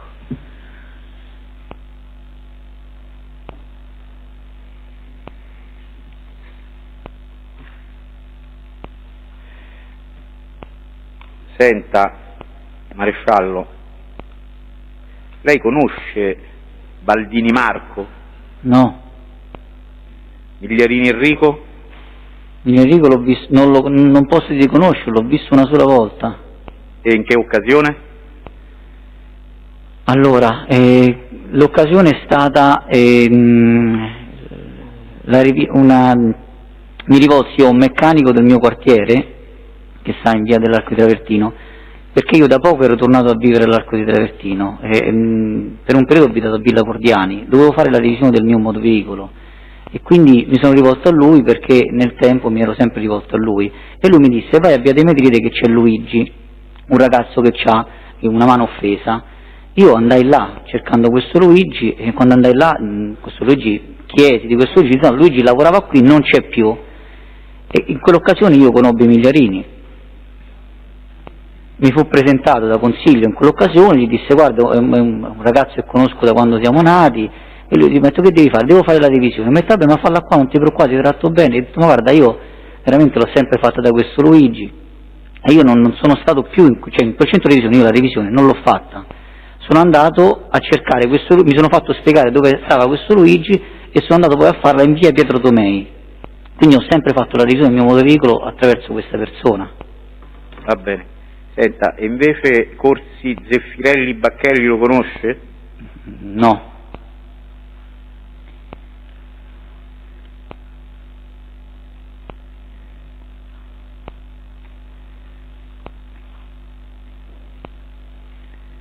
Maresciallo, infatti, allora, le volevo chiedere, ripercorrendo la giornata del 29 settembre 2016, volevo sapere se lei ricorda quali sono stati i passaggi in quella giornata, se è riuscito a riprendere il filo, a ripercorrere quella giornata, il contesto di quella giornata. Allora, il contesto di quella giornata è... c'è un pensiero di quel giorno, io vengo convocato in procura perché dobbiamo chiudere un'attività e quindi vado insieme ad un ufficiale superiore che comandava un nucleo operativo diverso dove facevo servizio io, perché questo pubblico ministero voleva che ci fosse questo incontro, cioè io venivo comunque da un'articolazione che aveva una vasta esperienza sul territorio, si trattava di materia di contraffazione e questo nucleo operativo aveva la forza poi organica per fare un'attività, un intervento a massa. Nella stessa occasione mi ricordo che c'era stato anche presentato il colonnello Botta della Polizia Roma Capitale, che era il vicecomandante della Polizia Roma Capitale, quindi siccome era anche l'anno giubilare avremmo dovuto creare una sorta di sinergia operativa e siccome questo intervento che avremmo fatto l'avremmo fatto il giorno successivo nel mio quartiere, per cercare di non palesare l'attività che fosse destinata proprio in quel luogo, abbiamo organizzato diversi blitz in diverse località e io sono andato poi effettivamente nella località dove mi serviva, quindi quell'incontro in procura è servito a questo. Siamo tornati dalla procura, io avevo un problema con la macchina in quel periodo perché era la chiave della mia macchina aveva perso la codifica, quindi avevo necessità di andare a Villa Cordiani dove c'era il meccanico, dove poi mi sono rivolto per fare questa cosa, quindi ho avuto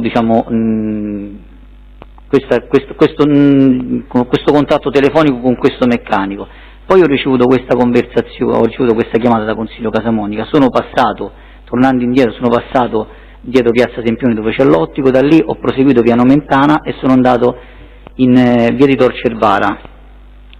Via di Tor Cervara dove c'è appunto questo ingrosso che io poi ho acquistato, modificando l'ordine fatto il 29, successivamente il giorno 30 via mail ho fatto una comunicazione e ho modificato questo ordine in modo che di essere riuscito poi a ottenere quello sconto che cercavo sull'acquisto.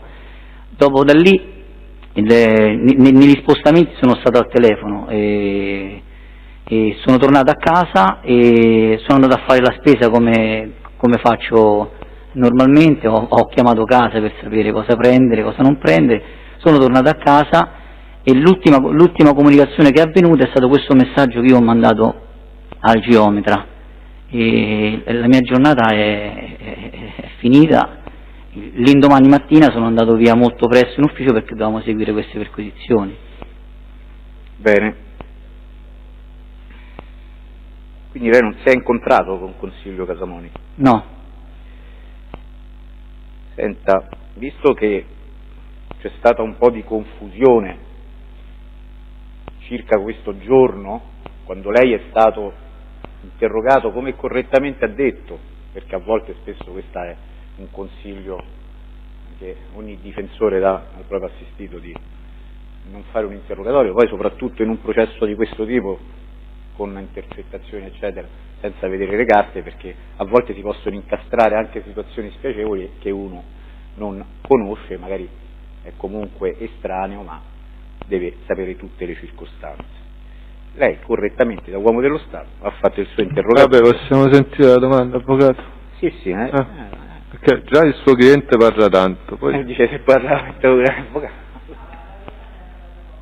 Meno male, grazie. No, ma io lo dico per lui, Presidente, altrimenti anticipo argomenti di discussione che poi vabbè, voleva dire che è andato perché effettivamente ha voluto andare lui, non perché i suoi avvocati l'avessero consigliato, anzi l'avevano consigliato in senso contrario, questo pare capirsi dalla premessa. Andiamo però alla domanda adesso. Allora, la domanda è questa, Maresciallo. Lei ha fatto riferimento al figlio di Luciano Casamonica perché lo ricorda con la benda di Consiglio Casamonica.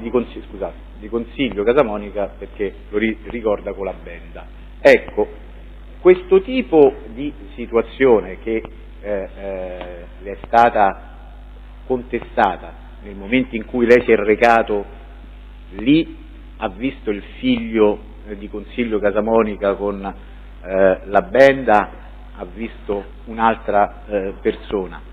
Lei nel momento in cui ha sostenuto l'interrogatorio immaginava che fosse sicuramente quel giorno del 29 settembre? Ne era sicuro in quel momento?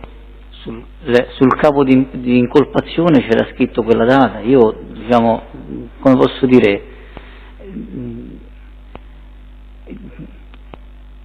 io mi sono fatto interrogare perché è un fatto che non è accaduto, non avevo timore di essere interrogato. Le dico. Non poteva esserci nessun riscontro a questa cosa, non è accaduta. Sì, questa è la sua difesa. Però dobbiamo far arrivare al Tribunale alcune circostanze che il Tribunale non sa, o quantomeno sono state veicolate attraverso anche una produzione documentale medica che attesta quel tipo di discorso, che se non vado errato è dei primi di ottobre, di quando è? Quindi se le dico che probabilmente il suo ricordo, perché qua parliamo del 29 settembre, parliamo magari di 10 giorni dopo, può essere stato confuso in quel momento. Ma è l'incolpazione che mi ha creato confusione, cioè io leggendo l'incolpazione... Mi devi rispondere. La domanda è: ma lei è sicuro che quel giorno lì ha incontrato Consiglio col figlio con la benda fosse il 29 settembre? Questa è la domanda. Scusi, lei è sicuro che il 29 settembre fosse il giorno in cui ha fatto quell'incontro con Consiglio, quando ha visto il bambino con la benda? No, non può essere il 29 Ma quando ha fatto l'interrogatorio era convinto che invece fosse quel giorno? Ma diciamo, il discorso è andato su questo. Io, guardi, mi sono lasciato... Non si può dubitare in un interrogatorio, io sono andato per chiarire, credevo... Cioè gli elementi che sono emersi dall'interrogatorio, oltre la telefonata, per me sono elementi veramente difficili da... Allora, proprio in merito a questa telefonata, che forse può essere anche d'aiuto a dare una logica a tutte queste circostanze, nella famosa telefonata intercettata tra lei e Consiglio Casamonica, dove si parla in modo improprio di oculista, lei ha ricollegato quindi questo fatto al fatto che servisse al figlio di Consiglio Casamonica un oculista, ed ecco perché certo, ma me l'ha detto... quindi l'ha ricollegato temporalmente a quella giornata che poi non era quella giornata, ma magari Avvocato, sto facendo opposizione. Presidente, però credo che l'abbia chiesto anche la difesa l'esame degli imputati. Sì, infatti ed è in esame diretto, la quindi non può fare le domande in questo modo, avvocato. Allora,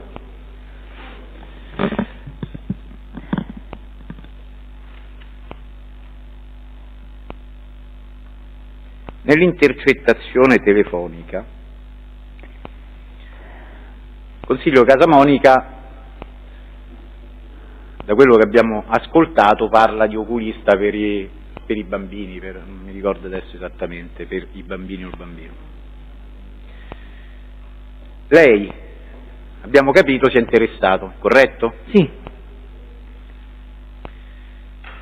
Senta, è sicuro che quindi, dopo aver ripercorso con la memoria, con l'acquisizione di informazioni, di documenti, di tabulati telefonici, fosse il 29 settembre il giorno in cui ha visto Consiglio Casamonica e il figlio con la benda? No, sono sicuro che non può essere stato il 29, avevo troppi, cioè io il 29 andavo di corsa, ma poi no, è il mio costume il giorno prima di eseguire un'attività, proprio non avere nessun rapporto, cioè io l'indomani sarei dovuto intervenire sul mio territorio, ma lei si pensa che se io non avessi poi portato a compimento quell'attività, intanto la mia indagine si sgretolava, io appresso la mia indagine mi sgretolavo, quindi nel modo più assoluto, il mio pensiero è stato tornare a casa, andare a fare la spesa e andarmene dentro casa, c'avevo anche il pensiero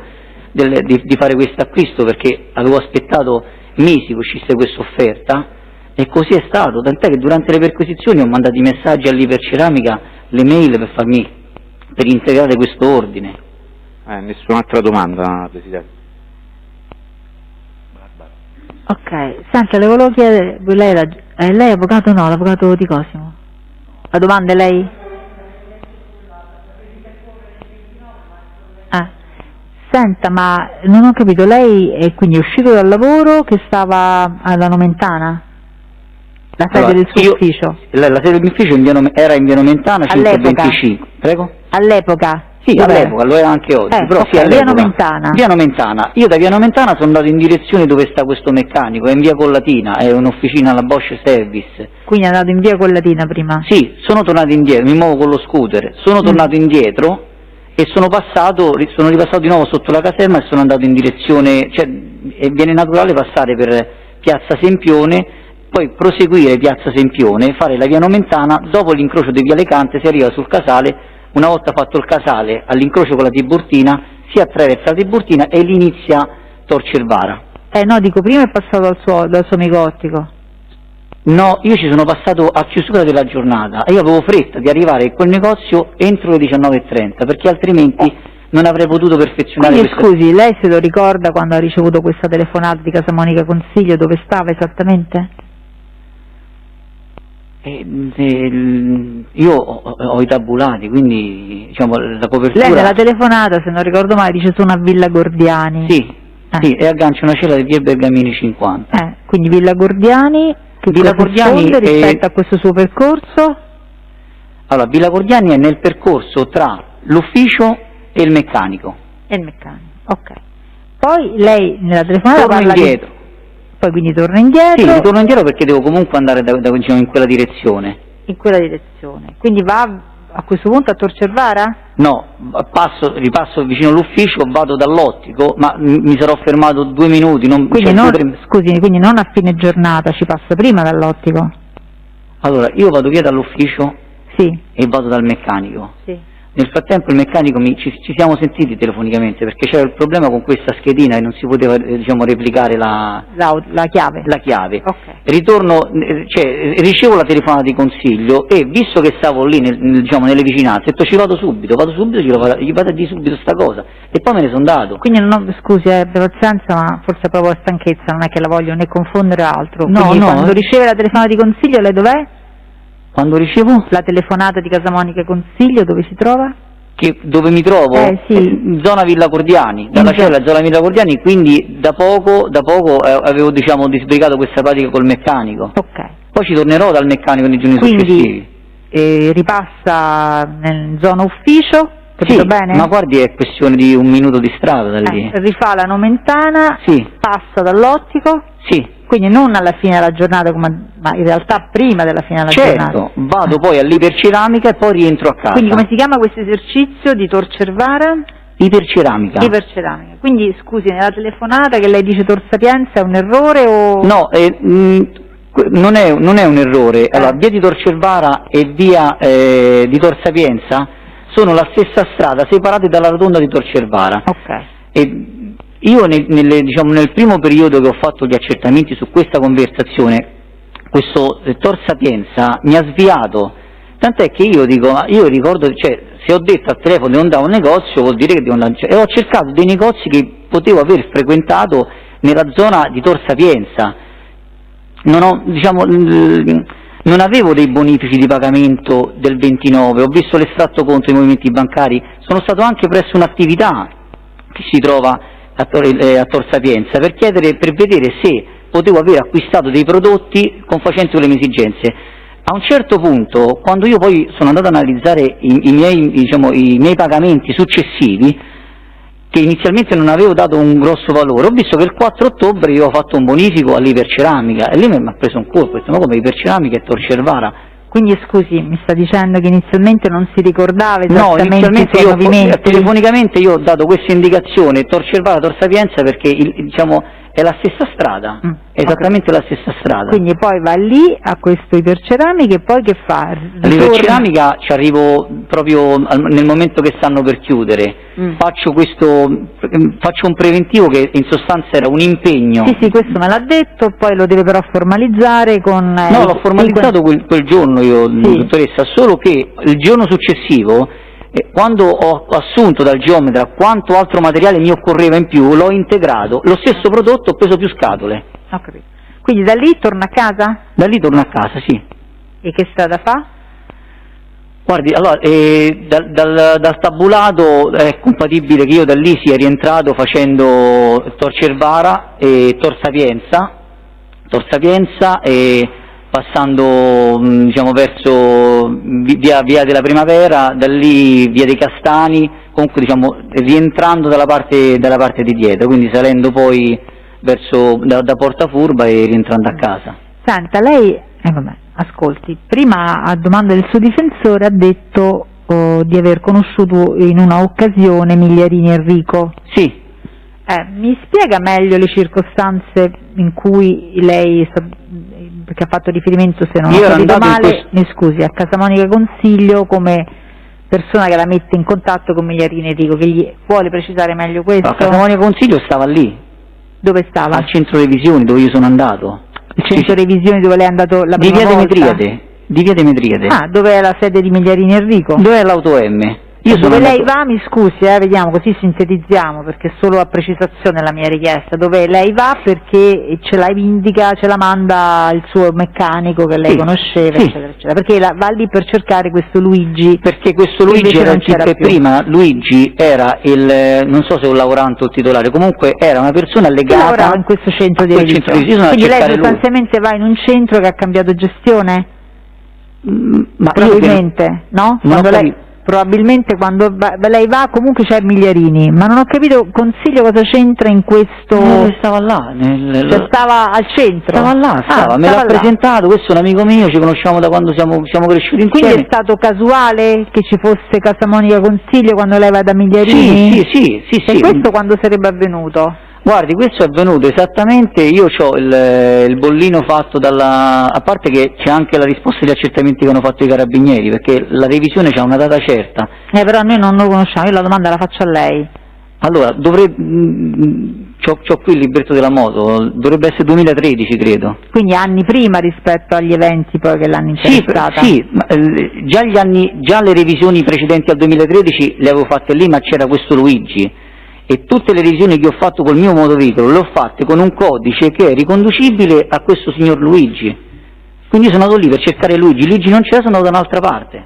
Però forse sono io che non ho capito sicuramente, ma non ho capito, questo Luigi ha sempre lavorato a via Demetriade?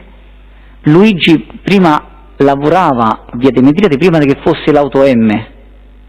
Io quando sono andato lì era auto M, questo Luigi ho preso in quell'occasione che Luigi non c'era più. Che c'entrava il suo meccanico, scusi che la indirizza da Luigi con la mano monca, non ho capito. Perché il meccanico è un meccanico che sta vicino a casa mia, dove noi quindi lei mi sta dicendo prima l'avevi indirizzata a via Demetriade? Io sono sempre andato a fare avevo capito in occasione di questo incontro perché specifico. Ci sono andato direttamente quindi lei la conosceva già da prima perché c'era questo Luigi che ci lavorava? No, io a fare la revisione a via Demetriade personalmente non ci sono mai andato, io davo la moto a questo meccanico, gli lasciavo la moto, i documenti e ci andava lui, ma questo è avvenuto fino al 2013.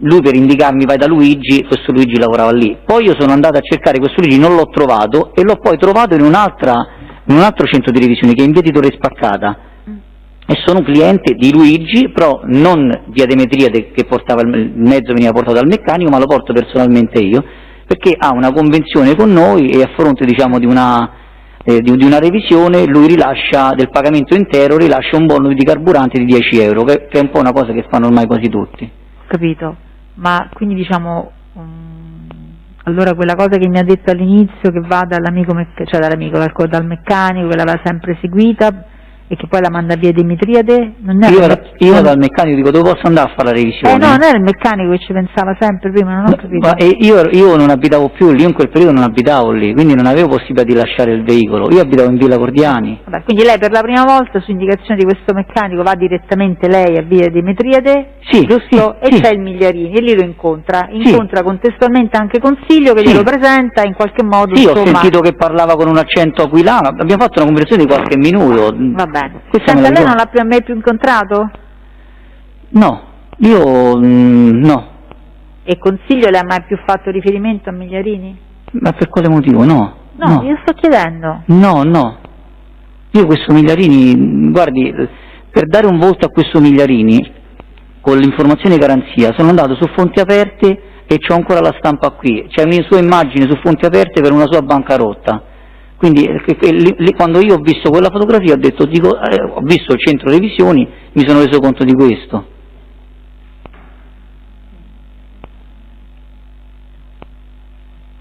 Sente, la persona che lei incontra quindi sotto casa di Consiglio a settembre o giù di lì, quando insomma c'è anche il bambino con l'occhio bendato, chi è? Non le so dire chi fosse. Ma le è stato presentato? Prego? Le è stato presentato? No, lui mi ha detto ti posso far parlare con questo amico mio, è una persona che già stava lì, io ho detto guarda mi devi scusare, io non ti conosco, non parlo con nessuno e me ne sono andato, ma io avevo, guardi, io non arrivo io non vado nemmeno al bar, io quando ritorno a casa voglio andare a casa, devo fare la spesa e me ne torno a casa. Senta, quindi... ma come mai lei in questo contesto non vuole parlare con questo signore? Da come lei ha raccontato, ascolti, la sua vita lì è una vita che necessariamente la mette a contatto con uno sconosciuto questa persona. Faccia finire per la domanda. Sì. Con persone anche che possono avere dei pregiudizi penali, giusto? L'ha detto lei, no? È un luogo, il quartiere in cui ci sono anche persone che hanno dei pregiudizi penali. Sono gli abitanti del quartiere. Però mi pareva di aver capito che lei giustamente non fa nessun riguardo a questo, semplicemente cerca di agire con senso di civiltà e di umanità, laddove viene chiesto di un aiuto lei lo dà, così umanamente, come se fosse giusto, come giusto nei loro confronti come nei confronti di altri. Quindi non capisco perché a fronte di questa richiesta, che poteva essere una richiesta di un aiuto, magari se conosceva un oculista, conosceva un medico, conosceva qualcuno che lo poteva aiutare, perché lei non vuole parlare con questa persona? Ma è un aspetto sconosciuto per me, io avevo da fare altro e me ne sono andato. Ha ritenuto di non parlare. Se è stata un'occasione che potevo magari fermarmi e avere una conversazione sarebbe stato diverso, ma è una persona sconosciuta, io ad oggi mi sono sforzato di cercare di capire, ma non ho un volto presente. Ok. Non se lo ricorda questo signore? Guardi, ho cercato in tutti gli indicatori dell'indagine di poter in qualche modo io costringermi, ma non ci sono riuscito. Senta, i bambini di Casamonica Consiglio lei li conosceva? Certo, andavano a scuola con i miei figli. Sì, andavano nella stessa scuola o nella stessa classe? Nella stessa scuola. Nella stessa scuola. Ma lei parlava con Consiglio o era stato messo a parte da Consiglio di problemi, situazioni che riguardassero i suoi figli? Sì, sapevo di questi bambini, ho saputo anche successivamente di questi. Io le dico all'epoca, mi riferisco chiaramente a quell'epoca. Sì, una volta mi ricordo anche, sapevo che i bambini avevano dei problemi, soprattutto oculistici. Ma lei, scusi, quando ha ricevuto questa telefonata che cosa ha capito che voleva Consiglio da lei? Io sinceramente ho pensato, mi ha chiesto questa cosa, io ho detto, vabbè, tra me e me ho detto è un pensiero, me lo levo subito visto che c'è una... Ma io leggendo la telefonata mi pare di aver capito che lui volesse che lei leggesse dei documenti, come a dire, aiutami a decifrare meglio quello che c'è scritto in relazione ad una situazione medica legata ai figli. Questo è quello che si evince dalla telefonata. No, lo dice lui, ti devo far vedere un Dice, foglio del ragazzino mio. Questo è quello che si evince, no? Guardi, questo foglio io non so che tipo di documento possa essere. No? Però mi risponda puntualmente. Sì. A questa prospettazione, no? Mi spiega il motivo per cui lei va dall'amico ottico, ma che c'entra?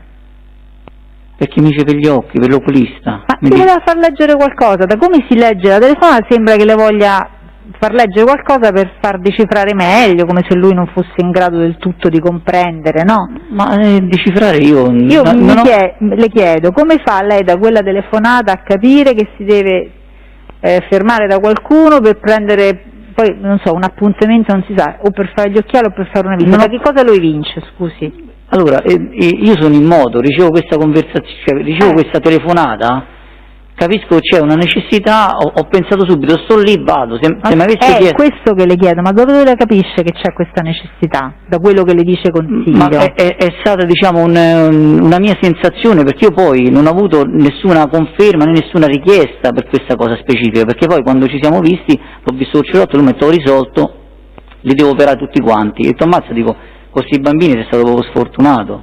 Li devi operare o li aveva già operati? Guardi, allora, il grande, lui ha operato forse 2 figli insieme, e non so se gli altri figli o se poi hanno fatto un altro intervento. Però io le chiedo quello che lei sapeva all'epoca, perché questo è quello che lei poi sa perché ha acquisito i certificati e quindi è venuta a conoscenza che sono stati operati, eccetera. Io però le chiedo, avevate parlato in precedenza, lei e consiglio, dei problemi del figlio specifici legati agli occhi? Che avevano dei problemi, diciamo, questi problemi lo sapevo, sì, l'avevo saputo, non lo so collocare esattamente a livello temporale. Cioè ma le aveva chiesto qualcosa, consiglio, qualche aiuto particolare in precedenza? Guardi, una volta mi disse che non so se c'era una delle 2 figlie che non voleva indossare degli occhiali, e io dissi pure, ma guarda che ci sono degli occhiali fatti per i bambini. Vabbè, ma questi bambini, non c'è un bambino che si vuole mettere gli occhiali, io dico problemi specifici. Prima di questa telefonata avevate già parlato, le era stato già investito del problema, le era stato chiesto qualcosa da consiglio, un aiuto di qualche natura? Questo non lo ricordo io, la telefonata me la ricordo perché è entrata nella mia vita come un bulldozer. Io penso che ci saranno state altre occasioni in cui si è parlato come della salute sua e della salute dei miei figli. Senta, ma lei non ha ritenuto, dopo aver ricevuto questa telefonata, non essere andato comunque a un appuntamento a dargli aiuto così come richiesta, aver comunque cercato di fare qualcosa per lui, di chiamarlo e di dirgli, guarda, se è un problema di visita vai lì vicino a Piazza Sempione dal mio amico che ti fanno fare la visita tranquillamente? No, in quel momento... Tanto lo incontro, poi quando l'ho incontrato mi ha detto ho risolto, quindi io ho rimosso... E dopo quanto tempo secondo lei dalla telefonata l'avrebbe incontrato?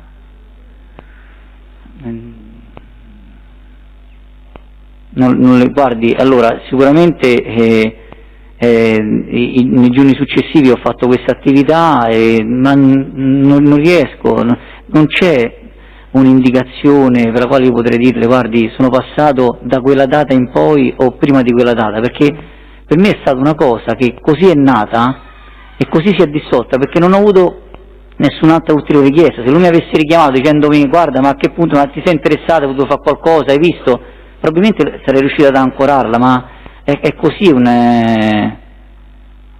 una cosa che non memorizzi al punto di ricordare. Quindi dopo quella telefonata non le ha chiesto sulla questione più nulla? Io l'ho visto, ho visto il bambino, gliel'ho chiesto io, dico come sto bambino? Metto no, ho risolto, adesso devo fare gli altri, ci dobbiamo tornare, qualcosa del genere.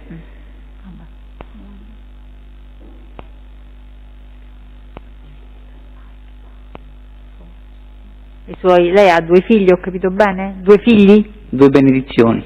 2? Quanti anni hanno i suoi figli? 8 e 10 anni. 8 e 10 anni, ho capito.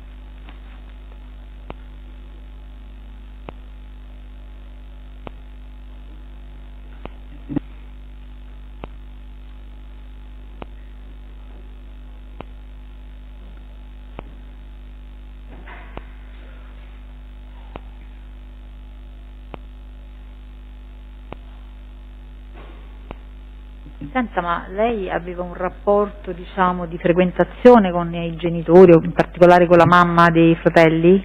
Ma allora, il papà si incontrava spesso perché il papà girava sempre, quindi se uno usciva... No, ma dico una frequentazione, non l'ho precisato, ma era implicito che determinasse una visita a casa, insomma. No, degli incontri,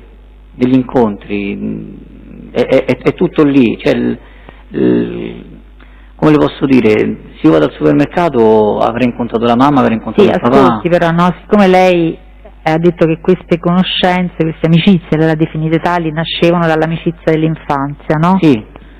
Mi pare di aver capito che non stavate in classe insieme, giusto? La stessa scuola, ma... Forse non l'ha precisato, eravate in classe insieme o frequentavate la stessa scuola? Con Lauretta Casamonica ho fatto le scuole elementari. E con Consiglio? Come? Con Consiglio invece Consiglio è di un altro anno di nascita. E quindi giocavate a calcio, ho capito? Sì, noi giocavamo, c'era quello lì. C'è stata una frequentazione quando eravate ragazzini, ragazzetti, adolescenti, con le famiglie? No. No, le faccio questa domanda perché ognuno di noi sa che gli amici che si ha quando si sono piccoli determinano necessariamente anche incontri e rapporti con i relativi genitori, no? Perché normalmente è così, normalmente. No.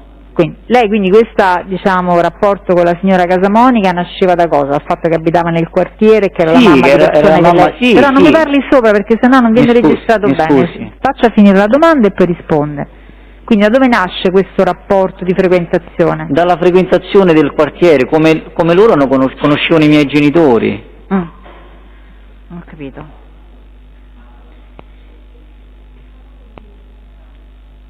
Ma c'era però un rapporto, nella telefonata adesso non ricordo a memoria il progressivo, però l'ha citata prima il pubblico ministero, si fa riferimento proprio al fatto che lei si impegnava a passare perché era tanto che non vedeva la mamma, quindi c'era un rapporto, insomma, non di mera conoscenza, direi così, giusto o no? Come lo definisce lei? Guardi, io nelle tante conversazioni... No, mi risponda lei com'era il rapporto, lasci perdere adesso le conversazioni. Il rapporto cerca di capire che rapporto c'era. Come tutte le persone che abitano, diciamo, nei pressi della mia abitazione, ci sono persone di una certa età, io ho sempre vissuto lì, diciamo un rapporto così, diciamo. Quindi va a casa loro per salutarle? No, non vado a casa, non sono andato a casa. Non le vede, passa a fare gli auguri, non lo so, mi dica lei. No, se ci incontriamo ci salutiamo, ci facciamo la battuta, certo la persona di una certa età magari uno la fa in un tono scherzoso diverso. Ma lei aveva mai saputo che la signora aveva avuto dei guai giudiziari? La mamma? No, questo non l'aveva mai saputo? Assolutamente no. Che ha detto? No. Senta, invece non ho capito con Luciano come età, come siete? Luciano è più grande di lei o avete la stessa età? Luciano è più grande di me. Più grande di me Luciano. Quindi anche con Luciano la frequentazione, diciamo, è sempre la stessa, quando eravate ragazzini che giocavate insieme a calcio, andavate alla stessa scuola? Noi giocavamo in questo campo sotto casa e c'erano anche altri cugini loro che giocavano, le dico solo che avevamo dei soprannomi, utilizzavamo i soprannomi dei giocatori, Giuseppe lo chiamavamo Giuarì, e Massimiliano lo chiamavo Barbadillo. E quindi Luciano anche faceva parte di questo gruppo di ragazzini? Noi giocavamo lì perché c'era questo campo che stava proprio sotto casa mia e quindi era l'unico spazio che c'era al tempo, non c'erano strutture dove poter giocare. Ma queste frequentazioni, mi faccia capire, sono, a parte l'episodio di Luciano che ha avuto poi un guaio giudiziario piuttosto importante, eccetera, che l'ha portato anche in carcere, ma sono proseguite nel tempo ininterrottamente? Cioè da ragazzini, poi anche quando si è diventati adulti? Lei è anche andato via, no? Ha lavorato a Bologna per diversi anni. Naturalmente, guardi, probabilmente gli incontri occasionali si sono intensificati nel momento in cui ho scritto i miei figli a scuola, quindi ci siamo abitati nella stessa scuola, perché io finché non avevo i bambini abitavo da un'altra parte e quindi andavo dai miei genitori o stavo a casa, non c'era una frequentazione, ci sono stati incontri, ma incontri legati al territorio. Senta, ma fuori da questi anni in cui lei è stato intercettato, ci sono state non ho capito. Fuori da questi periodi in cui, essendo, diciamo, attive delle intercettazioni, sono stati anche captati dei contatti, ok? Sì. Che è stato fatto un'analisi anche dei tabulati, non è un'intercettazione, quindi il tabulato dà solo il dato conoscitivo del contatto. fuori da questi periodi non avete avuto mai contatti telefonici? Perché non sembra che no, che non sono stati registrati in quell'arco temporale, ovviamente, diciamo, di quegli anni, contatti telefonici. Non ho capito la domanda, mi scusi. Le telefonate sono solo quelle che le ha citato il pubblico ministero? Ma di Oppure fatto era quelle del capitato- pubblico ministero perché sono quelle che sono state intercettate. E la mia domanda è, ci sono state altre telefonate, Nel tabulato sono emersi altri contatti telefonici, certo. ma risalenti anche negli anni, al di fuori di quei periodi Io il particolari? tabulato che, diciamo, che ho visto che ha prodotto il dottor Musolò sono di 22 mesi. Fuori da quell'arco temporale oggetto di monitoraggio, lei aveva contatti telefonici con Casamonica Consiglio, Casamonica Luciano? È probabile che abbia ricevuto delle telefonate, non glielo so dire, non ci sono eventi per cui... Senta, ma loro si rivolgevano a lei per avere spiegazioni rispetto anche magari ad eventi giudiziari o investigativi che li potessero interessare? No, ma non gliel'avrei mai permesso. Ma magari del tipo, mi hanno notificato quest'atto, che No, significa? non esiste. Non esiste. No, non esiste, ma penso che loro questa cosa la sappiano benissimo. Però in qualche modo lei nel suo interrogatorio al pubblico ministero dice che loro la chiamavano per queste ragioni. No, io non ho mai detto che mi hanno chiamato. No. Allora rileggeremo bene il suo interrogatorio, perché questo sembrerebbe dire quell'interrogatorio. Poi, siccome non l'abbiamo letto tutto... No, non mi ha chiamato. Le chiedo però sul punto di dare la sua versione definitiva, perché poi insomma... Io ho detto nelle occasioni di incontro, me lo ricordo questo termine, nelle occasioni di incontro, non telefonicamente, non sono mai stato raggiunto. Quindi però ci sono state occasioni di incontro in cui le venivano chieste... No.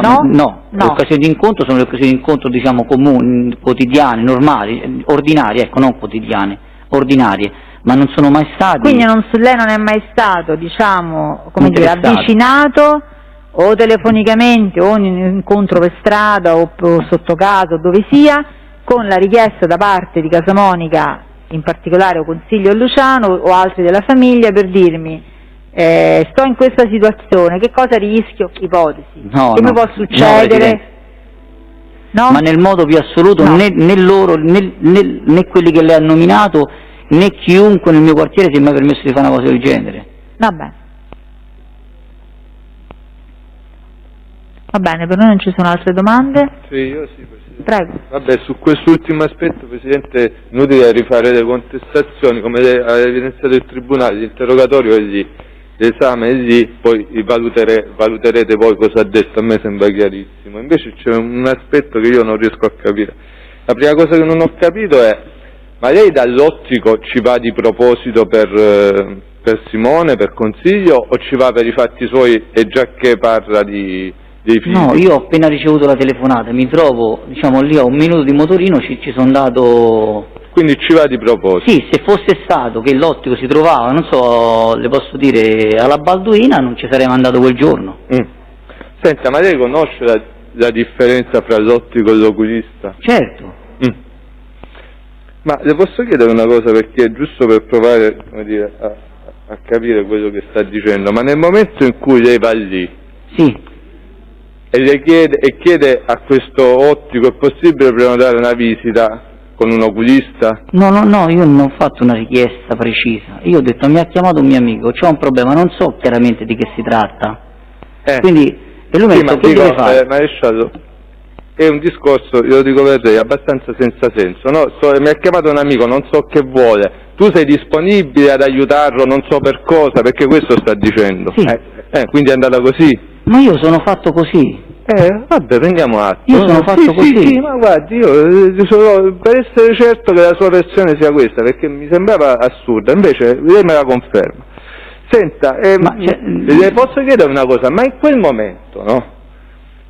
In cui, come abbiamo sentito da quel test che abbiamo sentito prima, quel signore, quello le dice, ma esattamente qual è il problema? E lei dice, non lo so.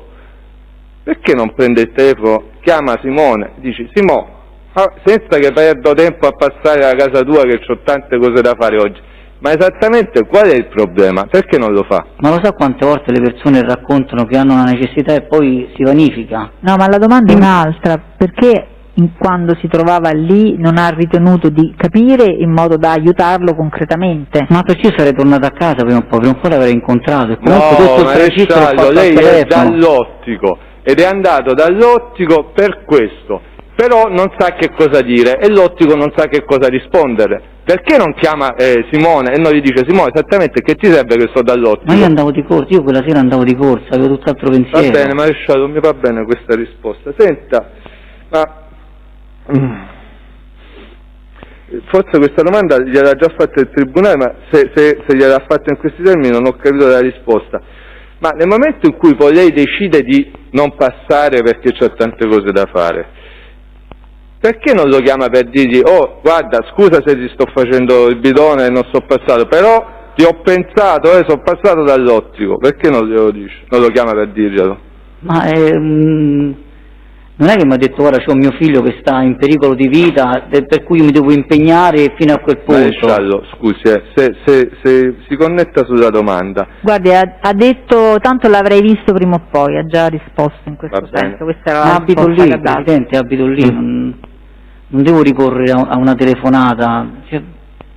No, è che, ascolti, Maresciallo, è che sembra strano che lei va in un posto per chiedere qualcosa per qualcuno che non sa che cosa vuole, poi però non lo chiama né prima né dopo, e questo è il punto. Ed è giusto mettere in luce questo aspetto, perché è l'aspetto più stridente rispetto alla sua versione. La prima favorevole occasione che c'è stata, che sono passato, che l'ho incontrato, non lo sono andato a cercare, l'ho incontrato e ho visto il bambino col cerotto. Va bene. Senta, un'ultima domanda perché non ho capito una cosa. Mi riferisco alla pagina 14 degli interrogatori, lo lascio per la trascrizione così poi il Tribunale avrà modo di controllare. Su questo aspetto è l'ultima domanda. C'è un momento dell'interrogatorio in cui lei mi dice, più o meno mi dà la sua versione sull'oculista, adesso non stiamo qui a dire qual è la versione, il Tribunale leggerà. E quindi io a un certo punto testualmente le dico: ma quindi non è che possiamo trovare un oculista che riscontra la sua dichiarazione? E lei risponde: e certo, vorrei sapere, in quel momento, quindi si proietti indietro, in quel momento, davanti a questa contestazione, lei perché non dice: non c'è un oculista ma c'è un ottico? Perché non se lo ricordava? No, lei mi ha chiesto dell'oculista, io le ho detto anche che conosco diversi oculisti. Sì, maresciallo, guardi, le faccio per l'ultima volta la domanda. In quel momento io le faccio una contestazione da pubblico ministero che lei incassa e capisce perfettamente. No, le dico, gliel'ho detto anche in maniera abbastanza chiara, per dire: lei è indagato, può dire quello che vuole, ma se non mi fornisce un riscontro, e lei dice sostanzialmente: sì, non ci sono riscontri. Perché in quel momento non tira fuori l'ottico, che mi pare di capire che era una cosa così indimenticabile che l'ottico se la ricordava a distanza di 4 anni e mezzo, abbiamo appreso oggi? Lei perché in quel momento non lo dice? Durante l'interrogatorio? Io ho risposto alla domanda che lei mi ha posto, perché lei mi ha detto all'inizio andiamo a ruota libera, quindi e poi lei mi faccio delle domande per essere più preciso. Quindi in quel momento lei se lo ricordava, ma non me lo ha detto perché io non gliel'ho chiesto? No, io... non è questo il discorso, cioè io in quel momento anche il fatto di Tor Cervara e Tor Sapienza per me era tutta una confusione. Maresciallo, lasci stare Tor Cervara e Tor Sapienza, io le sto dicendo un'altra cosa. Se avessi avuto quel ricordo così presente in quell'occasione io l'avrei dichiarato in interrogatorio, certo che sì. Quindi non se lo ricordava? In quel momento, se non l'ho dichiarato, in quel momento non è stato un mio ricordo. Sì, l'amico suo se lo ricordava, vabbè, lasciamo perdere. Senta, un'ultima cosa che non ho capito. Gliel'ha già fatta il Tribunale la domanda, ma vorrei capire. Lei ha detto che Casamonica Consiglio era un suo amico. La domanda questa? Sì, era un suo amico. Casamonica Consiglio è un ragazzo col quale sono cresciuto, c'era un rapporto di amicizia. E ha detto anche: non avevo mai pensato che vivesse o facesse cose illecite. Certo. Ok. Allora, io la domanda, è l'ultima volta che gliela faccio, vorrei chiudere l'esame con questa domanda. Nel momento in cui Casamonica Consiglio le dice che lei incontra per caso, le dice: senti, ti posso far presentare questo amico mio che deve dire una cosa, lei perché? Che deve? Non ho capito. Lei l'ha detto lei questo, ti posso presentare questo amico mio che ti deve dire una cosa, non so com'è. Sì, c'ho questo amico mio qua che ti posso...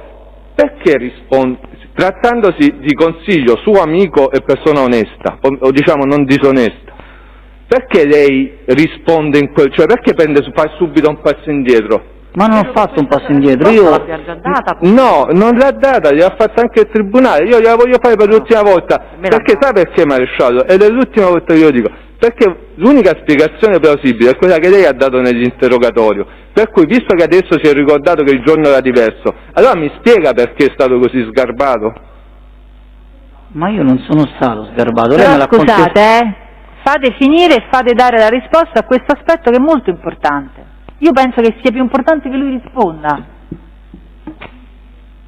Presidente, io sono passato di lì, l'incontro che ho visto questo bambino con Cicotto è stato un incontro occasionale.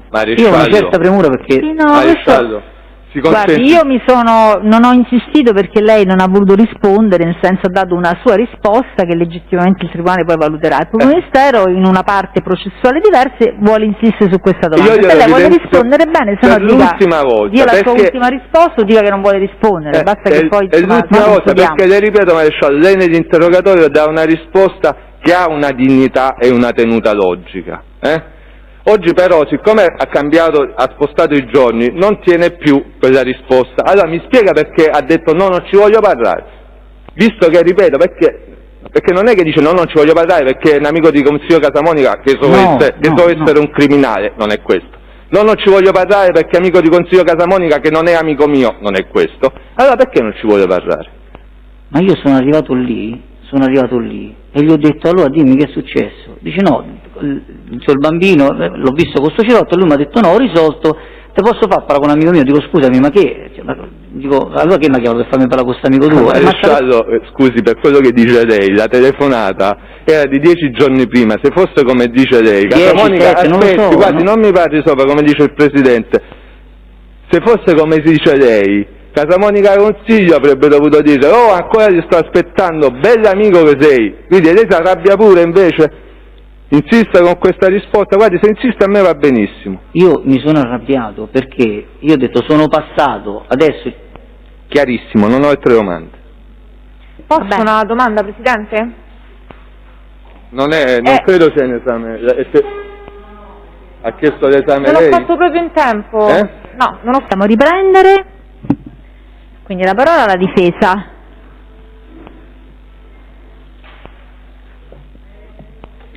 Sì. Sentire i testimoni prima perché mi stanno... Vabbè, non credo hanno ci delle siano... esigenze di rientrare. Per noi non c'è problema. Pubblico Ministero per sentire? Va bene, allora con l'accordo delle parti non abbiamo il cancelliere, quindi vediamo un attimo, sono 4 i testi.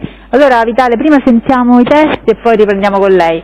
Allora mettiamo il verbale che sull'accordo delle parti si procede all'esame dei testi della difesa prima del controesame dell'esame della difesa per l'imputato. Quindi chi volete sentire? Scusate, la difesa, chi volete sentire? Chi? Tutti quanti. Sì. Presidente, chiedo scusate. Mannaggia, sono le 3. Presidente, chiedo scusa, possiamo dare atto della mia presenza? Avvocato Un attimo, Tenga. scusate che non riesco a seguire. Allora, c'è l'avvocato Tenga che è comparsa, va bene. Grazie. Avvocato Sandri? Presidente, purtroppo io mi trovo in una situazione difficilissima perché mi devo allontanare sperando di ritornare quando controesamineremo Vitale, perché alle 15 ho fissato un interrogatorio di garanzia per 2 detenuti agli arresti domiciliari. Vabbè, vediamo. Quindi, mi devo allontanare. Non ce la fa, può darsi che ce la fa. Vabbè, speriamo, intanto cominciamo. speriamo. Noi siamo disponibili, se ci dite di fare i primi testi vostri, sì, noi... Infatti adesso farò una corsa, cercherò di ritornare al più presto. Allora, tanto venga, si accomodi.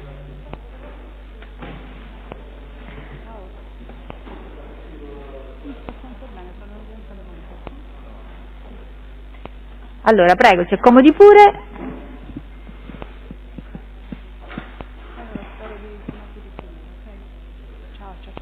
Allora, si deve impegnare a dire la verità? Aspetti un attimo solo che... Prego. Può ripetere per cortesia? Deve impegnare a dire la verità, deve leggere la forma di giuramento, prego. consapevole della responsabilità morale e giuridica che assumo con la mia deposizione, mi impegno a dire tutta la verità e a non nascondere nulla di quanto a mia conoscenza. Prego, le sue generalità.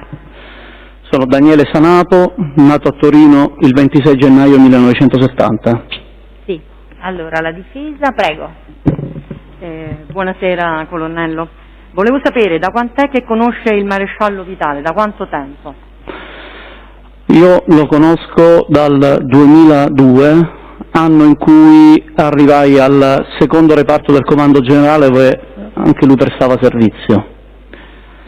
Quindi lo conosco dal 2002. Perfetto. E quando è che lei è stato comandante del primo gruppo Roma? Da che periodo? Sì. Allora, sono stato il comandante del primo gruppo Roma dal 2000, aspetti che faccio il conto perché in questo momento il primo gruppo Roma l'ho comandato dal 2013 al 2016. Al 2016, perfetto. Da luglio 2013 all'agosto 2016, sì, esattamente. Perfetto.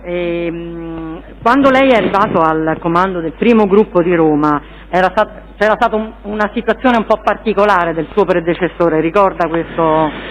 Sì, io arrivai, il mio predecessore aveva un procedimento penale in corso che poi è sfociato anche con delle misure nei suoi confronti, ma successivamente al mio arrivo. Diciamo, ho assunto il comando, dopo qualche mese è stato arrestato. Quindi diciamo c'era una situazione particolare in quel momento. Mi scusi, non la sento. No, dico, c'era una situazione particolare, insomma. Sì, no? una situazione piuttosto particolare, abbiamo dovuto gestirla, insomma. Certo.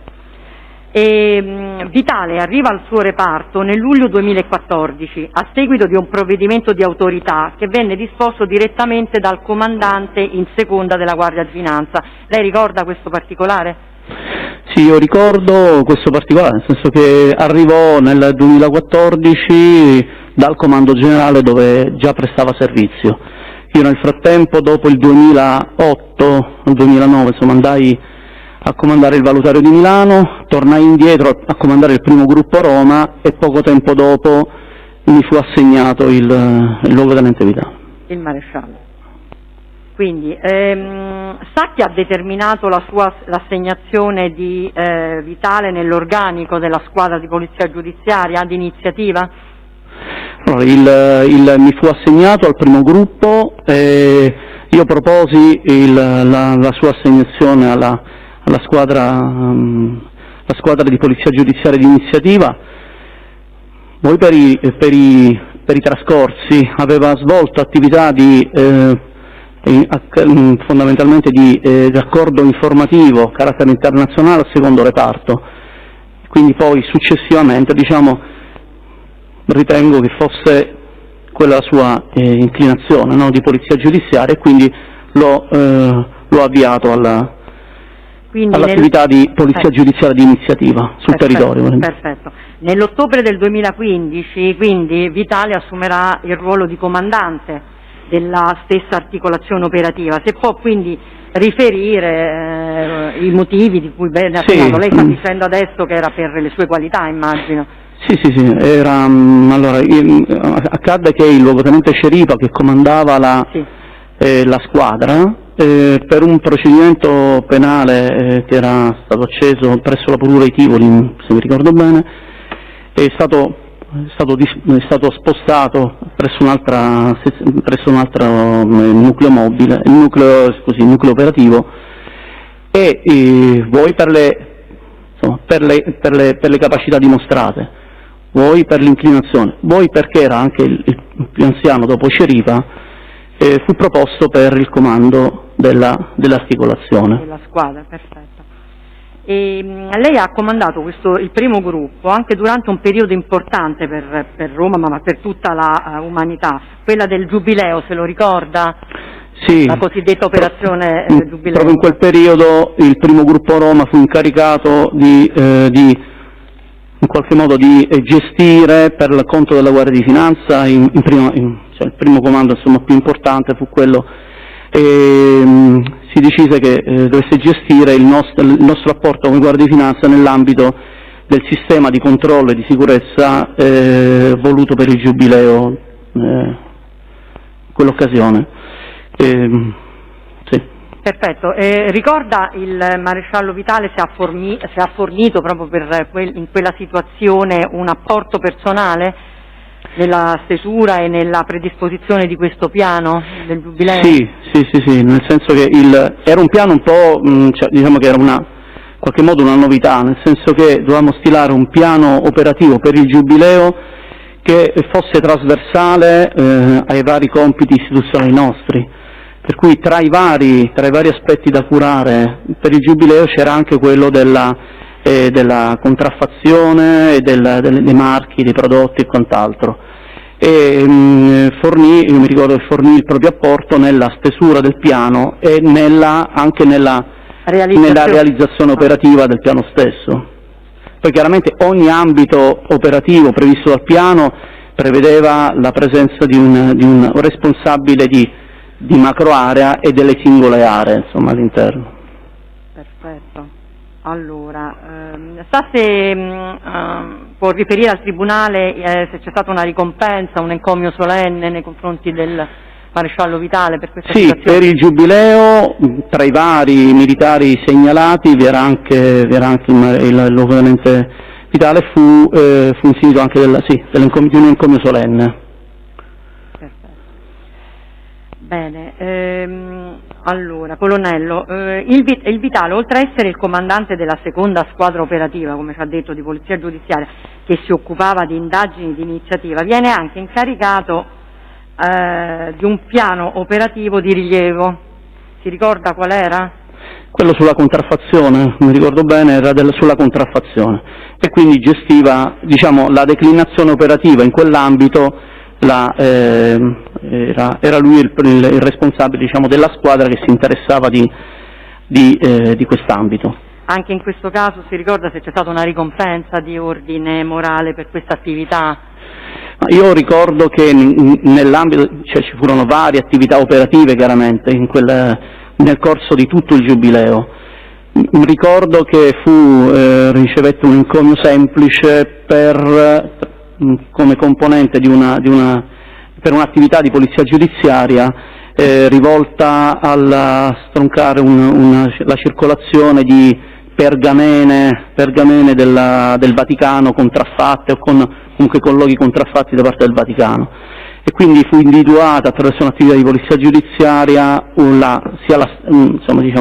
il luogo in cui venivano stampate, riprodotte e commercializzate queste pergamene. Questa era almeno io mi ricordo, insomma, in quell'ambito anche questo riconoscimento. Allora, lei come ha valutato comunque l'operato e l'attività di servizio del maresciallo Vitale durante la sua permanenza come comandante del primo gruppo Roma? Il comandante Vitale era un militare che si impegnava molto nella propria attività di polizia giudiziaria, un'attività anche complessa se vogliamo, poi il contesto operativo in cui veniva posta in essere, sull'intera città di Roma,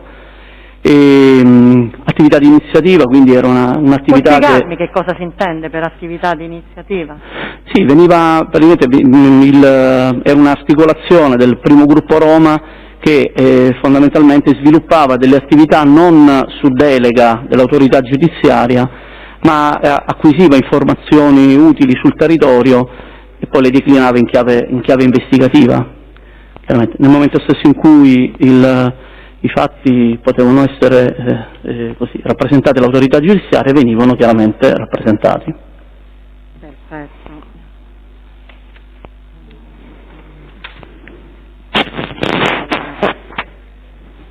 Un'ultima domanda, se lei era al corrente che di questi tali riconoscimenti e di queste particolari benemerenze anche il Presidente Mattarella, il nostro Presidente della Repubblica, l'ha nominato cavaliere. Lei si ricorda questa?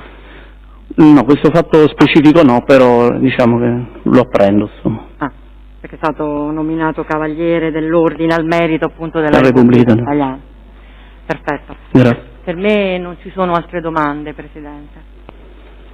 È andato via l'avvocato Sandri, quindi pubblico ministero. Buon pomeriggio, Colonnello. Buon pomeriggio. Senta, pochissime domande. Che vuol dire trasferimento d'autorità? Trasferimento d'autorità vuol dire che l'interessato, il militare, viene trasferito non su domanda ma attraverso un atto amministrativo disposto dall'amministrazione. Ma questo da cosa dipende? Ci possono essere motivazioni differenti, ci possono essere motivazioni legate a esigenze sul territorio, sui reparti operativi del sul territorio. Io ho ricevuto il suo trasferimento e ho dato esecuzione a questo tipo di atto amministrativo disposto, diciamo, dal Comando Generale nel caso specifico. Ho capito. Senta, lei ha detto, ha parlato di particolari capacità del maresciallo Vitale. Ha detto, me lo sono segnato, per le capacità dimostrate. Può essere più preciso? Cioè era un ufficiale di polizia giudiziaria particolarmente bravo, capace? Ma io l'avevo conosciuto durante la mia permanenza al secondo reparto. Il secondo reparto si interessa fondamentalmente di attività di ricerca informativa sia a livello nazionale sia attraverso lo scambio informativo con l'estero. In quel caso appartenevamo ad ambiti diversi dello stesso reparto, però aveva in quel frangente, in quegli anni, aveva dimostrato di sapersi muovere in quell'ambito. Dovendolo poi impiegare in un reparto squisitamente operativo, il primo gruppo Roma è proprio operativo per antonomasia, insomma, c'è proprio è un reparto specificamente deputato all'attività operativa. Ho ritenuto che proprio per effetto di queste sue esperienze maturate nell'ambito del Comando Generale potesse ben operare in ambito di polizia giudiziaria, proprio perché conosceva anche le metodologie attraverso le quali conosceva le metodologie attraverso le quali poteva acquisire informazioni sul territorio e sviluppare in ambito di polizia giudiziaria. Pertanto il primo gruppo Roma, per esempio, faceva attività di verifica, ma non ritenevo che fosse quello il suo ambito, un'attività di polizia amministrativa che presupponeva determinate conoscenze in materia tributaria. Ritenuto che non fossero quelle le sue competenze. Poi vi erano tanti altri ambiti. Ho ritenuto che quella della polizia giudiziaria fosse un ambito in cui potesse ben operare. Quindi per svolgere questo tipo di attività, diciamo, informativa sul territorio ci vuole anche una buona conoscenza del territorio, immagino. Beh sì, sicuramente, e comunque se uno non ce l'ha se la deve creare, insomma. E lui ha dimostrato di averla.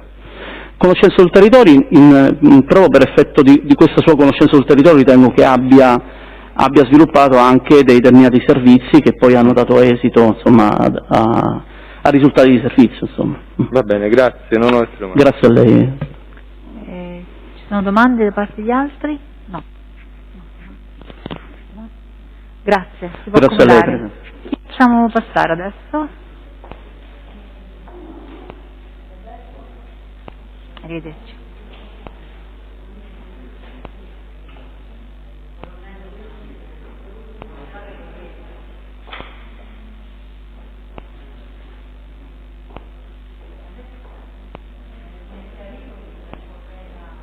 Chi facciamo entrare?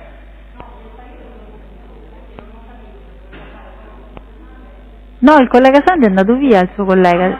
Sì, così ho capito, ha detto che aveva un interrogatorio alle 15. Ha detto che aveva un interrogatorio alle 15 e poi avrebbe provato a ritornare.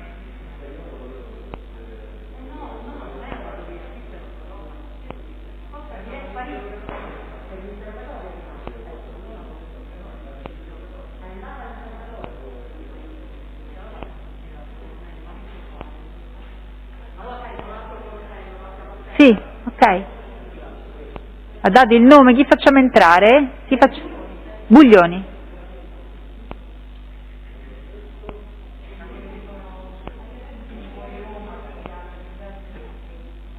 Prego, venga, si accomodi.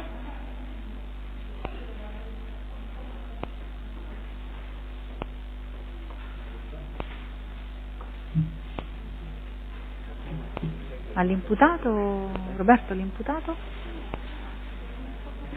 L'imputato? Consapevole della responsabilità morale e giuridica che assumo con la mia deposizione, mi impegno a dire tutta la verità e a non nascondere nulla di quanto in mia conoscenza. Realità, per favore. Sì. Sono il tenente colonnello Gianmarco Buglioni, nato a Terracina Latina il 26 maggio 1979, attualmente comandante del primo nucleo operativo metropolitano di Milano. Di Milano. Bene, prego, la difesa. Grazie. Allora, il secondo nucleo operativo dal 2017 agosto, data del mio arrivo, al settembre 2021. Nel frattempo il nucleo operativo, il gruppo Roma, di cui il nucleo operativo faceva parte, ha subito una trasformazione, diciamo, e da articolazione il nucleo operativo è diventato un reparto a sé stante, con il nome di nucleo operativo metropolitano Roma, a far dall'1/1/2019.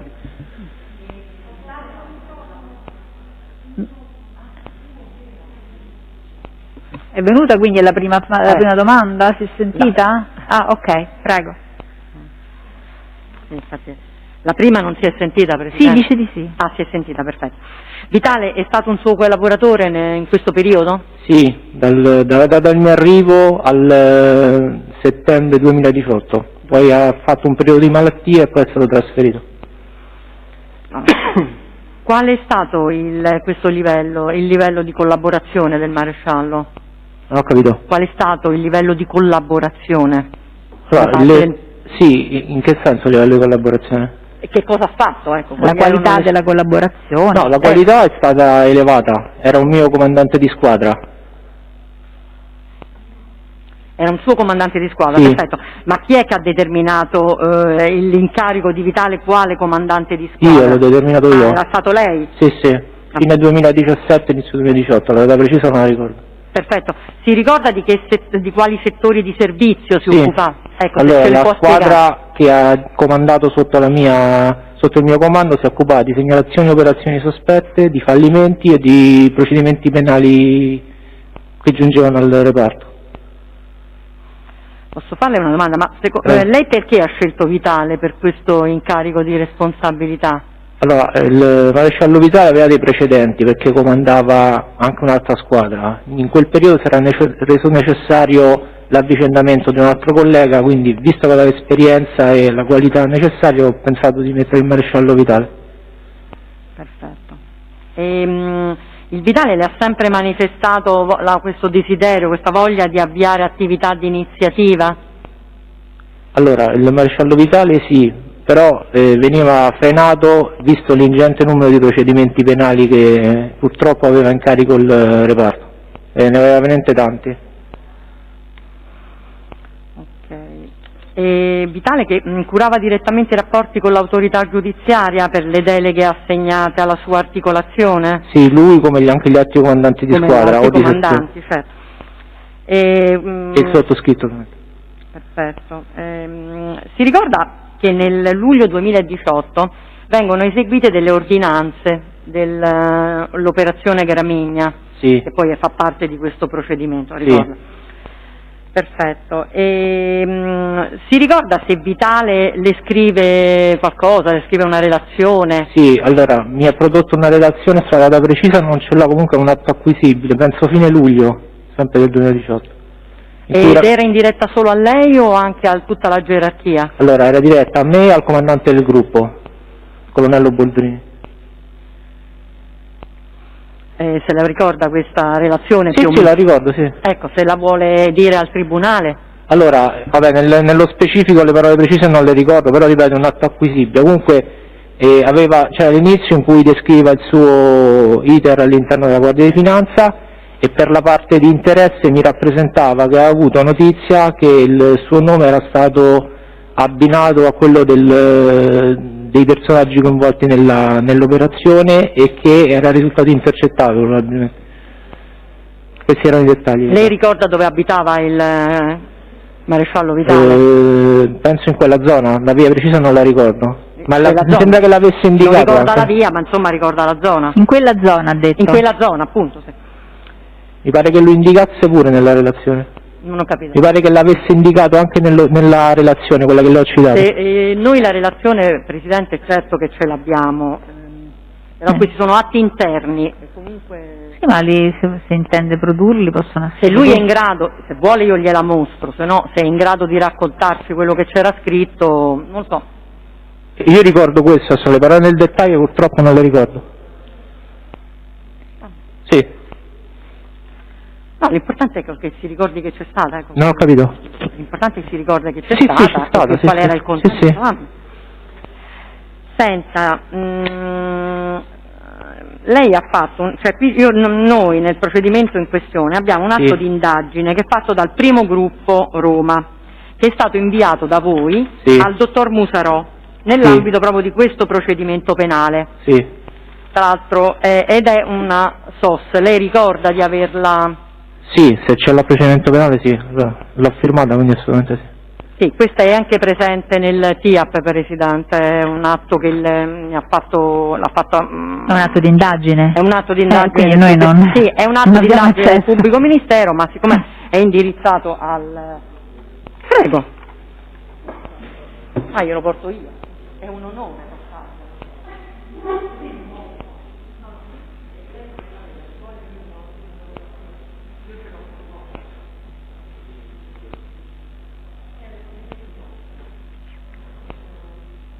Sì, se possiamo dare atto pure della data però. 18 settembre 2018 è questa che voi sta utilizzando. Sì.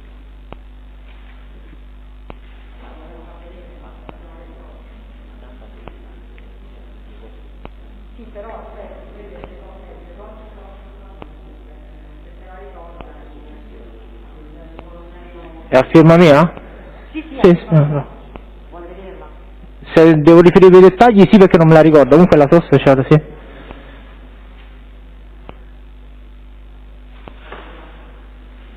Quindi diamo atto, ma c'è il... non ho capito, quindi c'è... Ah, ok, no, è autorizzato alla lettura in aiuto alla memoria. Diamo atto, si tratta di una nota a firma del test indirizzato al pubblico ministero il 18 settembre 2018, protocollo 430043. Prego.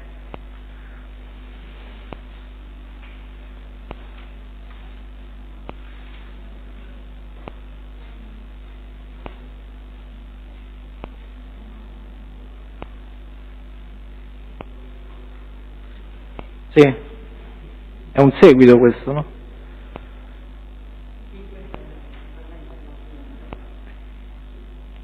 Ora, lei ricorda questo Sì, l'ho firmato assolutamente. E si ricorda se questo è avvenuto, tra l'altro chi ha partecipato a questa relazione? Allora, questa relazione esce dalla squadra che comandava il maresciallo Vitale. E questo comunque, cioè, la trasmissione del 7-9, questa sopra, questa è l'acquisizione? Sì. Ma di cosa stiamo parlando? Possiamo capire anche noi qualcosa? Sempre di questa SOS. Della SOS? Sì. Che ha fatto parte di questo procedimento, Ok, sì. Come l'ha fatta il maresciallo Vitale, quindi dopo l'ordinanza. Sì, ma invece è importante che è stata fatta dopo l'ordinanza pubblico ministero. Ma non abbiamo ancora capito, non abbiamo ancora capito l'oggetto di questa segnalazione. Allora, sono delle segnalazioni di operazioni sospette riferite a qualche soggetto probabilmente implicato nell'ordinanza, se l'abbiamo trasmessa in quel procedimento penale. Però qui non ce l'ho il dettaglio. Sì, ma comunque io quello che a me importava farle capire, questo avviene dopo la relazione che le aveva fatto il... Sì, la relazione è di luglio. La relazione è fatta a luglio, dove voi siete avvisati che il suo nome è presente in un'ordinanza, giusto? Ecco. Dopo viene fatta questa SOS, giusto? Sì, viene trasmessa. E voi avete continuato a lasciare questo incarico al maresciallo? Allora, dopo la presentazione della relazione e contestualmente il giorno dopo, non ricordo con precisione, sono andato dal comandante di gruppo, mi sembra entrato insieme al maresciallo Vitale, abbiamo rappresentato il contenuto della relazione e poi l'ho trasmesso ufficialmente alla gerarchia. Poi avevamo una voce, quindi io non avevo nessun atto, nessuna ordinanza, nessun atto, quindi abbiamo rappresentato e ho monitorato il maresciallo. Non avevo altri motivi. Non ho capito. non avevo documenti in mano, quindi l'ho rappresentata alla gerarchia per dovere istituzionale e abbiamo atteso gli esiti dell'evento, che sono arrivati dopo. Ma questo voleva dire che avevate fiducia comunque nei confronti del... Allora, Maresciallo Vitale... Ce lo devi dire il testo, magari. No, allora, questa è un'attività comunque particolare, Presidente, che è inerente tra l'altro a questo procedimento. Loro sono a conoscenza che esiste un procedimento penale non nei confronti suoi, ma nei confronti dei Casamonica. Quindi è importante capire che comunque loro hanno continuato, nonostante la segnalazione, a fargli fare la sua attività ordinaria. Ecco, perché poi io le farò un'altra domanda ancora. Chi è che ha notificato l'informazione di garanzia che arriva dopo questa sosta? Io l'ho notificata personalmente. L'ho notificata io, insieme a un altro collega. E tra l'altro, appunto, dopo questa comunicazione giudiziaria, come vi siete comportati nei confronti del maresciallo? Allora, il maresciallo Vitale è stato sostituito dall'incarico di comandante di squadra, ma avevamo un atto scritto, come è successo anche per altri colleghi. Perché avevate una comunicazione giudiziaria? Sì. E si ricorda se come è stato poi impiegato, quindi... Allora, se non ricordo male, quasi subito è andato in malattia, è stato male. Poi so che è arrivato un provvedimento di... Ma è stato demansionato, è stato tolto dall'operativo, come siete comportati? Demansionato non è il termine tecnico esatto, è stato spostato in incarico non operativo. E poi ha ricevuto un trasferimento che gli è stato notificato l'anno dopo, per il discorso della malattia. Ma il termine scrivano, che cosa le suggerisce? Il termine? Scrivano. No, il termine scrivano è il termine che viene utilizzato per appartenente alla squadra comando. È incarico non operativo. Ecco. È incarico non operativo. Ecco, quindi possiamo attribuirlo da quel momento al maresciallo? Incarico non operativo, sì. Era... per farvi sapere. Adesso non si ricorda fino a quando resterà alle sue dipendenze il maresciallo? Allora, la data precisa non la ricordo, però ripeto, se serve è un atto che si può acquisire al comando. Io ricordo che lui è entrato in malattia subito dopo la notifica, quindi non lo so, fine settembre mi pare che era la notifica del provvedimento, e la notifica del trasferimento l'abbiamo fatta al termine della malattia, che mi sembra fosse i primi mesi dell'anno dopo, 2019, se non vado errato. A questo punto, questa è una domanda invece che esula totalmente su queste cose. Vitale, si è mai offerto o proposto con lei al di fuori anche del servizio per fornirle un aiuto per dei problemi di salute? Sì. Può dirmi? Allora, sostanzialmente mi ero fatto male, mi ero lussato una spalla e gli ho chiesto se conosceva un medico vicino alla caserma, così da evitare di intraprendere io un periodo di malattia, e me l'ha consigliato, poi ne ho usufruito libero dal servizio. E per suo figlio? Si ricorda se c'è stato qualche... Sì, ero appena arrivato, aveva la febbre alta e mi ha consigliato un pediatra. Senta, può riferire quindi a questo punto al Tribunale le qualità personali, professionali e morali del maresciallo Vitale? Presidente, però si stanno chiedendo delle valutazioni. Io non sono valutazioni perché fanno parte delle caratteristiche del militare. E allora deve precisare, avvocato, perché se no sembrano valutazioni. Io non faccio opposizione perché non ne capisco neanche la rilevanza, però proprio per un minimo di decenza se gli chiede la valutazione sulle qualità personali. No. Forse voleva chiedergli quali sono note le caratteristiche che seguono sempre la vita di un militare, che avesse eventualmente elaborato civile, no? Sì, allora, se parliamo insieme. Allora prego, forse lei vuole sapere che tipo di note caratteristiche ha fatto il colonnello e che è diverso. Però. Va bene, allora che tipo di note caratteristiche lei ha fatto nei confronti del maresciallo? Allora, come correttamente indicava il dottore, esiste questo documento, la valutazione caratteristica, anche questo acquisibile al reparto. Ora, io le voci in dettaglio non le ricordo in complessivo una valutazione molto alta, apicale, perché questo documento consta di varie voci, quindi comunque hanno tutte di livello alto. Quindi erano tutte positive, diciamo. Sì, assolutamente sì. Va bene. Va bene, vediamo se ci sono domande. Sì, no, io vorrei solo capire una cosa, quindi mi faccio capire, colonnello, dopo l'esecuzione dell'operazione il maresciallo Vitale cosa le dice? Che il suo nome compare nell'ordinanza? Sì. Ecco, ma per curiosità ma lei l'ha mai letta l'ordinanza? No. No. E non si è posto il problema di leggerla prima di dargli un incarico per una SOS che riguardava quel procedimento? Allora, io non gli ho dato l'incarico per una SOS, la SOS, l'approfondimento delle SOS rientravano nei compiti di quella squadra, non è un incarico preciso, cioè approfondivamo le SOS, ne avevamo tantissime, sì, e tra cui questa qui. Non c'è dubbio, ma diciamo la SOS era collegata all'ordinanza, no? Allora, la SOS per essere indirizzata a quel procedimento penale sicuramente avrà avuto dentro, adesso questa non la ricordo di preciso, un nome che compariva in quel procedimento penale? Un nome, credo che fosse Spada Domenico. Non lo ricordo questo. Ok.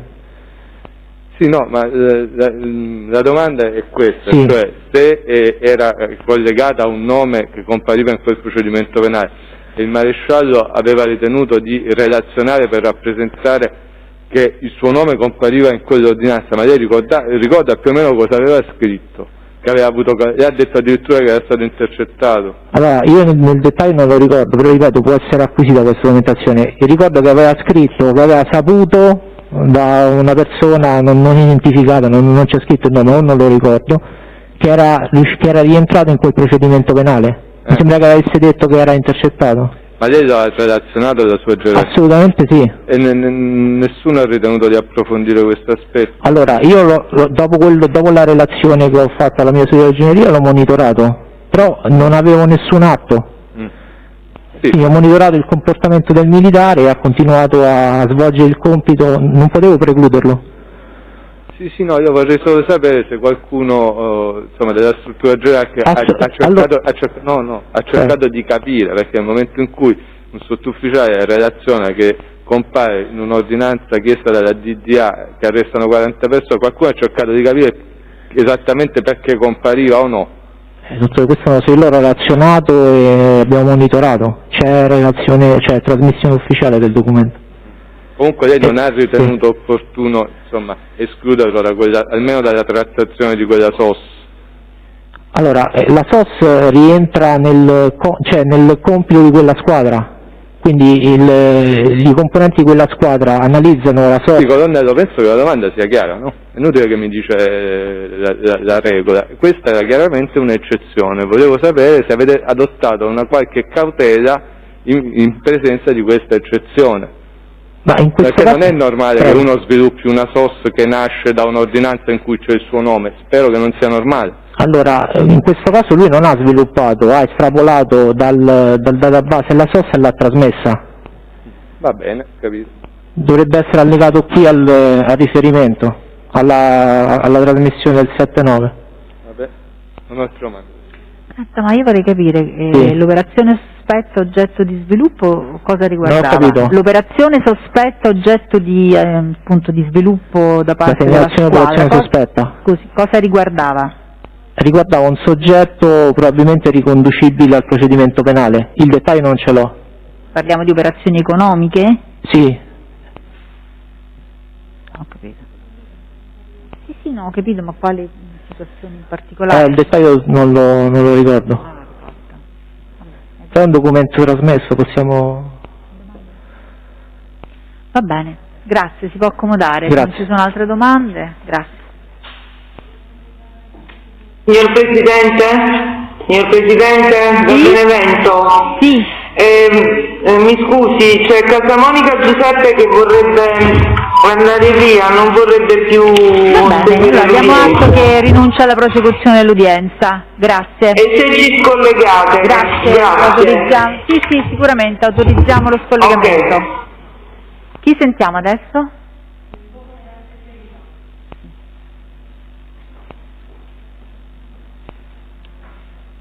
No, infatti.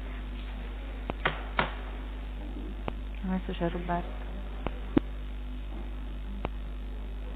Avvocato, glielo dica però al suo assistito che non deve andare quando i testi escono. Io capisco che lo fa no, glielo dica al suo assistito che non è che escono i testi e lui gli va dietro.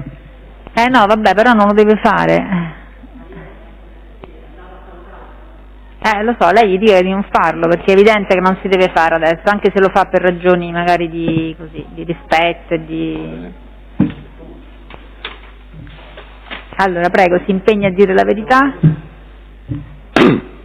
Consapevole della responsabilità morale e giuridica che assumo con la mia disposizione, mi impegno a dire tutta la verità e a non nascondere nulla di quanto a mia conoscenza. Grazie. Allora, come si chiama? Luogotenente Ceripa Giuseppe, Genova, 26 ottobre 1960, in servizio presso il terzo nucleo operativo metropolitano della Guardia di Finanza. Grazie. Questo era uno dei testi che aveva cambiato, forse, vero? Perché non è... Come si chiama esattamente il nome? Ceripa Giuseppe. Ceripa, è uno di quelli che erano stati sostituiti poi dal suo collega? No, perché non ce l'ho nell'elenco, mi pare che a un certo punto voi avete chiesto di sostituire 2 testi. C'è Ceripa. Però che sono stati oggetto di sostituzione, questo voglio dire, ecco perché non me li ritrovo qua. Sì, è così, avvocato, voi avete sostituito 2 consulenti. Ma io non ho il nome però nell'elenco. Ceripa? Ceripa o Ceripa? Ceripa. Quella, come Como. Come Como? Sì. Ah no, ecco, scusate, l'ho trovato. No, è talmente lungo che mi è sfuggito, avete pazienza, non lo trovavo. Genova, 26 ottobre 1960. Prego. Allora, buonasera. Quanti anni di servizio lei ha? 39.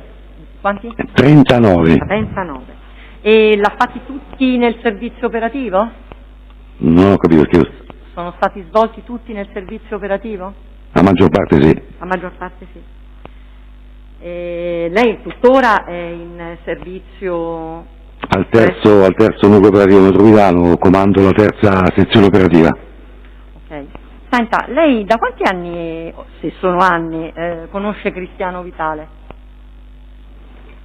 Nei periodi in cui ero in servizio al gruppo operativo antidroga, credo a occhio 2003 più o meno. Si ricorda se lo conosceva già anche nel 1996 quando lui non era a Roma, era a Bologna? No. Ah, quello non l'ho lo ricordo. conosciuto in quegli anni là, quando sì. È venuto a Roma. Si ricorda se questo trasferimento, quando è stato trasferito da Bologna a Roma, che cosa riguardava? Se riguardava relazioni internazionali, sezione stupefacenti, questo se lo ricorda? Beh, io l'ho conosciuto, come dicevo prima, quando ero in servizio al gruppo operativo antidroga e lui era al comando generale, al reparto che si occupava degli stupefacenti e per tale motivo ci siamo conosciuti, perché io ero al gruppo operativo antidroga e comandavo il terzo drappello della prima sezione. Lì si partiva con le consegne controllate e noi poi ci siamo conosciuti, ecco. Certo. Allora, invece per quanto riguarda un sequestro che avvenne qualche anno fa, negli anni 2015, anche prima, si ricorda di un sequestro di diverse centinaia di chili di sostanza stupefacente con un nome particolare, la CAS, il CAS? Sì. Se la ricorda questo servizio? Sì. Da chi era stato svolto? Quando ero al gruppo operativo antidroga e mandò formalmente la segnalazione Cristiano Vitali, perché si occupava di questo,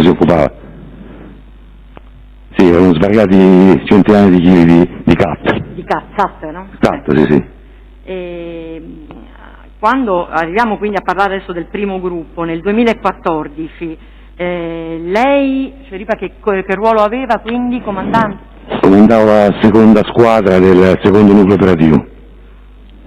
Del primo gruppo. Si ricorda come arriva quindi Vitale a far parte della sua squadra nel 2014? Vabbè, saputo che veniva lì al primo gruppo, lo hanno assegnato alla squadra e chiaramente ero ben contento perché lo conoscevo da tempo. Senta, si ricorda, la sua squadra si occupava di attività di polizia giudiziaria di iniziativa? La maggior parte sì, di iniziativa e anche delegata, i settori contraffazione e stupefacenti. Può spiegare che cos'è questa attività di iniziativa? L'iniziativa è dall'acquisizione dell'informazione sul territorio allo sviluppo e poi a un'attività di natura repressiva, se c'erano le condizioni ovviamente. Certo, ma di solito un militare che fa relaziona le notizie, le informazioni che assume nel territorio? Quando però hanno poi rilevanza investigativa? Se hanno una certa rilevanza, sì, le rappresenta alla gerarchia, no? Partendo da me e salendo, che poi io condivido con i miei superiori. Senta, Vitale le ha proposto attività di iniziativa che poi sono scaturite in indagini? Credo, a memoria vado, l'ultimo anno che io ero al gruppo, credo che era il 2015, su una sorta di spaccio di sostanze stupefacenti.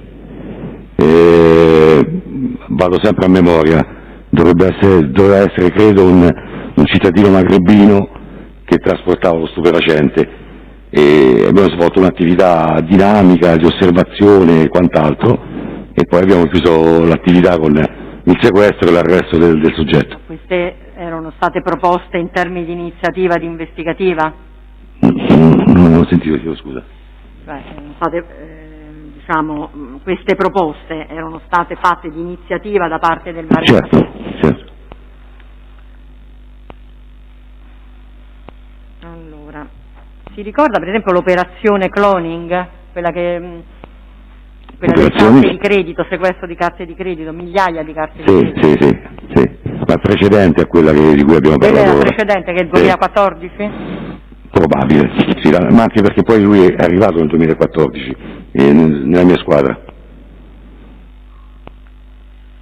Senta, si ricorda se per caso relazioni di servizio relative a queste operazioni riguardavano anche il territorio del quartiere dove abitava o dove abita? A memoria non posso ricordare, a memoria non me lo ricordo. Se io le dico quartiere Appio, Arco di Travertino? È probabile, però non ricorda. Scritte Ma ricorda dove abita il maresciallo? No, esattamente no. Perfetto. Allora, nel 2015 vengono eseguite delle ordinanze di custodia cautelare che riguardano proprio la località qui di San Basilio, a seguito di un'attività proprio della sua squadra operativa. Si ricorda questo? Chi ha partecipato all'esecuzione delle ordinanze, chi che si è occupato anche della fase della l'attività è stata abbastanza lunga, durata circa un anno, con attività anche tecniche e si è conclusa con l'esecuzione di 17 misure cautelari. E nella parte finale c'era anche Cristiano Vitale che ci ha aiutato nell'esecuzione e in tutte le attività connesse ma anche per la preparazione? E anche per la preparazione, non solo per l'esecuzione? Sì, certo. Secondo lei la preparazione comunque è un momento delicato? Che riguarda appunto la corretta poi esecuzione e il successo? A mio avviso sì, perché è quello che... Presidente, secondo lei, a mio avviso, io non dico niente, però se non so valutazioni queste... Beh, a mio avviso la preparazione Siccome non le si possono chiedere, lei può dare delle votazioni, ancori questo suo giudizio a dati di realtà, in questo senso, alla domanda ammessa, capito? Vabbè, comunque... Va bene, sì, allora. Si ricorda se l'ha mai proposto per l'ottenimento di ricompense, che riguardano appunto ordine morale, oppure encomi, eccetera? Si ricorda se lei l'ha proposto? Beh, nella fase delle ricompense morali c'è un confronto diretto con la gerarchia, chiaramente i miei superiori, e ovviamente non formalmente, ma io ho proposto tutta la squadra e chi veramente anche nella fase finale si era adoperato, perché era stata una bella indagine, lunga, importante, un quartiere insomma che conosciamo qua. l'indagine era importante, no? Era importante perché sia al termine dell'indagine che durante, nel corso come riscontri oggettivi, arrestammo circa, tra misure e arresto in flagranza, 42 persone, perciò era, per una territoriale come era il primo gruppo Roma, all'epoca era abbastanza importante. Era molto importante, era importante, certo. Va bene, per me va bene, non ci sono altre domande. Va bene, sentiamo se ci sono altre per il Ministero. Altre domande? No. Grazie, si può accomodare. Grazie a lei. Allora, poi chi abbiamo ancora? Paoli? Facciamo entrare? Ok.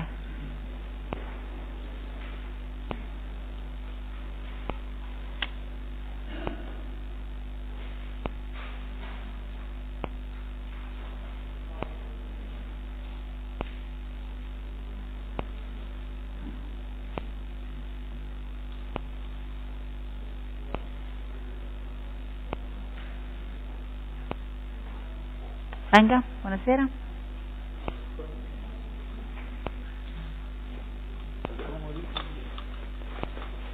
Prego. Consapevole della responsabilità morale e giuridica che assumo con la mia deposizione, mi impegno a dire tutta la verità e a non nascondere nulla di quanto a mia conoscenza. Allora, le sue generalità. Come si Paoli chiama? Daniele, sì? Dove nato a Roma il 2/6/74. 74? 74. Beh, prego, la difesa. Buonasera, signor Buonasera. Paolo. Senta, lei conosce il signor Cristiano Vitale? Sì. Perfetto, mi può dire come lo conosce, da quanto lo conosce? Ci siamo conosciuti circa 20 anni fa, abbiamo scambiato anche delle vacanze insieme, ci vediamo molto spesso anche per quanto riguarda, mi manda molti clienti, molti colleghi al negozio. Allora, questo rapporto di conoscenza comunque è esteso anche ai vostri familiari? Sì, anche a livello Li familiare, frequentate, ecco, quindi. certamente sì. Perfetto. E a questo punto mi dica che tipo di attività lavorativa lei svolge? Io ho un negozio di ottica. Ha un negozio di ottica, perfetto.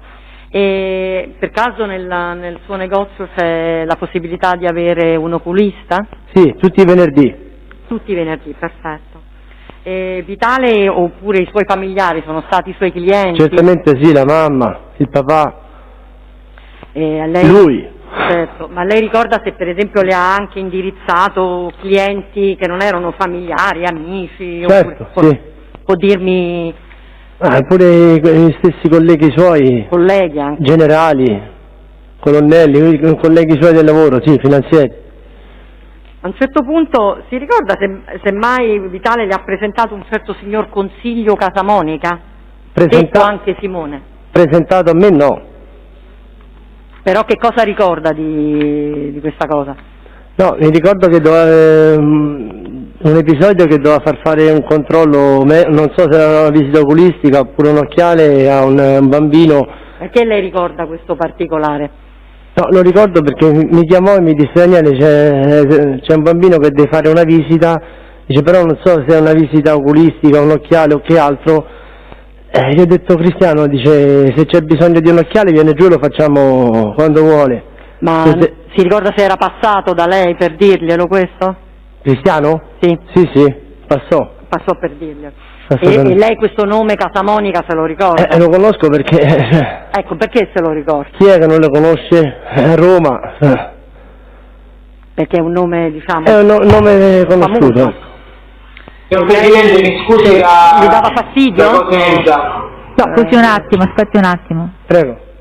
Mi perdoni, mi scusi la Cosenza per dire che Casamonica Pasquale rinuncia al proseguo dell'udienza. Va bene, grazie. Autorizziamo lo Mi scollegamento. Prego.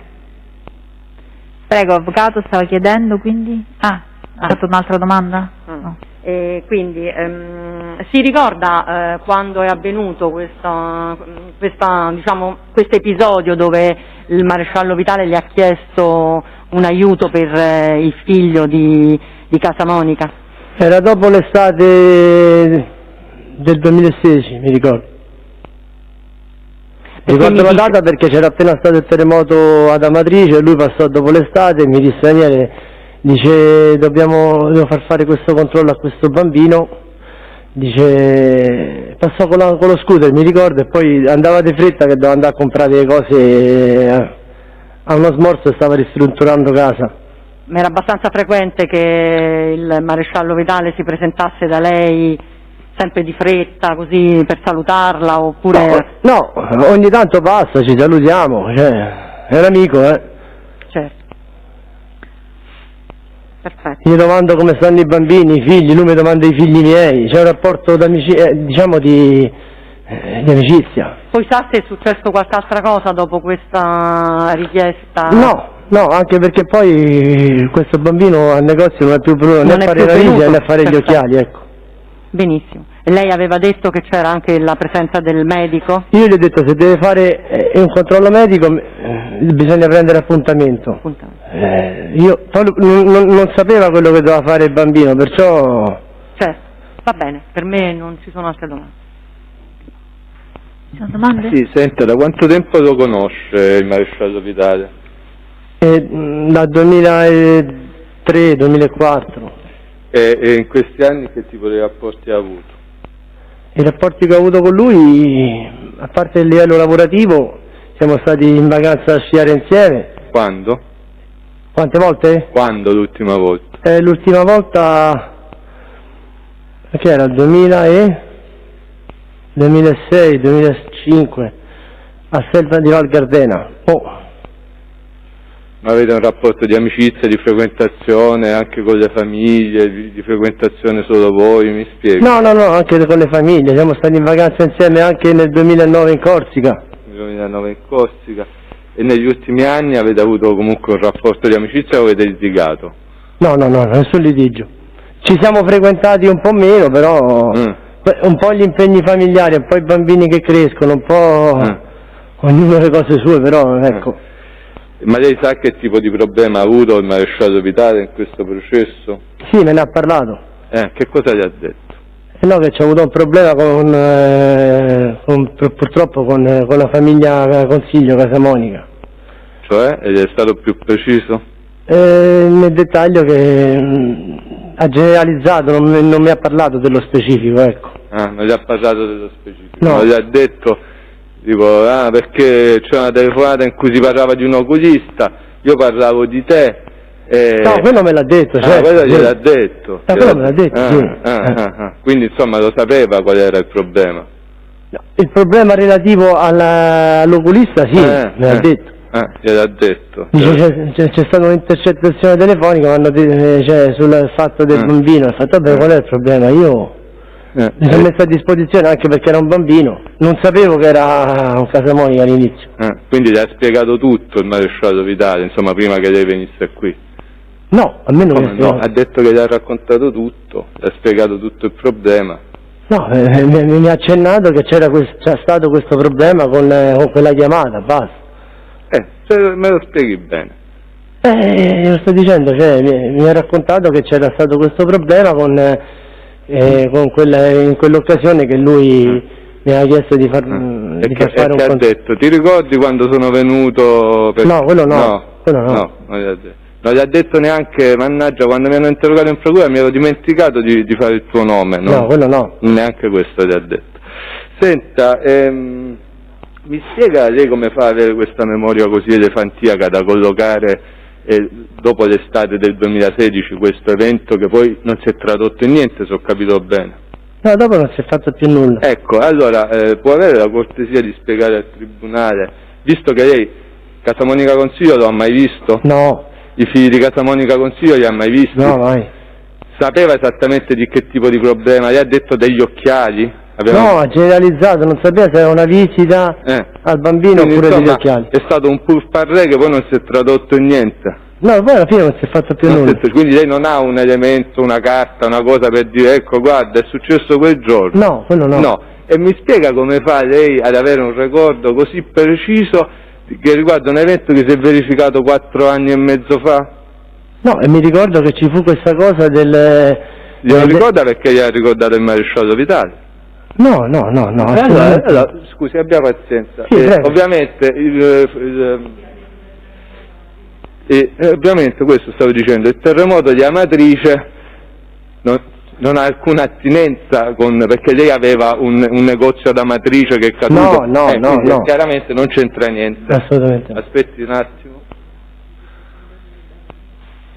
Ah sì, no, il trascrittore dice che dalle postazioni dei difensori si sente basso, quindi di parlare un po' più distintamente quando vengono fatte le domande, perché rimangono un po' così sbiascicate, un po' confuse. Scusate, ho usato un termine forse un po' dialettale, però per far capire.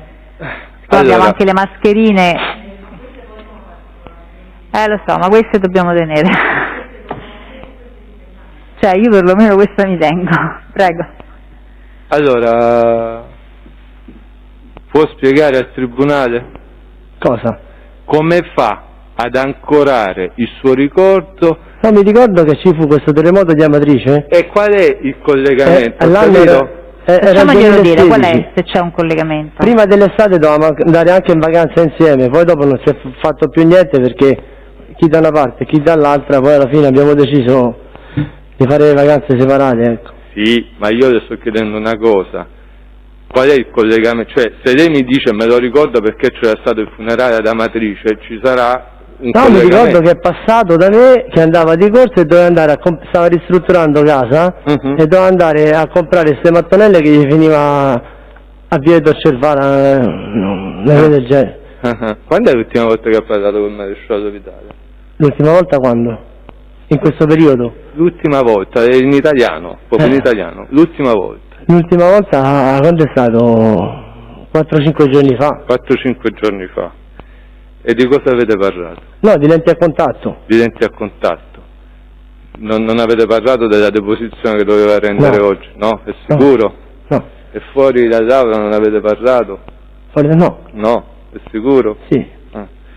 Senta, e quindi mi spiega pure come fa a ricordare non solo che doveva comprare le mattonelle, ma pure Torcervara. Come fa a ricordarlo così bene? Obiettivamente è un particolare abbastanza irrilevante. No, perché ha detto devo andare all'Ital Ceramica a comprare una promozione, Daniele, che mi scade a fine settembre, perciò... Sì, forse non mi sto spiegando. Signor Paoli, sì. Lei ha raccontato un episodio che nella dinamica del rapporto che può aver avuto con Vitale è abbastanza insignificante, non fosse altro che non si è tradotto in nulla, no? È stato un pourparlers di un attimo. Vorrei sapere, lei come fa a collocarlo con certezza, non solo subito dopo il funerale di Amatrice, se ho capito bene? Terremoto? Del terremoto di Amatrice, qua fra funerali e terremoti. Ha ragione, avvocato, questo era proprio un freudiano. No, l'ho collegato perché anche lui è passato dopo l'estate e mi ha detto come sono andate le vacanze, abbiamo parlato poi poco tempo, è fatto bene, dice. Quindi era subito dopo l'estate, quindi tornati alle vacanze, i primi di settembre, che cos'era? Era dopo l'estate, era dopo l'estate di quell'anno. Quindi è la prima volta che lo vedeva dopo le vacanze? È passato, sì, è l'unica volta che è passato dopo l'estate. Ho capito. Ultima domanda, perché ancora non ho capito come fa a ricordare le mattonelle a Torcervara, perché era proprio quel gioco, visto che veniva spesso per i generali, per i colonnelli. No, spesso no, quando serviva. Quando serviva ai generali e ai colonnelli. Come fa a ricordare che questa cosa delle mattonelle è avvenuta il giorno del figlio di Casamonica e non il giorno del generale, per esempio? No, prima dell'estate mi aveva parlato che stava ristrutturando casa. Penso che la domanda sia chiara. Prego. Lei ha detto che nel corso del suo rapporto di amicizia con Vitale è accaduto in diverse circostanze, senza che stiamo a poi giustificare, però in diverse circostanze che lui si interessasse presso di lei per procurare una visita o qualcosa a persone che conosceva, che potevano essere amici, colleghi o amici o colleghi, perché in questo caso stiamo parlando di un amico. È così? No. E mi dica lei com'è. No, lui quando c'era bisogno a un collega, un conoscente, mi chiamava, diceva sta venendo il maresciallo Tizio, gli può fare l'occhiale, può fare il controllo? Certo, sì, faccio il mio lavoro. Quindi insomma è una cosa che è successa più volte, o no? Sì, e come fa a ricordare che il giorno delle mattonelle era quello di Casamonica? Questo non sto capendo. A parte come fa a ricordare le mattonelle, ma evidentemente è una buona memoria. No, mi ricordo delle mattonelle perché stavo ristrutturando casa e stava sempre decorsa e dovevo andare a comprare destra e macchina. Sì, è chiaro che stava ristrutturando casa e gli servivano le mattonelle. Come fa a ricordare che era il giorno di Casamonica però? Questo le sto chiedendo. Capito? Perché tutti noi a distanza di anni ancoriamo il ricordo a qualcosa, altrimenti... Io mi ricordo che venne e mi disse questa cosa di andare, che dovevo andare, e poi mi ha detto, dice devo fare sta visita a sto bambino, e fatto tu quando vuoi. Presidente, io la domanda resta, poi è finita la valutazione dell'attendibilità di questo test, non ho altre domande. Ma dov'è che lei ha il negozio? Mi scusi, Presidente. Ottica? Ottica Paoli, Sì, piazza Menenia Grippa numero 11. Che quartiere è? Che zona è? Monte Sacro, Città Giardino. Ah, Monte Sacro.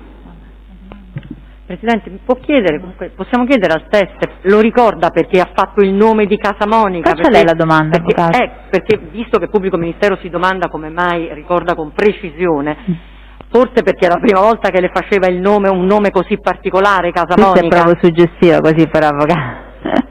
Vabbè. Lei mi sta diretto qua, questo è proprio suggestiva.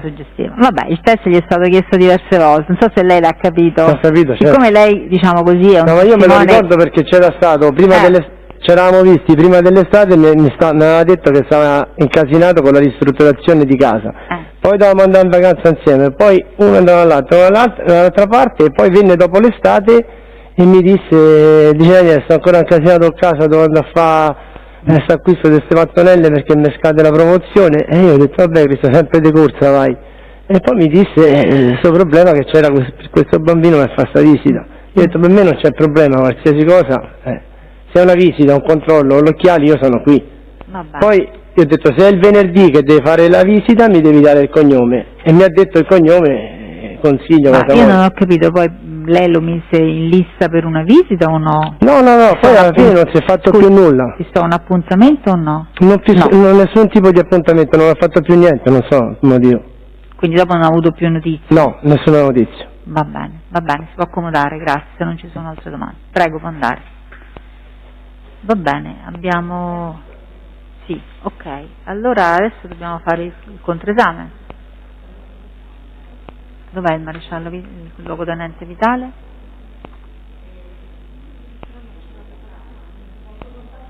Sì, certo, ci mancherebbe. No, certo. Se si tratta di aspettarlo qualche minuto, lo aspettiamo anche. Prego. Vogliamo fare una pausa, Presidente? 5 minuti? Per un caffè? Sì, nel senso... Sì, certamente, però si tratta insomma di 10 minuti, un quarto d'ora, certo, non possiamo aspettare un'ora qua. Vabbè, Presidente, scusi, da Roma Rebibbia. Sì?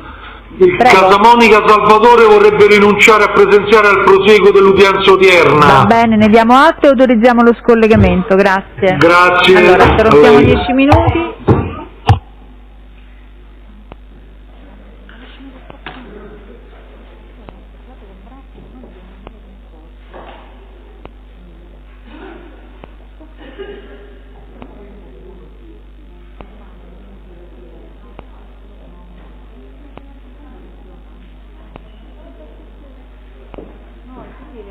Ho detto a te di farli